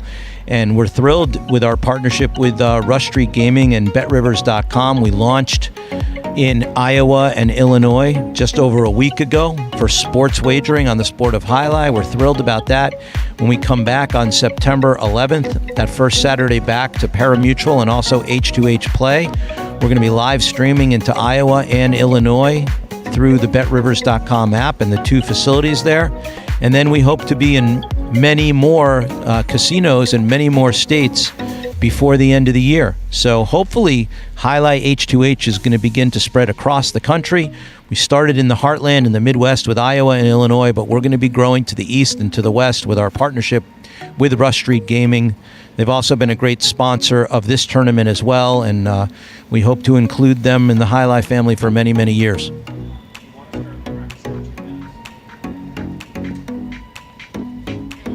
These guys are going to come out and they're going to start practicing in about 2 minutes. So we're going to let you guys get ready to watch the last leg of this Masters competition, and we'll find out who's going to be moving on and playing in the pros tomorrow and who's going to be competing in the finals on Sunday. So I guess at this point we are going to kick it back to our veteran announcing team of Stu and Andrew, where we truly have one veteran announcer who's just amazing day in, day out. And Andrew, as young as he is becoming a pretty veteran Jai-Alai announcer and our aficionado and wizard of odds. So he'll be the one in the H2H who's able to explain all those complicated odds to all of you. And Stu can tell you all about the game of Jai-Alai and the nuances. So it's the perfect dynamic duo that we're going to kick it back to. I'm actually tearing up over here. Seriously, that's beautiful. Wasn't it? I've never seen Stu cry. That's the nicest thing that he ever said to me. You didn't even say it to me. I came in and put the headset on and just started listening to it. He's told me to move my car. He says not today. He's like all these little quick things. I say park it up front. Actually, if folks haven't figured out, that is tongue-in-cheek. He's actually one of the best people I have ever worked with and for, and it's an honor to bring my skills to Magic City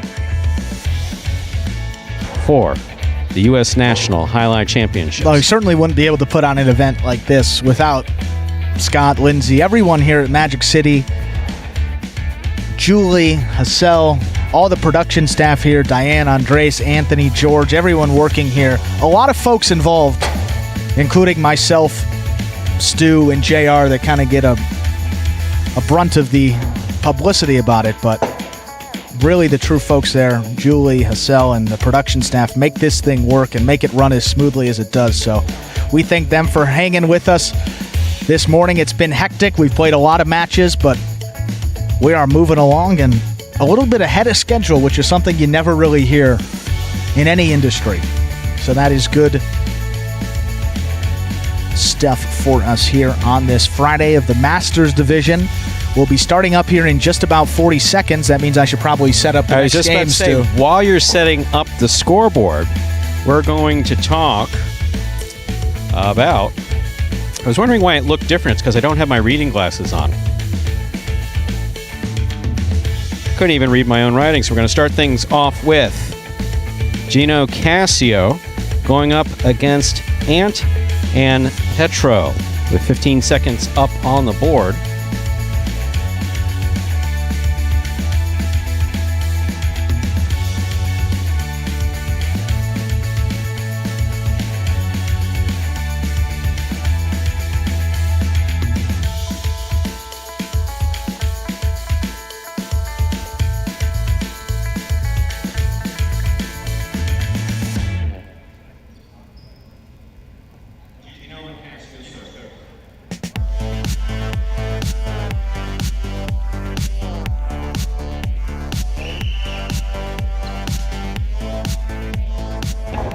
There's a serve. Doubles is back underway with a big left side by Ant. Cassio goes deep from the left side. That's the rebote, that rebound off the back wall, taken and thrown in one fluid motion. Backhand by Gino. Ant, powerful left side, keeping it on the wall, and that is a beautiful, beautiful catch by Cassio.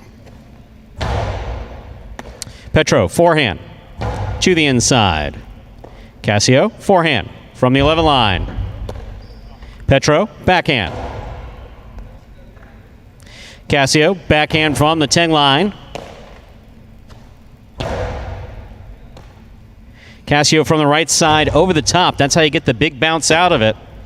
Petro saves that rebote. It does fall short of the front wall. First point of this match going to Gino and Cassio. Gino will serve.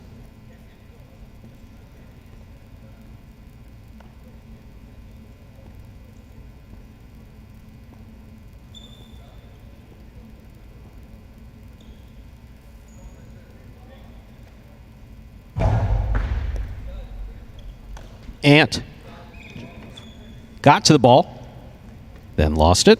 Point 4. Gino and Cassio, they lead 2-0. Gino serves.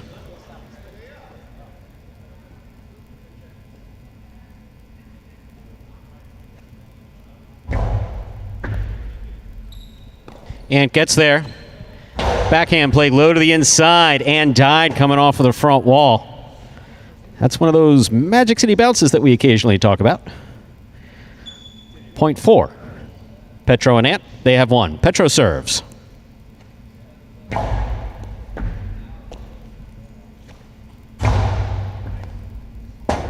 Beautiful forehand play by Cassio, straight over the top.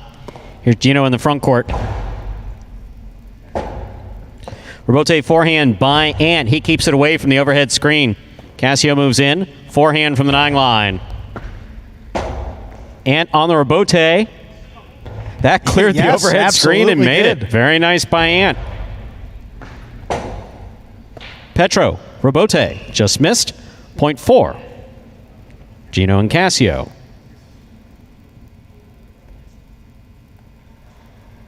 So Gino and Cassio up on the board with 3 points. Ant and Petro with 1. Gino serves.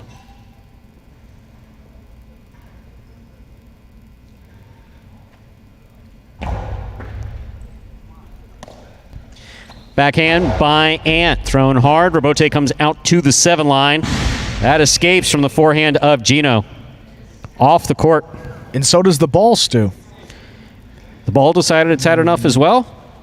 Scott, do you see a ball up there?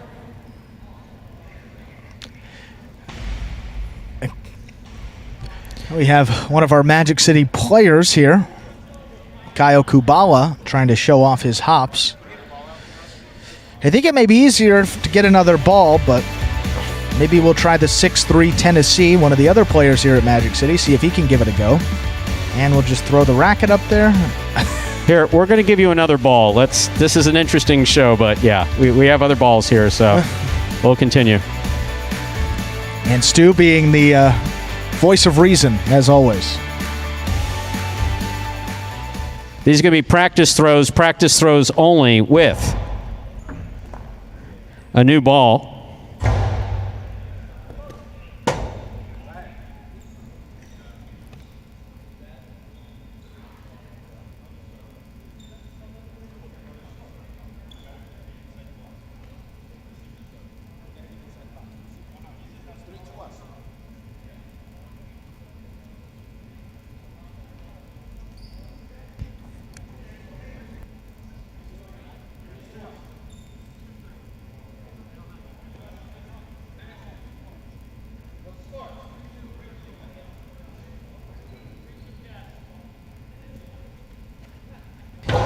There's the serve as we continue with an underserve.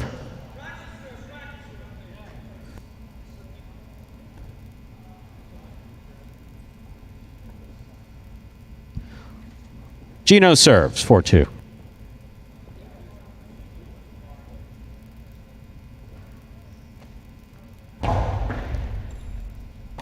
Ant moves up on the ball.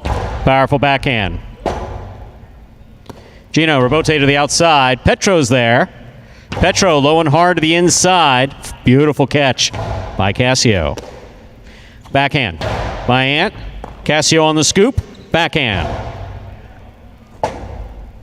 Rebote. That rebound play off the back wall by Petro. Nicely played. Petro from midcourt. Backhand low and hard. Cassio's there. Petro, left side. Nice backhand. Here's Cassio from the 13 line over the top. Beautifully thrown. Nice catch by Petro. Gino on the forehand. Ball tipped in the backcourt. Point 4. Gino and Cassio, they have 5 points. Possible match point.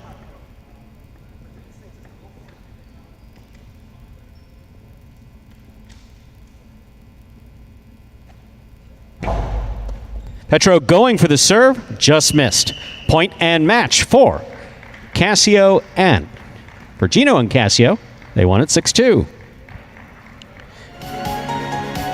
It's a 6-2 victory there for Cassio and Gino. Cassio in that backcourt, still alive in the singles as well. Been playing a lot here today. Talked about, how big of an advantage it is to still be alive in both competitions, just the amount of reps that you have compared to some of these other guys.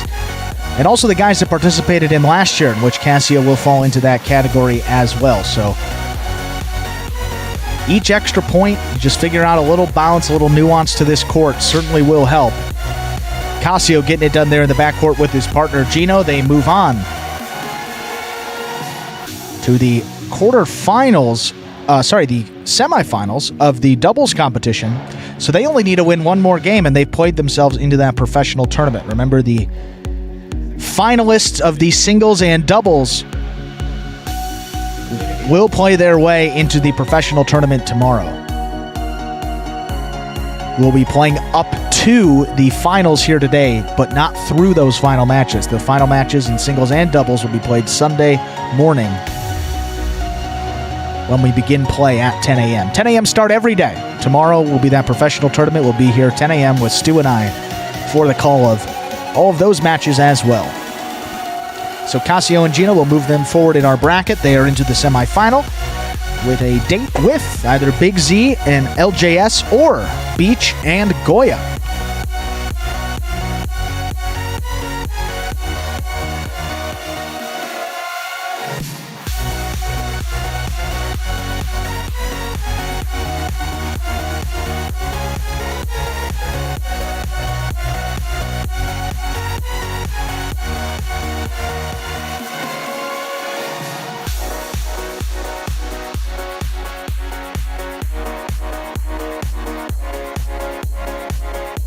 And we are ready to begin our next doubles match. We have LJS serving along with Big Z. And receiving will be Goya and Beach.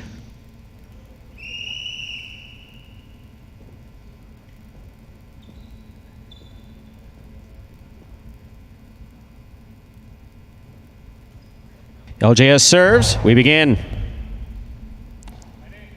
Beach from the backhand. Big Z missed that. Turned and saved the rebote. He keeps it alive. Here's Goya. Big Z, backhand. Low and hard to the inside. Beach is there. Excellent catch by Big Z. He was there, but a face full of front quarter.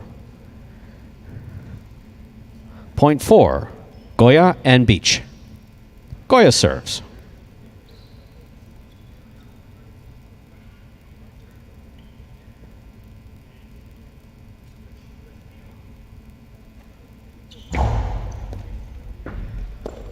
Ball tipped off the serve.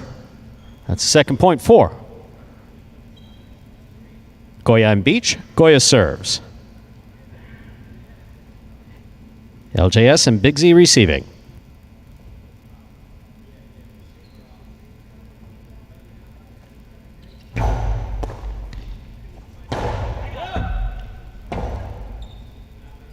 Rebote left side. Backhand by LJS. Scoop by Beach.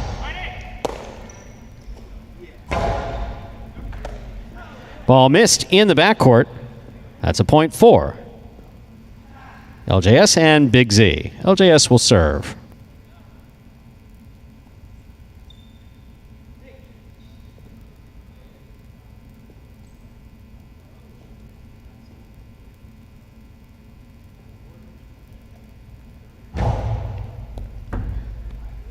Beach gets in there, makes a difficult catch, but cannot bring it in. That's a point 4. LJS and Big Z. LJS serves.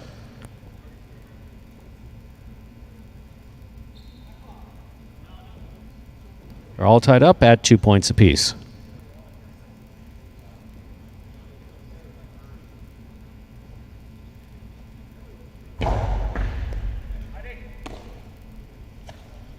Powerful backhand by Beach. That's a good scoop by Big Z. Backhand. Big Z, backhand. Big Z from the 10 line. Beach from the 11 line. Tough catch. Not played there at the sidewall. Point 4, Goya and Beach. Goya serves.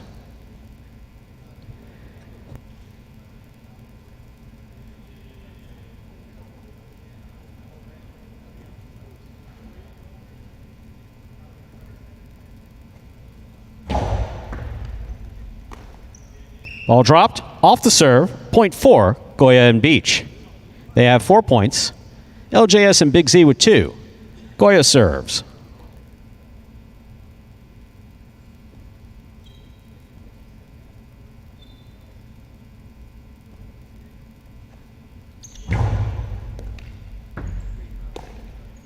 Backhand by Big Z, caught by Goya. Big Z from the 11 line. That travels into the overhead screen. That's out of play. That's possible match from. Possible match point 4. Goya and Beach. Goya serves.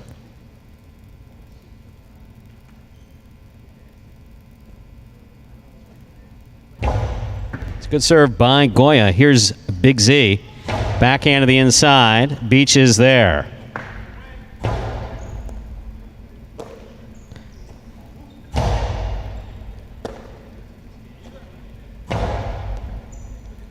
Big Z, backhand from the 11 line. That clears the overhead screen. Rebote coming out. Rebote by Goya. Excellent catch and return by LJS.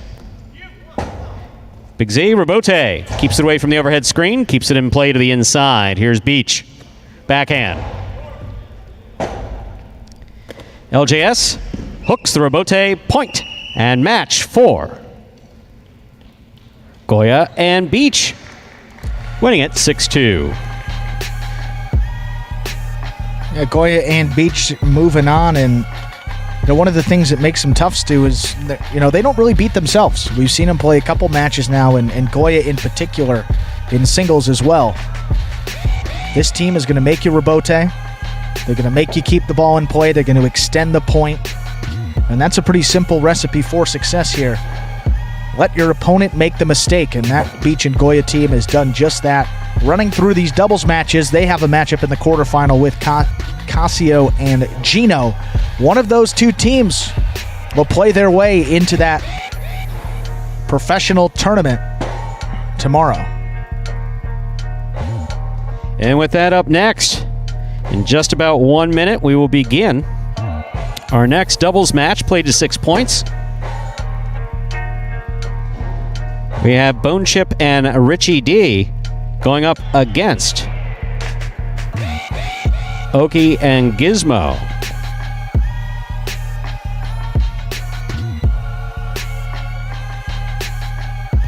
Yes, Gizmo and Oki took out Bob and Jay in their first match.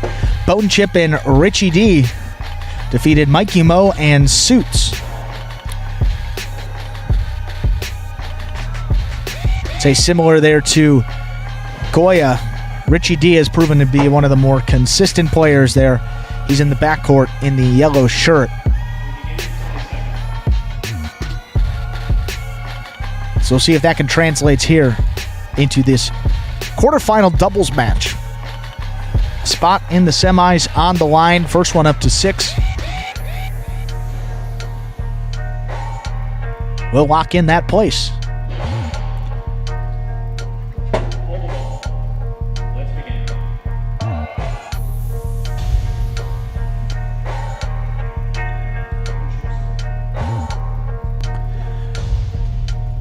Bone Chip will have the serve. Front quarter to serve here. We're ready for this match, Stu. Bone Chip, more widely known as Anastasia, serves. We begin. Fine catch by Richie D. Ball tipped up in the front court. First point goes to Bone Chip and Richie D.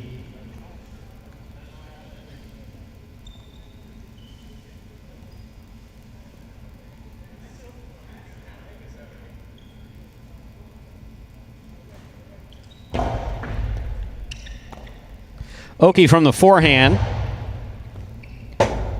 Richie D on the rebote. Nicely played to the inside. Going to take a big bounce where it scores. Point 4. Bone Chip and Richie D.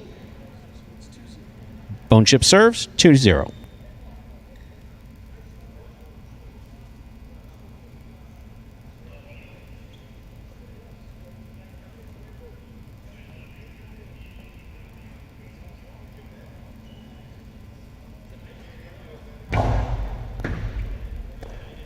Ball tipped in the backcourt.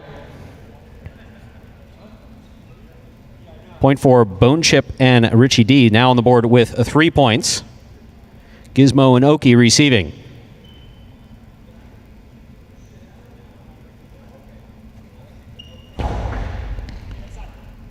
Oki from the forehand. Goes with the carom. That scores. Point for Gizmo and Oki.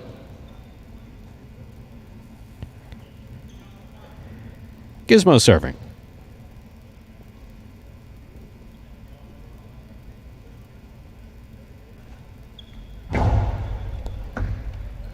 It's a good serve by Gizmo. There's a nice backhand line drive. That scores. Beautifully thrown by Richie D. That is 4 points for Bone Chip and Richie D. Gizmo and Oki receive. Bone Chip serving. Yeah, having a guy like Richie D there in the backcourt, he really can do it all and has the power to get him by on the inside, outside. I mean, this team is running through him now up 4-1. See if they can close it out, earn their way into the semifinals. Ball missed off the forehand. That is 5 points for Bone Chip and Richie D. Possible match point.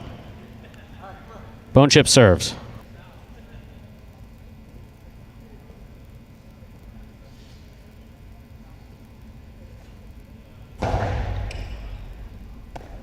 Ball missed in the backcourt. Point and match for Bone Chip and Richie D.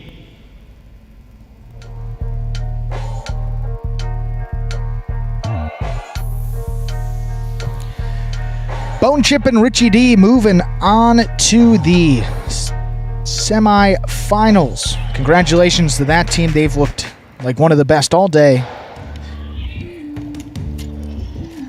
And they played their way into that semifinal against the winner of this match, which will be Adam and Douglas the First. Not to be confused with Douglas, plays on the Magic City roster. That is his father, Douglas the First, with Adam, taking on Mikey Mo and Suits. Mikey Mo and Suits played their way back into this competition. They won the round robin playback round and then defeated Hefe and Gatch in that match to get him back into this tournament. So they will have a chance to make it onto the semifinals, but it's a tall task ahead of them, as Adam has been there in the backcourt, and you got Douglas up in the front, who has been one of the top players on the day here in this Masters division. Showing you a lot of different stuff. Here's a guy that's watched a lot of Magic City Jai-Alai with two sons on the roster currently. Familiar with the court, familiar with the bounces, but doesn't mean a whole lot if you can't catch and can't make those throws. He has done that as well. Looks solid all day long. See if that will continue on here in this doubles match.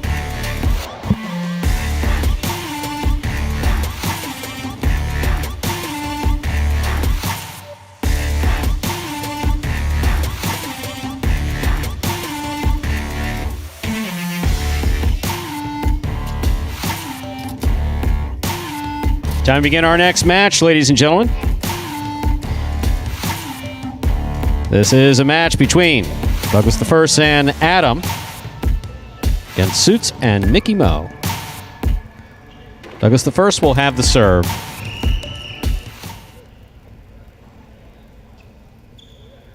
There's a serve by Douglas. We begin. Mickey Mo, backhand. Adam with a drop ball. Point 4, Suits and Mickey Mo.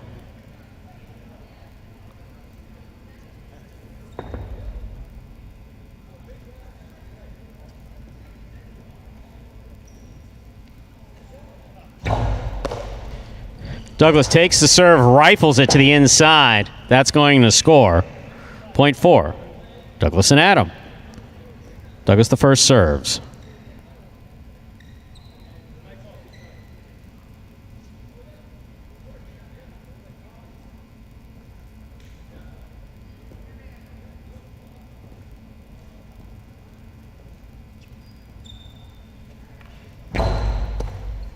Suits with a nice grab. Good catch by Adam. Adam gets that backhand off and it passes. Mickey Mo, rebote. Ball tipped up in the front court. Point 4, Suits and Mickey Mo. Suits will serve.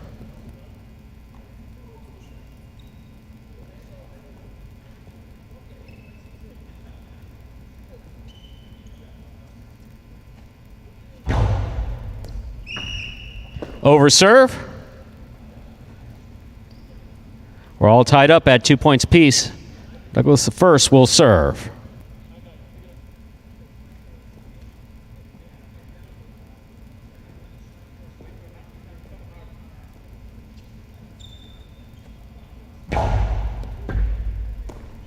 Mickey Mo, backhand. Douglas the First, catch, and a hard throw to the inside. Nice catch by Mickey Mo. Douglas calls for it, plays it to all. Good catch by Suits. Oh, no one there for the return off the side wall. Nice play by Suits up there in the front court, stopping the 2-all, return it to cross.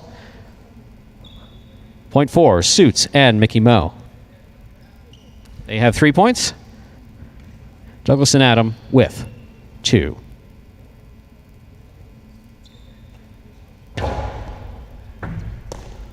Catch and return by Adam. Nice backhand by Suits. Douglas makes the catch. Powerful backhand. Rebote. Saved by Mickey Mo. Adam with a tip ball at the 10 line. Point 4. Suits and Mickey Mo. They have 4 points. Suits serves.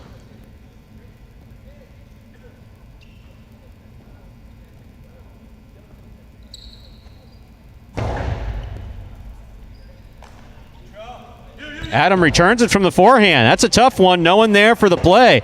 That point goes to Douglas and Adam. Douglas will serve. They have 3 points. It's a good serve by Douglas. Catch and return by Mickey Mo. Fine catch and return by Douglas, the first. Mickey Mo, backhand. Good effort by Adam to try to keep that point going. Momentum. He got the backhand off. Really good effort by Adam. That point does go to Suits and Mickey Mo. Possible match point with 5 points.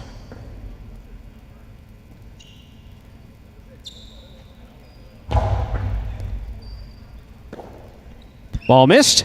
Point and match for Suits and Mickey Mo, winning 6-3. Suits and Mickey Mo. Mikey Mo? Mickey Mo? I'm saying Mickey. I didn't get clarification on it. I live in Florida. You know the whole influence with the mouse. So. Sure, absolutely. Well, I'm with you there. Well, we'll have to ask him. He's got a match up there in the semifinals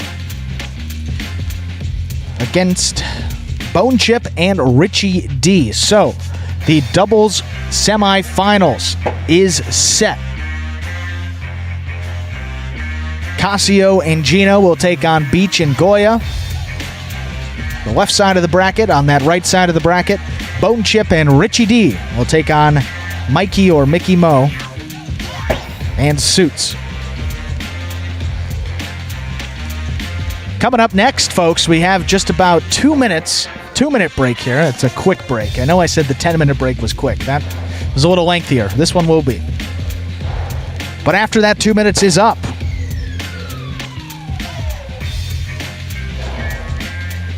we will return with the quarterfinals of the singles competition.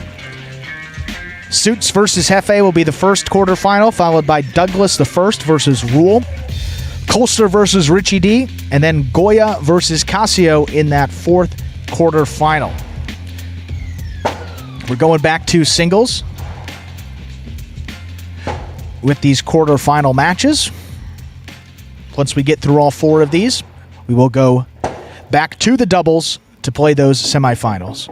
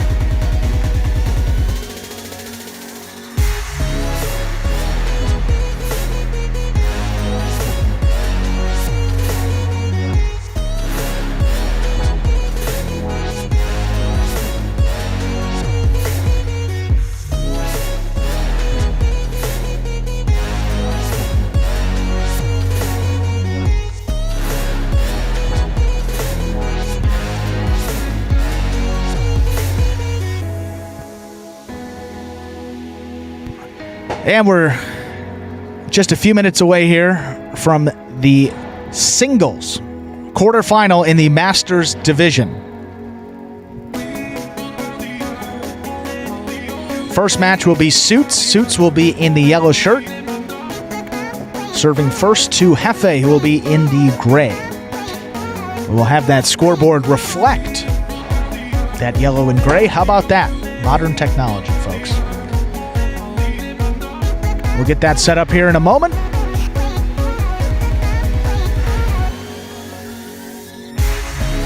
But first, a word from our sponsors.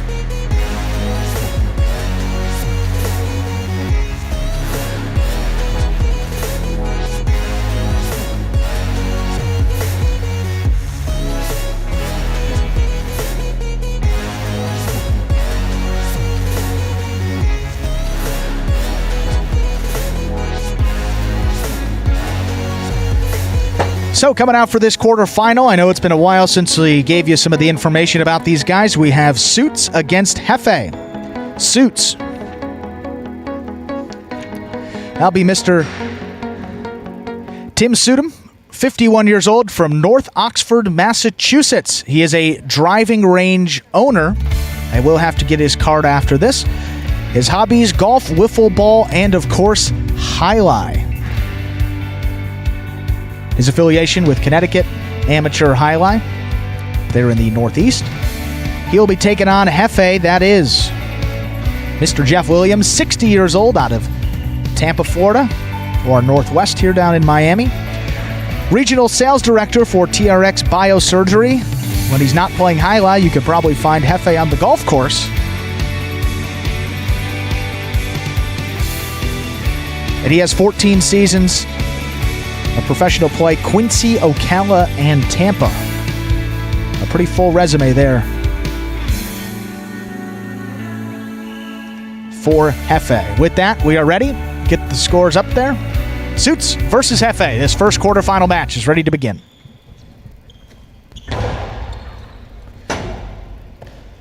Suits turns that rebote back to the inside. Hefe committed to the outside. Suits is going to get this first point of this quarterfinal match. He's up 1-0.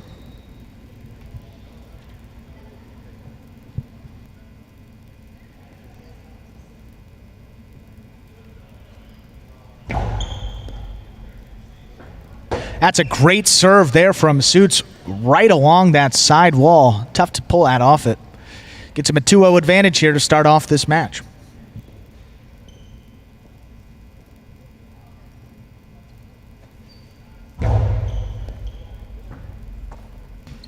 There's Hefe on the left side. Powerful reverse.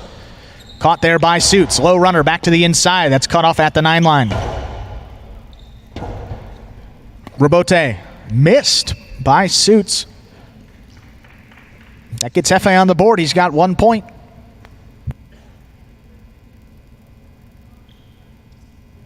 I'll give Hefe complete credit. He's been going all day today, since the very beginning. All the players have, but he's not showing any signs of slowing down.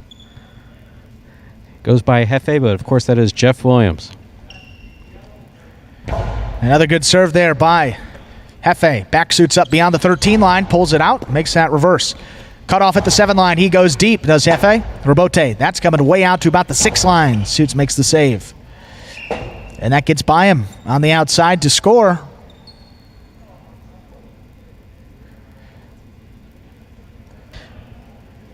That's Suits, I think, suggesting that that he may have interfered with him, but no, that's not the way interference works. The person who feels they were interfered with has to request it, and the judge has to approve it. Neither happened.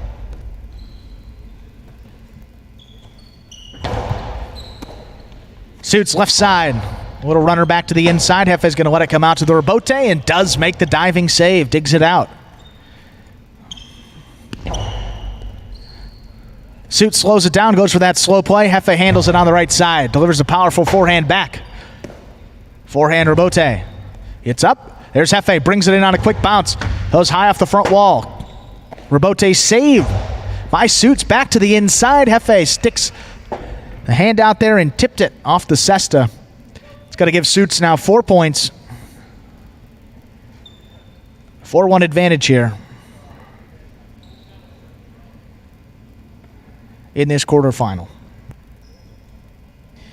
And Hefe retying his cesta. So, if you're not tuned in earlier, that hand goes in that cesta. Basically, just as you put it in a flat glove, the only thing holding that hand in there is that long ribbon-like creature called the cinta. It tends to get loose the more you throw. It needs to be tightened up so the basket doesn't come flying off your hand.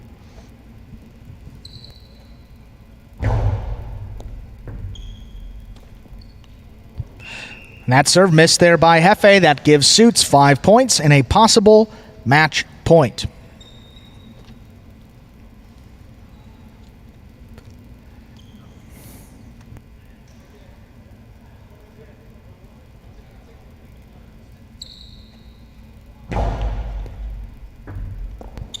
That serve missed by Hefe. That is point and match for the yellow shirt, Suits.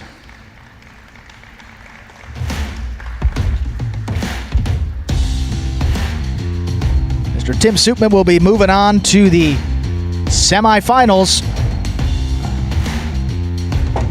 We'll have a matchup with the winner of this next one coming up between Douglas and Rule. Douglas the first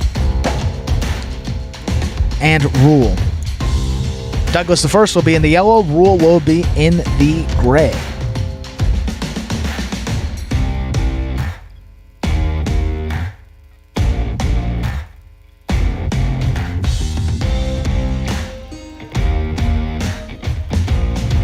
Douglas the first versus Rule coming up. More about these guys. Michael Alley, 41 years old. That is Rule. Clearwater, Florida. Profession, he's an operator. Hobbies include volleyball, basketball, poker, and of course, going to the beach. Douglas first, of course, well known to this program. James Langhans, responsible for the production of two of our finest players here at Magic City.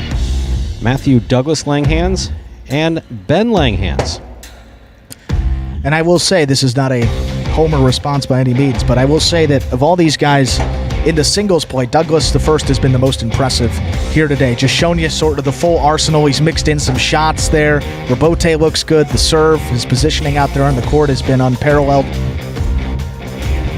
So we'll see how he does here. A tough matchup against Rule. He's been solid all day as well. He played in the backcourt, but he's shown you that complete game. Can rebote, can serve, some good power as well. So I'd say that Rule and Suits have been the two of most surprised me. Yes, Players who I hadn't seen. I was going to say Suits as Been well. Very impressed with their consistency overall. Yeah, Suits. Well, Suits is already into that semifinal, so he has certainly earned that here today. One of these two will earn their spot. Douglas the first will have the serve. Rule will be in the gray shirt, ready to receive.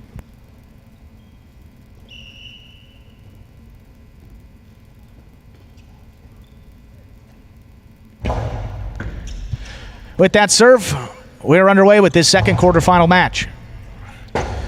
Douglas lets it go to the rebote, makes the save on the left side. High bouncer. Rule's got it at the 10 line. Forehand back inside. Goes for the carom. That's that kill shot from the right side. A two-wall play will score for Douglas the first. Told you he's been mixing in those kill shots. There's a good example to start it off. Up 1-0.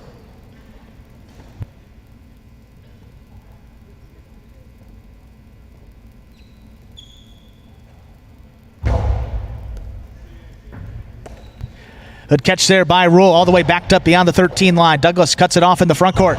He's going to go deep with that forehand. Rebote left side to the outside. He's into the pad. Second point for Douglas. He's ahead 2-0. Most left side to the noggin.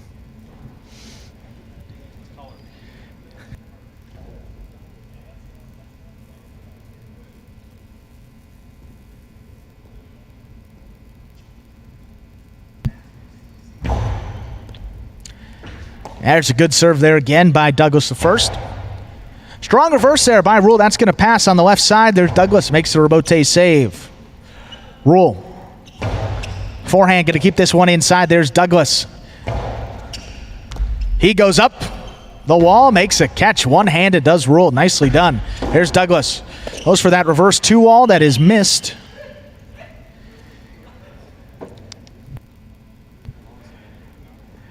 That gives Douglas now 3 points. He's out ahead 3-0.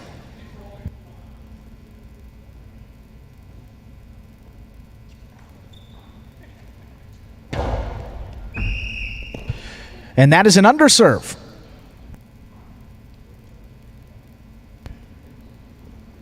Point there for Rule. He's on the board 3-1.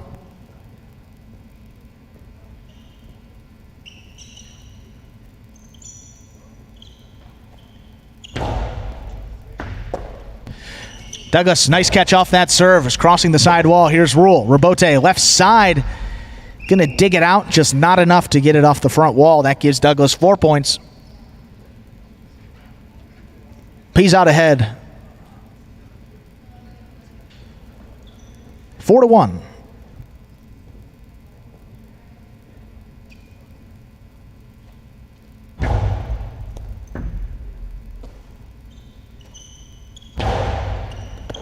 Scoop attempt tipped.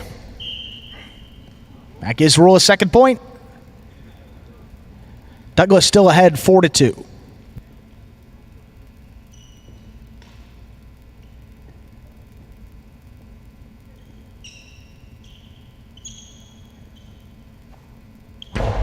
There's a powerful serve from Rule. Douglas, the first on a hop, brings it down. He comes over the top with that forehand. Rule's going to let it pass. Robote forehand. That just does get it up off the front wall. Here's Douglas. Another Robote save. Douglas now up at the front court. Goes for that three-wall play, and that works to perfection. Rule did know where to go. He was headed out there. He missed it only by about 2 inches, but that forehand scoring for Douglas off the back wall, nicely played. Yeah, tough one to read. Always shoots to the outside there. That gives Douglas his 5th point and a possible match point.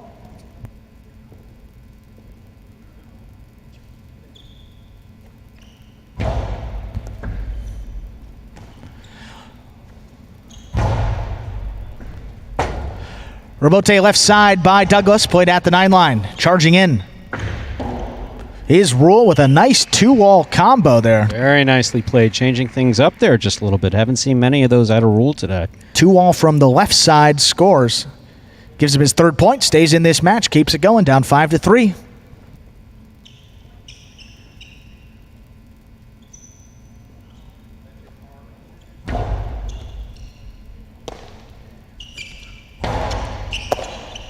Rule, left side. Powerful reverse. There's Douglas. Left side Robote save to the inside. One-handed attempt. That one missed. That is point and match. Good game. Real good game. Well played match between these two. Douglas, the first in yellow, takes the win 6-3.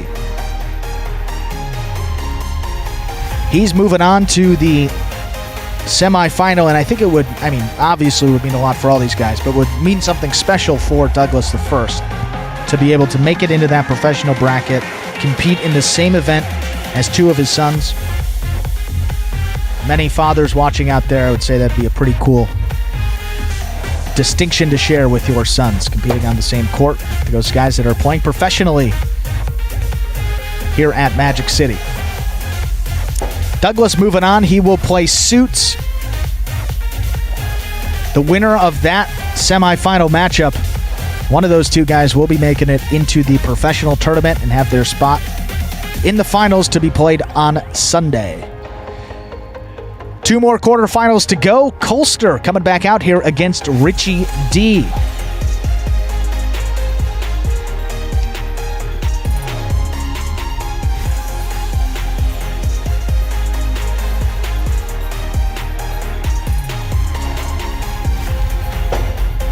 Colster, that is Mr. Bill Cole, 54 years old, from Brandon, Florida.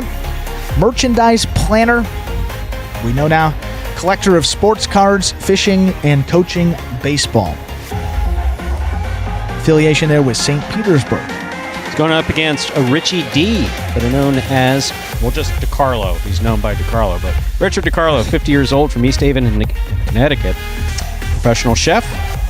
Follows the New York Yankees, and he is affiliated with the Connecticut Amateur Jai-Alai Association. And he has played really well all day today, Stu. Both of these guys yes, have. Both of these guys, but in particular, been impressed with that game of Richie D. So we'll see here. Mr. DiCarlo did participate in this event last year. Made it a couple of rounds for sure.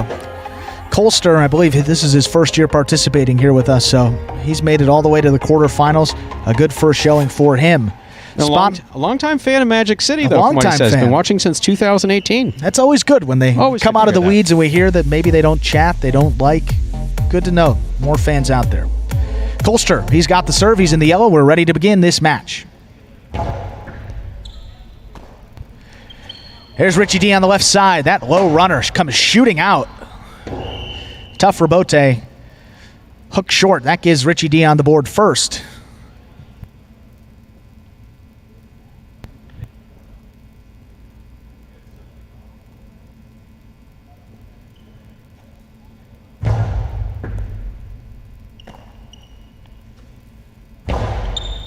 Quick bounce brought in by Richie D. This one going to try to pass on the left side.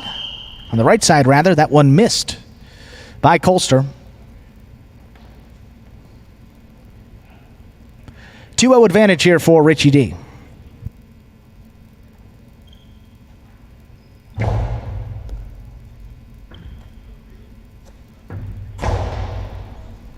First just does clear the overhead screen. There's Richie D back to the inside on that rebote. Forehand. Stopped at the 8 line. Richie D goes for the drop shot. That Tejada. Colster's going to get there. Plays that back. Rebote left side. Good play by Richie D right along that sidewall. Not a lot of space to get that save. Another Rebote save, this time on the left side.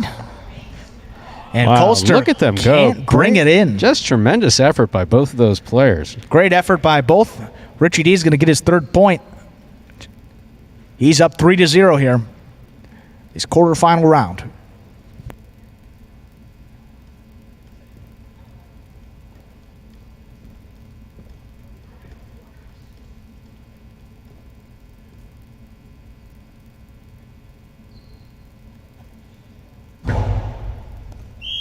And that's an overserve. Gets Colster on the board with his first point. He trails 3-1.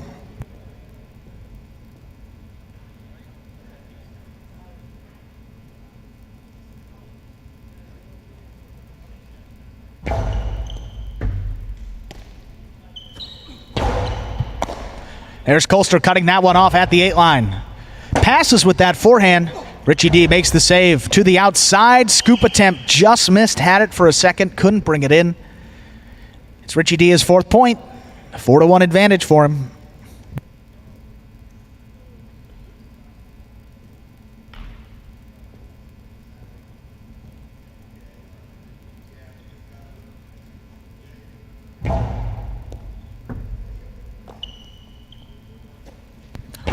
Colster over the top of that forehand. And Richie D couldn't bring it in. Missed it on the right side. 2nd point for Colster. He still trails by 2 points, 4-2. Richie D leads.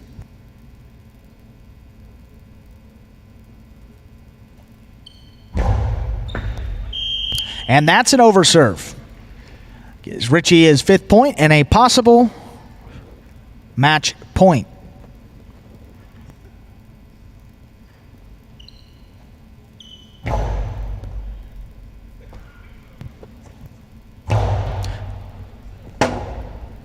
Richie sets up for the rebote. Clips the sidewall. Gets past to score. That is point and match. Or the gray shirt, Richie D. He is moving on to the semifinals.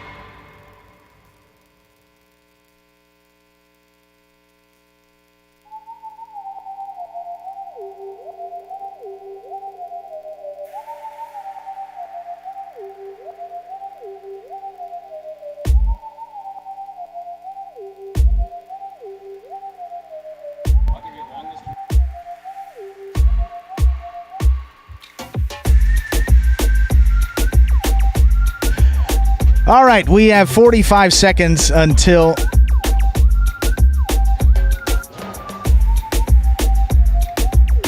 we get into this final quarterfinal match in advance of the semifinals in the singles coming up. Suits, Douglas the First and Richie D have already booked their tickets.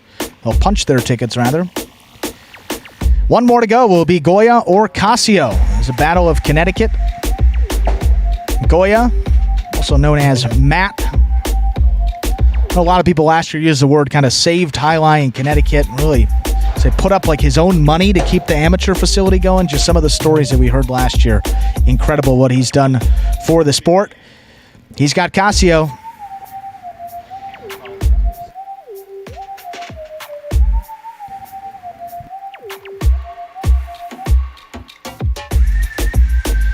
Casio Altor Casio, 49 years old, from New Haven, Connecticut. Casio will receive. Goya serves. Quarterfinal match has started right now. Goya on the left side. Casio at the 10 line. Robote coming out. Goya making the save. High bouncer. Scoop attempt tipped.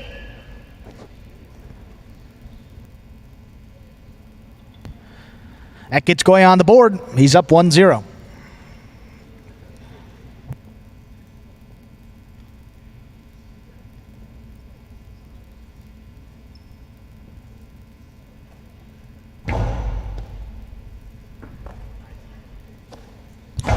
There's a big reverse from Casio. Goya already on the move. He stops there at the 5 line. Turns that Robote. Casio at the 7 line. Goes to the outside with it. Goya's going to dive and make the Robote save in the middle of the court. That'll get by on the inside to score. 2 straight for Goya.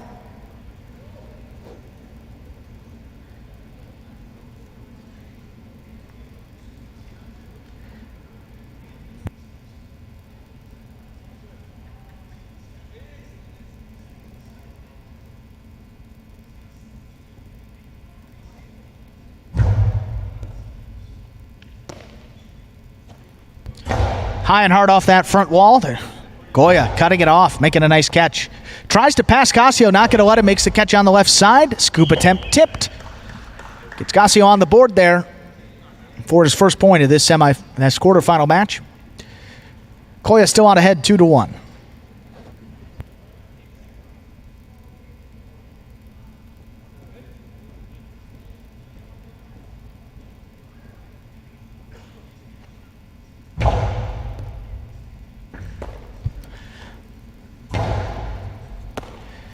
Casio at the 9 line.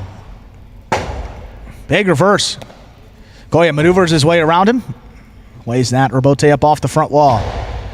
Goes for that 3-wall play. Might have overthrown it just a touch. There's Goya in the middle of the court. Makes the Robote save. Robote coming out. Casio up there in the front. One-handed scoop on that left side. There's Goya making a catch. Cutting it off there. Sending it back. Casio not going to let him pass. Gets that reverse off. Robote, left side from Goya. That one right along that side wall. Casio lost it as he was winding up to throw. Great point played by those two. That gives Goya his 3rd point, up 3-1.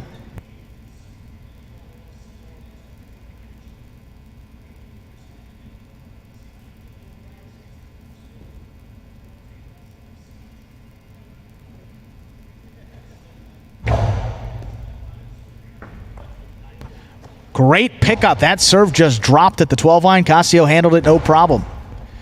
Scooped up. He comes over the top with it. Here's Goya. That reverse stays inside. Here's Casio at the 9 line. Robote's out. And there's Goya. Just saving it to the inside. Casio over the top with this forehand. Looking for a big bouncer. That's going to get over Goya and score.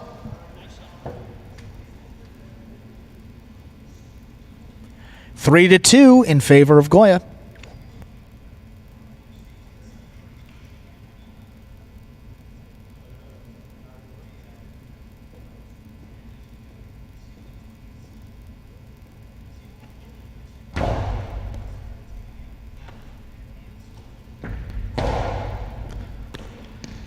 Casio on the forehand.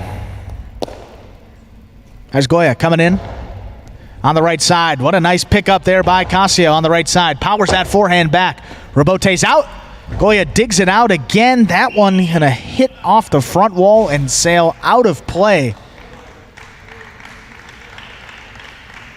Great effort by Goya there. Casio's going to get the point and knot this match up at 3 apiece. And the crowd here in the Magic City Auditorium showing some appropriate enthusiasm for tremendous play on the court.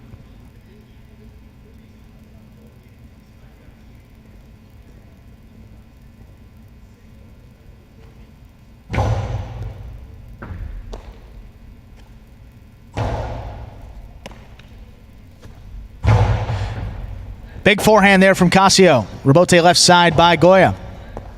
Another good adjustment there by Casio. He's made a couple of those catches here this match. Rebote left side from Goya. Inside. In and out of the cesta. Goes playing aggressive up there in the front court. That one just missed. Gives Goya his 4th point. Jumps out ahead there by 1, 4-3.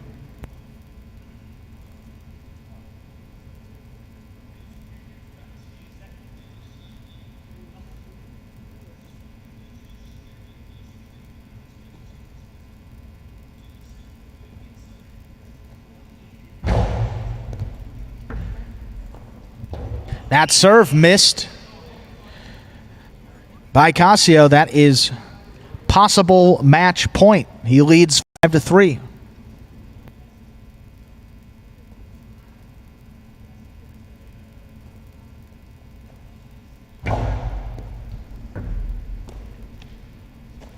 Casio over the top. There's Goya cutting it off there at the 7 line.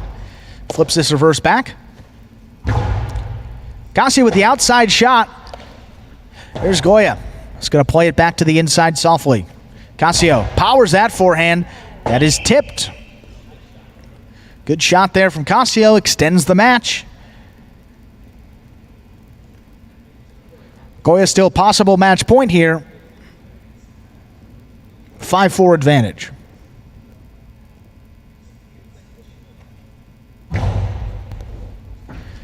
Big bouncing serve. Backs Goya all the way up beyond the 13 line. Scooped up by Casio. Powers that forehand inside. Overhead. Here's Goya. Looking for a bounce on that forehand. He's going to get it, but Casio hangs with it, makes the catch. Quick bounce brought in by Goya. He's going to go deep with that forehand. That will score. Beats him to the inside. Once again, we are knotted up at 5 apiece. This is match point. Match point. Spot on the semifinals in the line.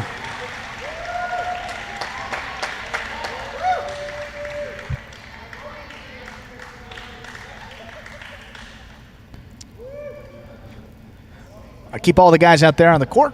5-5. This is it. Whoever wins this point will continue on here in this tournament.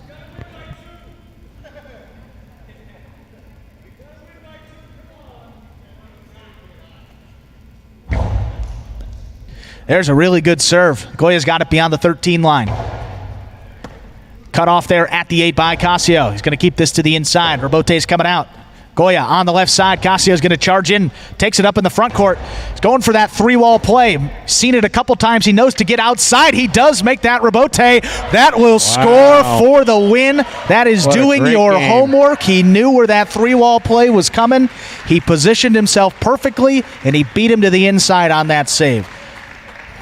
Textbook performance there from Goya. Doesn't throw a whole lot of shots, Stu. Just keeps the ball in play, and that is the formula for success. Take it at 6-5, and punches his ticket to that semifinal.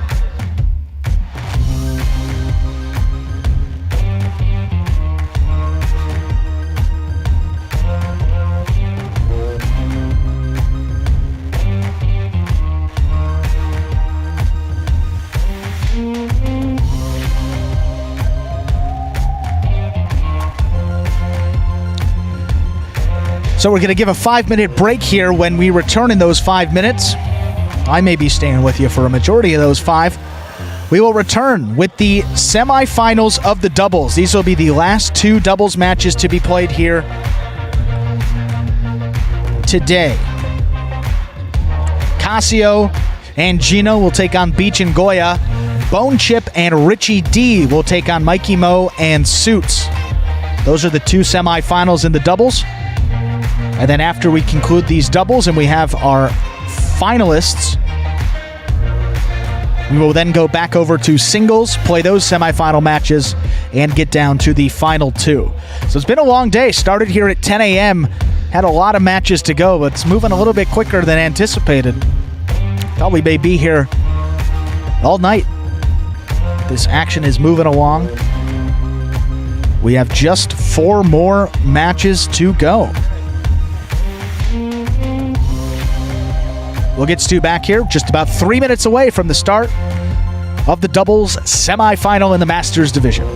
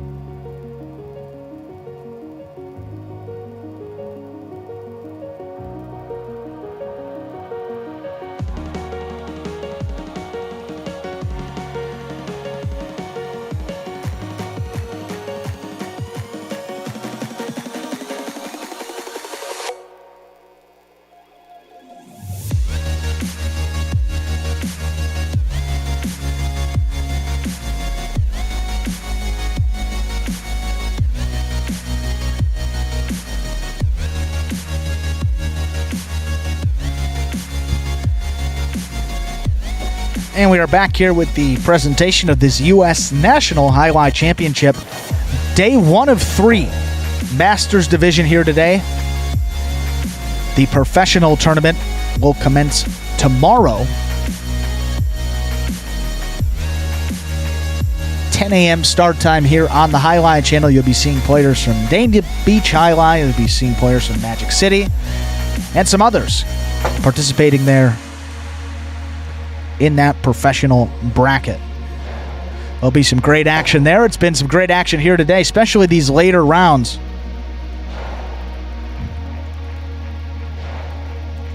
Arguably the best singles match we saw just played between Goya and Casio. Goya punching his ticket to that singles semifinal.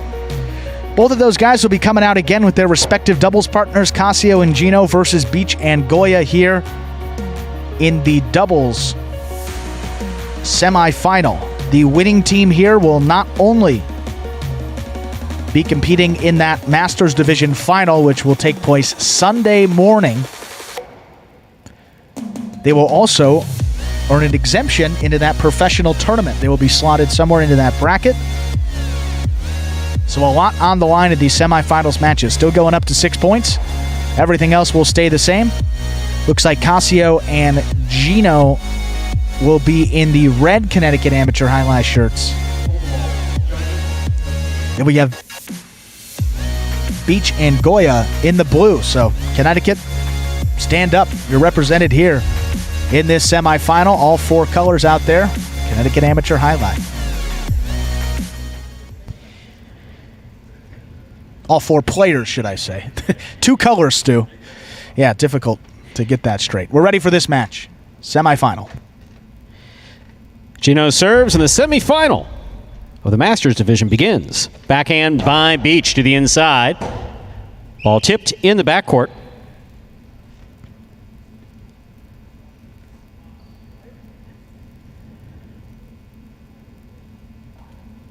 That first point goes to Goya and Beach.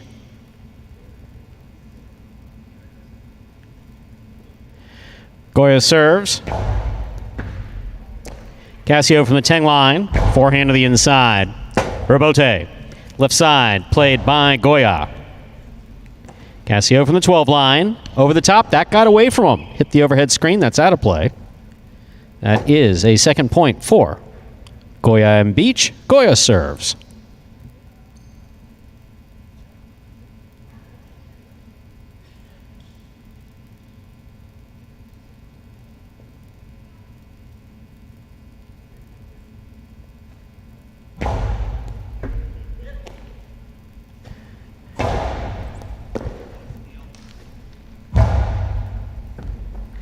Ball tipped at the 12 line.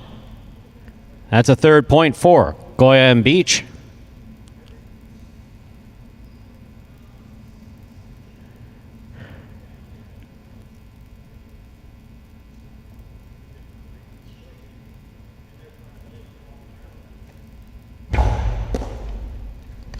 Gino takes the serve, puts it inside. Beach read it, got in there, caught it on the backhand. Cassio sends it back. Beach from the 11 line. Ball tipped by Cassio back at the 11 line. That is a point for Goya and Beach.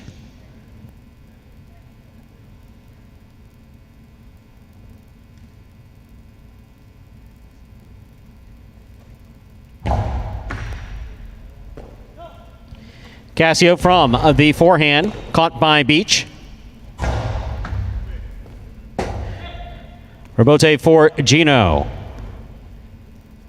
Beach, left side. Backhand to the inside, and it scores. Point four.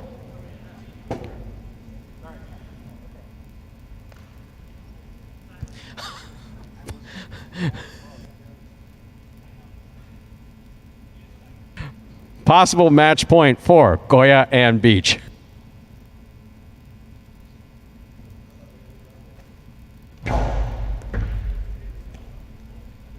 Cassio from the forehand.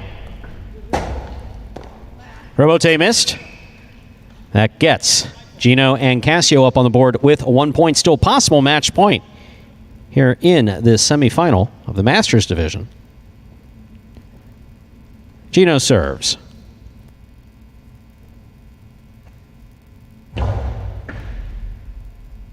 Beach from the left side. Cassio from the 12 line. Nice forehand. Ball missed. That's another point for Gino and Cassio. Gino will serve.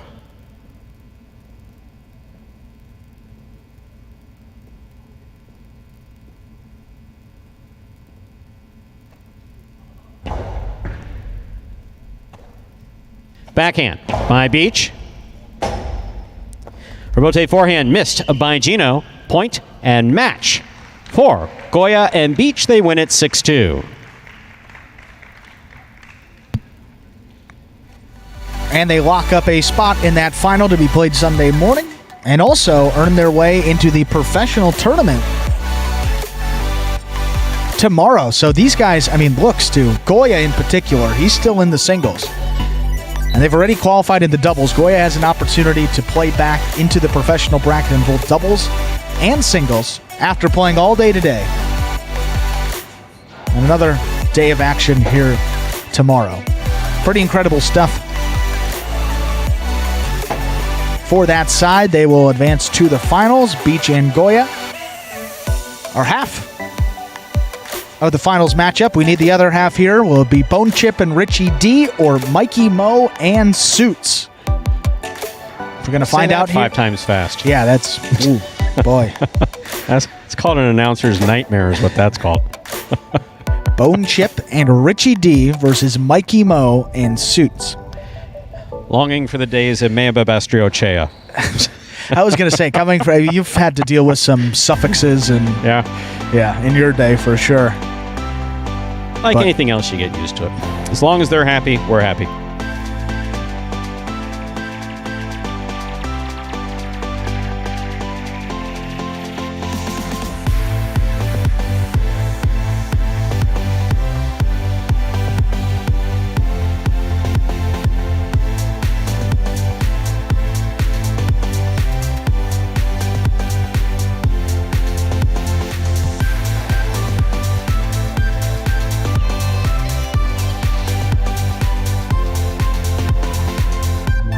Speaking of highlight names, just received word that Joey is tuned in. I'm guessing somewhere in Broward County.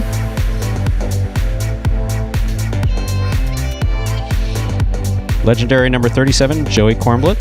We're glad you're watching. I'm sure there's a number of other highlight players out there that are watching too. We're glad to have everyone here for this day 1 of 3. So we're just getting started with this action. Semi-final, number 2, Bone Chip and Richie D versus Mikey Mo and Suits. Bone Chip, also known as Anastasia, now serving to begin the semifinal.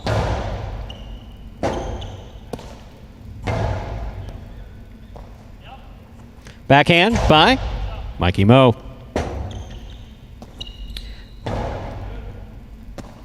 Ball tipped. First point of this match going to Bone Chip and Richie D. Bone Chip serves.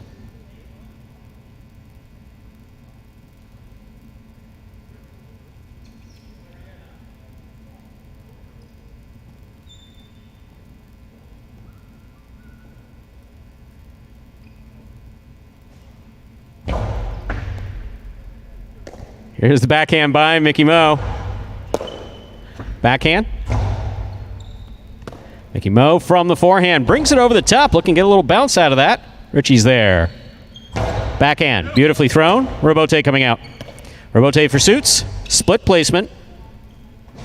Ball missed to the outside by Richie. That point goes to Suits and Mickey Mo. Suits will serve.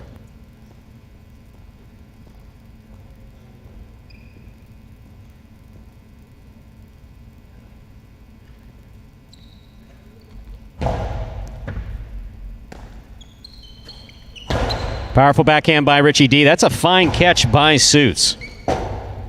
Robote forehand by Richie D. Mickey Mo looking for a difficult Robote. He plays it safely and nicely to the inside. Backhand by Richie D. Suits in the front court. Backhand. Robote forehand missed by Bone Chip. Point for Suits. And Mickey Mo. They lead 2-1. This match is being played to 6 points. You're watching the semifinal of the Masters Division.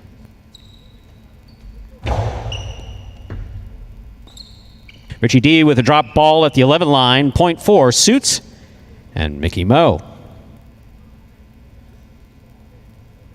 They lead 3-1.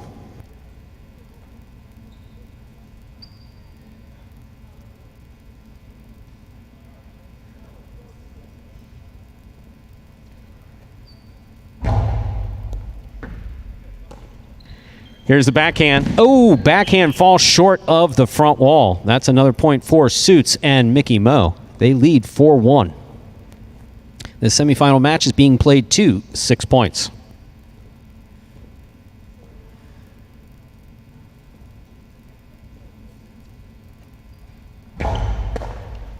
Ball dropped by Bone Chip.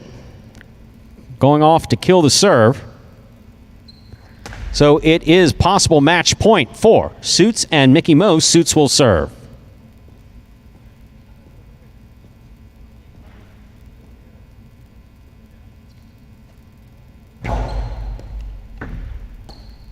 Richie D, backhand. Catch by Suits. Richie D from the forehand. Back to the inside. Richie D, nice catch and a strong backhand from the 11 line. Mickey Mo is there. Backhand. Ball tipped. Point and match for Suits and Mickey Mo. Winning it 6-1.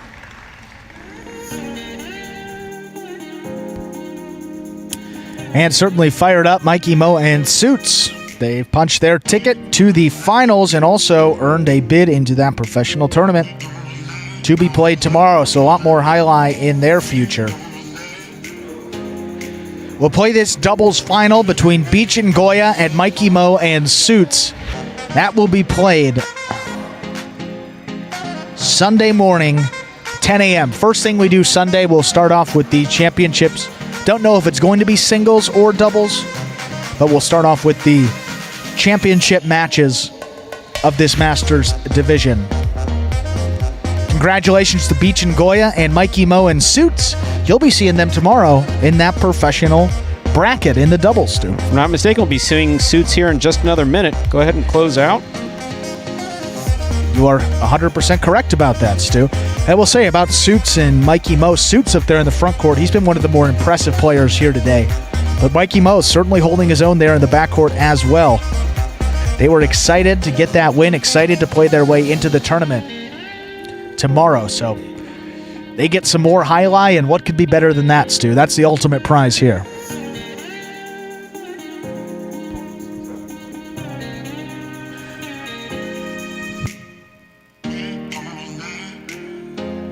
When we return here We're just about 5 minutes away, going back into the singles semifinals here, and those will be the final 2 matches of the day here today. So only 2 more.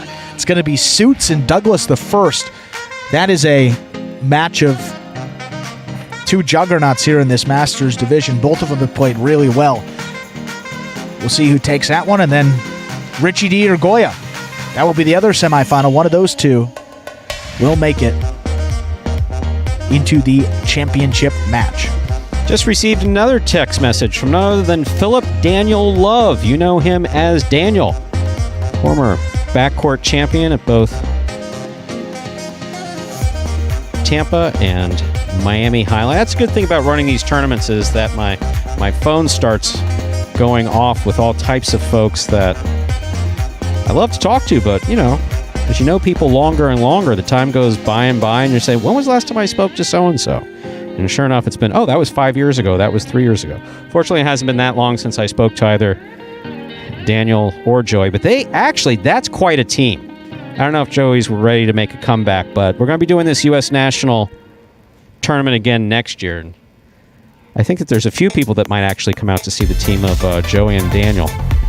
But unless there's a golf course involved, I'm guessing that Joey's not going to be doing any athletics. One thing about Jai-Alai, it's one thing I've seen over the years, is that for some players, when they're done with it, they're absolutely done with it. There are guys that you will play 10, 15 years, be top players on a particular roster, and then they retire after 15, 20 years, and you never see them at the fronton again. Many years ago, I remember we did the 75th anniversary of Miami Highlight. It was a fairly big event. We brought in Chiruka and a number of other players, and a few players respectfully declined. It's not that they didn't want to be part of it, they just respectfully declined. I was walking out after being on the court with Joey, Chiruka, a number of other people, and Chamelo was sitting in the audience. And I said, "Are you sure you don't want to go on the court?" He said, "No, thank you. Not a problem." So you ready? Story time with Stu. Story time with Stu. Well, I'm back. I missed the story. I'm sorry. It's more rambling. No, I was saying how I got in a message earlier that Joey was tuned in, and then Daniel. I heard a Daniel. Daniel sent me a text message. Yes. Always good to talk to old friends, and that's one great thing about Highline. Bringing people together for years. Sometimes together to argue, but for the most part, bringing people together. It's exactly what this tournament did last year. Met a lot of great folks. Had the privilege of doing the same here this year. And we've got some more highlight action to get into here, Stu, in just about 2 minutes. When it comes to the court and what goes on around the play of highlight, people always come together, regardless of what their background is, regardless of whether they stood on different issues. We can all agree. At least now, anyway. At least now. Some people had to warm up to the concept of Magic City. Well, they're warmed up. And rightfully so. And you will see that tomorrow. Big storyline. A lot of players coming from Dania. A lot of guys from Magic City participating. I think that will be a bulk of the professional players, with some others as well. Supervising the practices yesterday was terrific. Just seeing tremendous effort on the court, watching guys with varying backgrounds all on the court at the same time, but all here for the love of Highline. That's why we're here. Frankly, that's why I'm here. And we saw some great stuff in that Masters division during the warm-ups yesterday, but the Pro division was, man, it was just another level there, Stu. The speed, the intensity, the shots that were being thrown out there, and that was just the practice.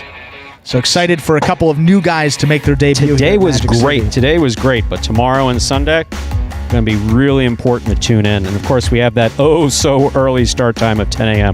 both Saturday and Sunday. Yes. 10 a.m. is not particularly early. I was going to say 10 isn't I have horrible. to schlep in from out of the city, so I got to be up at 6:30, and it's it is what it is. But it's for highlight, so I do it with gusto. Yes, absolutely, Stu. We'd do anything for this sport. So 48 seconds. You ready to... I'm ready. We're ready to call the singles semifinal here. You ready? You sure? I'm ready to go. The first one will be Suits versus Douglas the first. Second semifinal will be Richie D versus Goya. Two of these guys will meet in the finals, and two of them will also punch their ticket into that professional tournament to be played tomorrow and Sunday.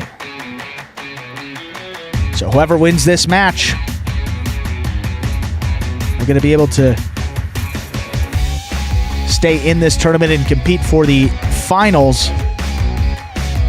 But they're also going to work their way into that professional tournament. And I know that would mean a lot to one guy out there in particular, Douglas the First, to be able to compete with his two sons. But Suits has been impressive here today. I'd say maybe a matchup of the two best guys in the singles department here, meeting in the semifinal. Suits will have the serve. Douglas the First is ready to receive. First of two quarterfinals. Semifinals. Oh boy. Semifinal coming up. There's the serve. We are underway. Robote forehand there. Played by Suits. Powerful reverse. That's a low runner. Suits going back for it. Gets that Robote up off the front wall. Here's Douglas the First, middle of the court. Powerful forehand. Dies coming off that back wall. No play on the Robote, and that gets Douglas the First on the board first with 1 point.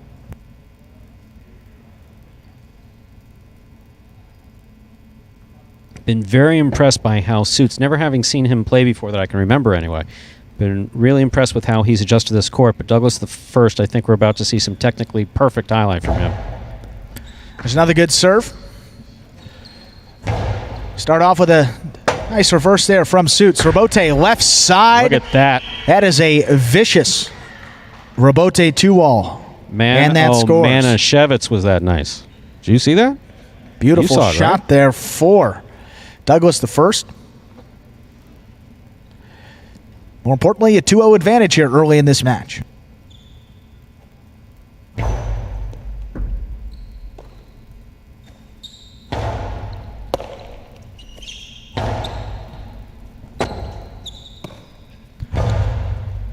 There's Douglas on the right side. Powers that forehand to the inside. Suits is running with it. Robote forehand. He's got to get it up off that front wall. Slow bouncer. Brought in there nicely by Douglas. Robote just lays it up. Douglas was up there in the front court. Couldn't bring it in. It's going to get Suits on the board with his first point. Douglas still leads 2-1. Suits doing a really good job of not doing anything particularly fancy, keeping the ball in play, remaining cognizant that that ball has got to get up to that front wall.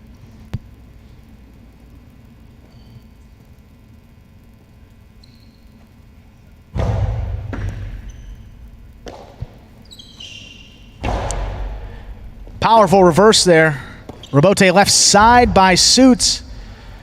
Oh, that will land. I believe, yes, just had landed in and scored. We're all tied up, 2 points apiece. 2-2 now. When just narrowly stays in, it Suits his second point. He has the serve.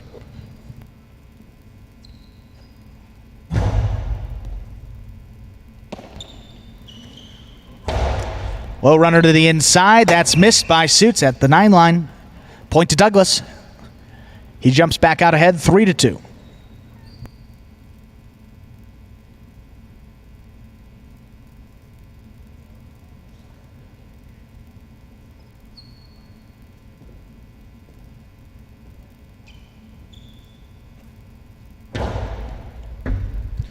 Good serve there by Douglas. Good catch there by Suits. Takes it low at the 11 line. Robote, left side. One-handed effort by Suits getting back in there. Thought he overran it. Was able to make the save. And that Robote missed. All tied up at 3-3. Suits has the serve.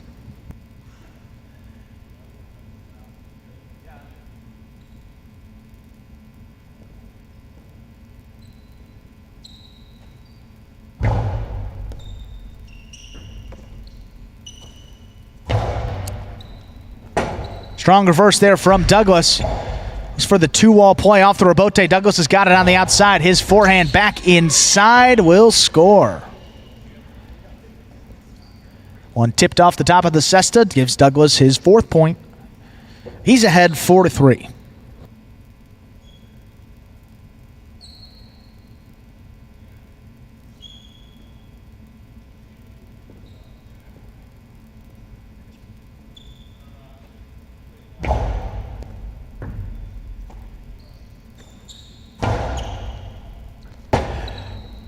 Rabote left side, fall down. Rabote to the outside. Good pickup there by Suits. His forehand, though, got away from him into that Magic City, well, the U.S. national banner presented by Bet Rivers.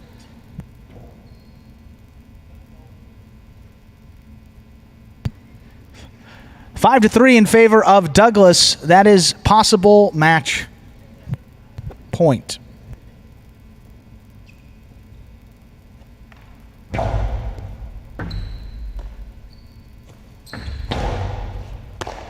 There's Douglas, winds up the Costano. That's a throw from the shoulder to the inside. Will score for the win.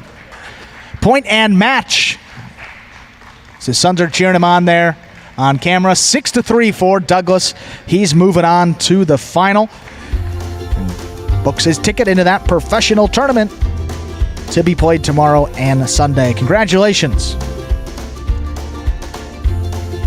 Second semi-final coming up. This is also the last match of the day. We've had a great day.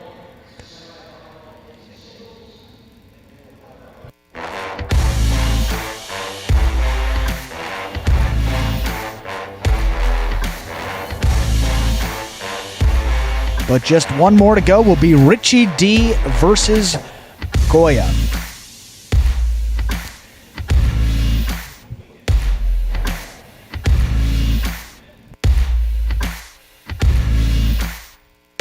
Richie D, Richard DiCarlo, 50 years old, East Haven, Connecticut. He participated in this event last year. He's looked solid all day. He's got a chance to prove it here once again against Goya, who has been one of the more consistent players all day. Hasn't really made a lot of mistakes. That Rabote, doesn't matter, fall down Rabote, comes right to him. He's willing to lay his body on the line to make the save, and he's done that a couple times here today. Outside of that, right side, left side's pretty consistent in that catching as well, and just been controlled all the way here into this semifinal match.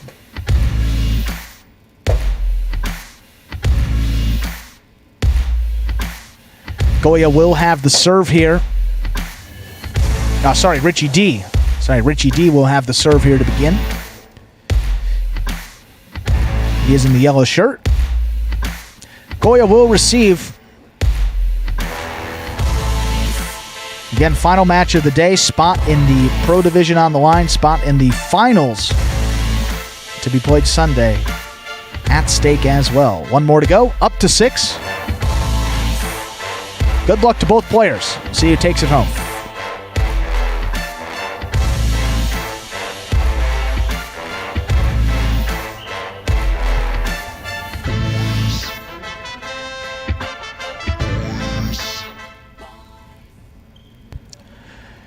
Richie D's serve begins the second semifinal. Goya lifts out reverse over Richie D. Rabote left side to the inside.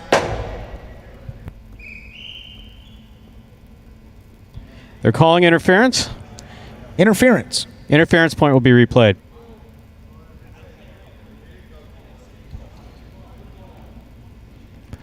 Point will be replayed. Interference is the call. 0-0.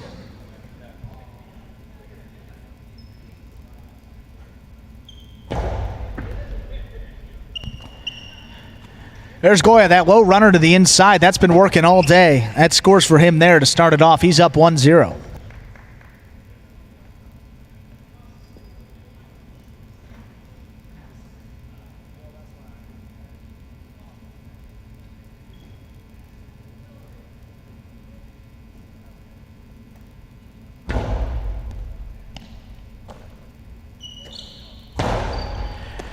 There's Goya on the left side. Tries to lift this reverse over Richie D. He's going to make that catch, cutting it off at the 9. Rabote comes shooting out, makes that diving save. Goes up for it, not able to bring it in. That gets Goya his second point. He leads now 2-0.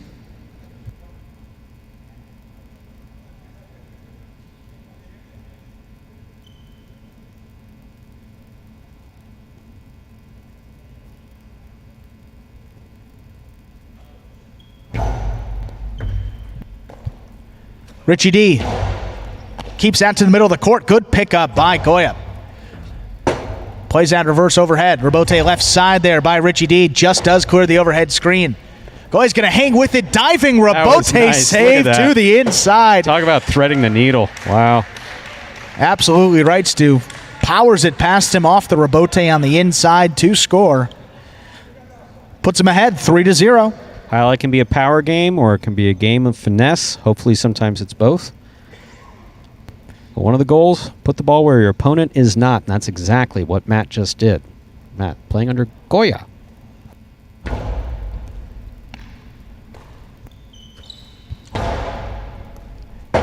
Rabote forehand. Laid up by Goya. Here's Richie D. Winds up, throws the 2-wall. What a pickup there. And return on the forehand's gonna score for Goya. Great pickup. Returned it with the forehand. Nice combination. Gets him a 4-0 lead here in this semifinal.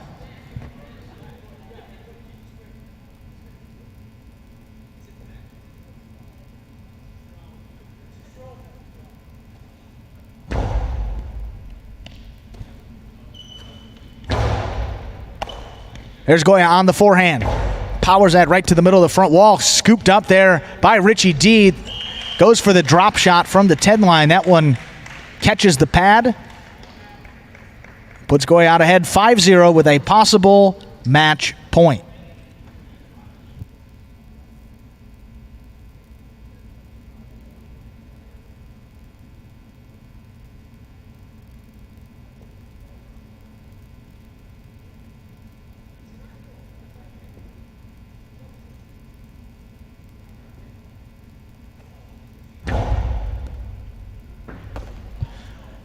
Catching off a tough serve by Goya. Goya on the left side at the 10 line. Cut off and returns the 2-all that caught the top of the pad. Any part of that pad is bad. That is point and match to the blue shirt. Goya, he books his ticket to the championship match to be played on Sunday and also reserves a spot in that professional tournament as a finalist in the singles bracket. Both he and Douglas the First. You'll be seeing them in that singles tomorrow. That professional bracket starting up at 10 a.m. here on the Highline channel on YouTube.